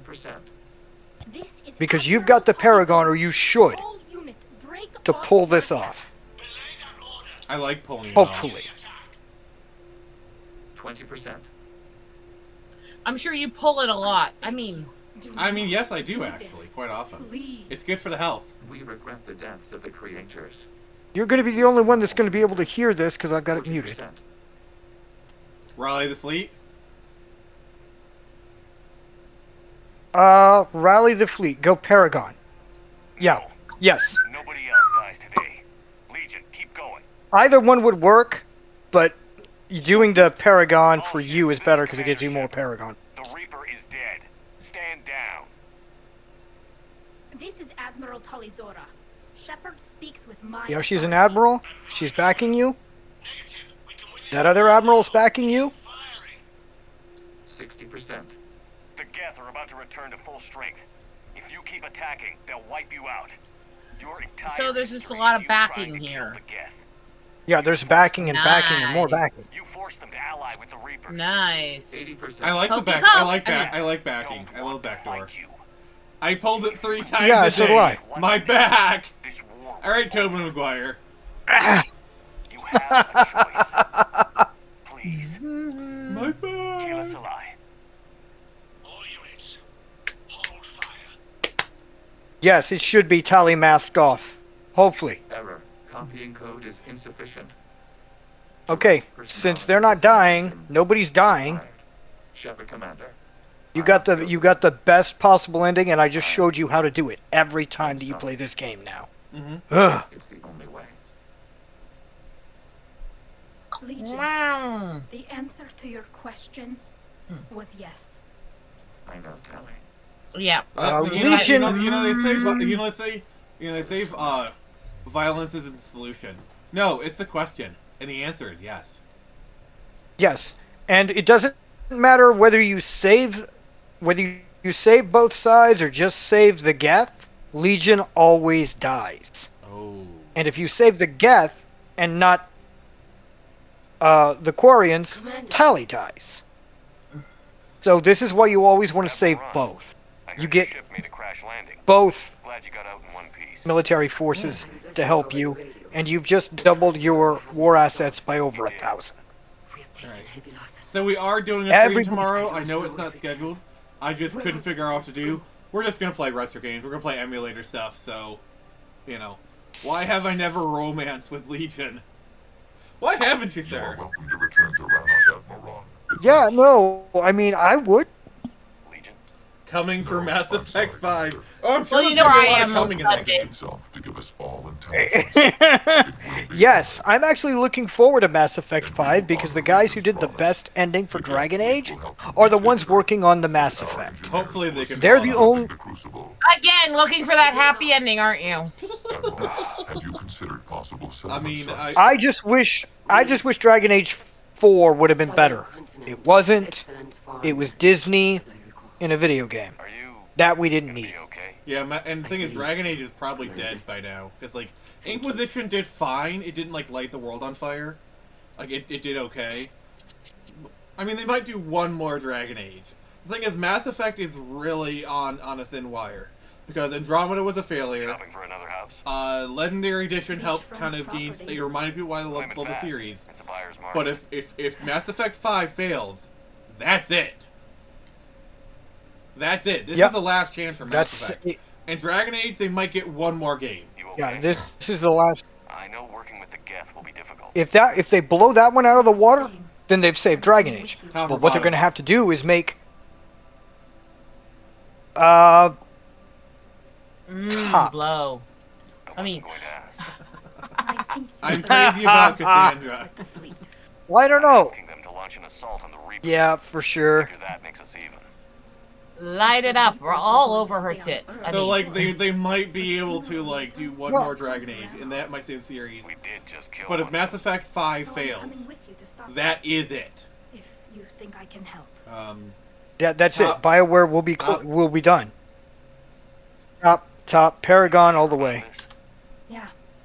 I look at all this. Yeah, Third Ghost is doing of hope and peace. And all And you're gonna have to go through a little dialogue with the Admiral and then save it. But this is it. Because if you just close it down Blood while you're Armor talking. Dragon and Mass Effect. It's not crazy at all. Yeah, I do have it. Yeah. Yeah, the blood dragon armor, I love it. Isn't it? Yeah. You know, I wish they'd create a sequel to Jade Empire. Like imagine Jade Empire, like with modern tech. That would be so cool. But right now, Have you That played would be Jade so Empire? cool, Have but you they're played never it? touching that. Oh, here we go. No, but I've heard nothing but good. Right now, I have this. There it is. She took off her helmet, but only if you're her boyfriend do you ever get to see that beautiful face. Or girlfriend if you get the right mods. Commander Shepheard, Not gonna lie, I just love romancing Tali. She's a wonderful romance. No, she is not a teenager. She was in her late teens when she joined your team. So she's in her early 20s at best. I mean, like, the whole pilgrimage is basically an adolescent ritual. You know, it's like one of those, like, children becoming an adult kind of things. And she's completed her pilgrimage, so by the standards of the Quarians, she's an adult. You know? There you go. Even if she's 19 or 18, doesn't matter. She's an adult. She's survived. Because then you gotta realize... So what's the plan for next week, fuckers? Mass Effect. We're doing more Mass Effect. We're doing more Mass Effect next week. Alright. You guys know where I'll be tomorrow. Hang out with the anime nights. Yep. Yep. I will be will be right here at 7 p.m. Tally, don't leave me. So yeah, 7 p.m. we'll be doing some emulator stuff. I'll probably be scheduling the stream probably later tonight. Tuesday we're doing Total Request Tuesday. So kind of request your games there. Friday we are doing Sonic 2. We're doing a review of the Sonic 2 movie. We're gonna have my friend Vaughn Coleman there. That'll be pretty sweet. And then next month is March Matrix Madness. So every Friday we'll be reviewing a Matrix movie. That'll be pretty fun. All right, member shout out. However, go ahead. Didn't mean All right. to cut you off. So we have memberships on this channel, and if you want to become a member, allows you to flex some good emojis. We do streams and whatnot. It's $5 a month. It's Jason, if you could flex for the stream, I'd appreciate it. And also, I do member shoutouts. Here we go. Chris Bingley, Lord Gump, Parrot Head, Eagle Rider Rose, Hooded Raven, Jason Ingram, Silly Girl, Nathaniel Brown, and Drago. Thank you all.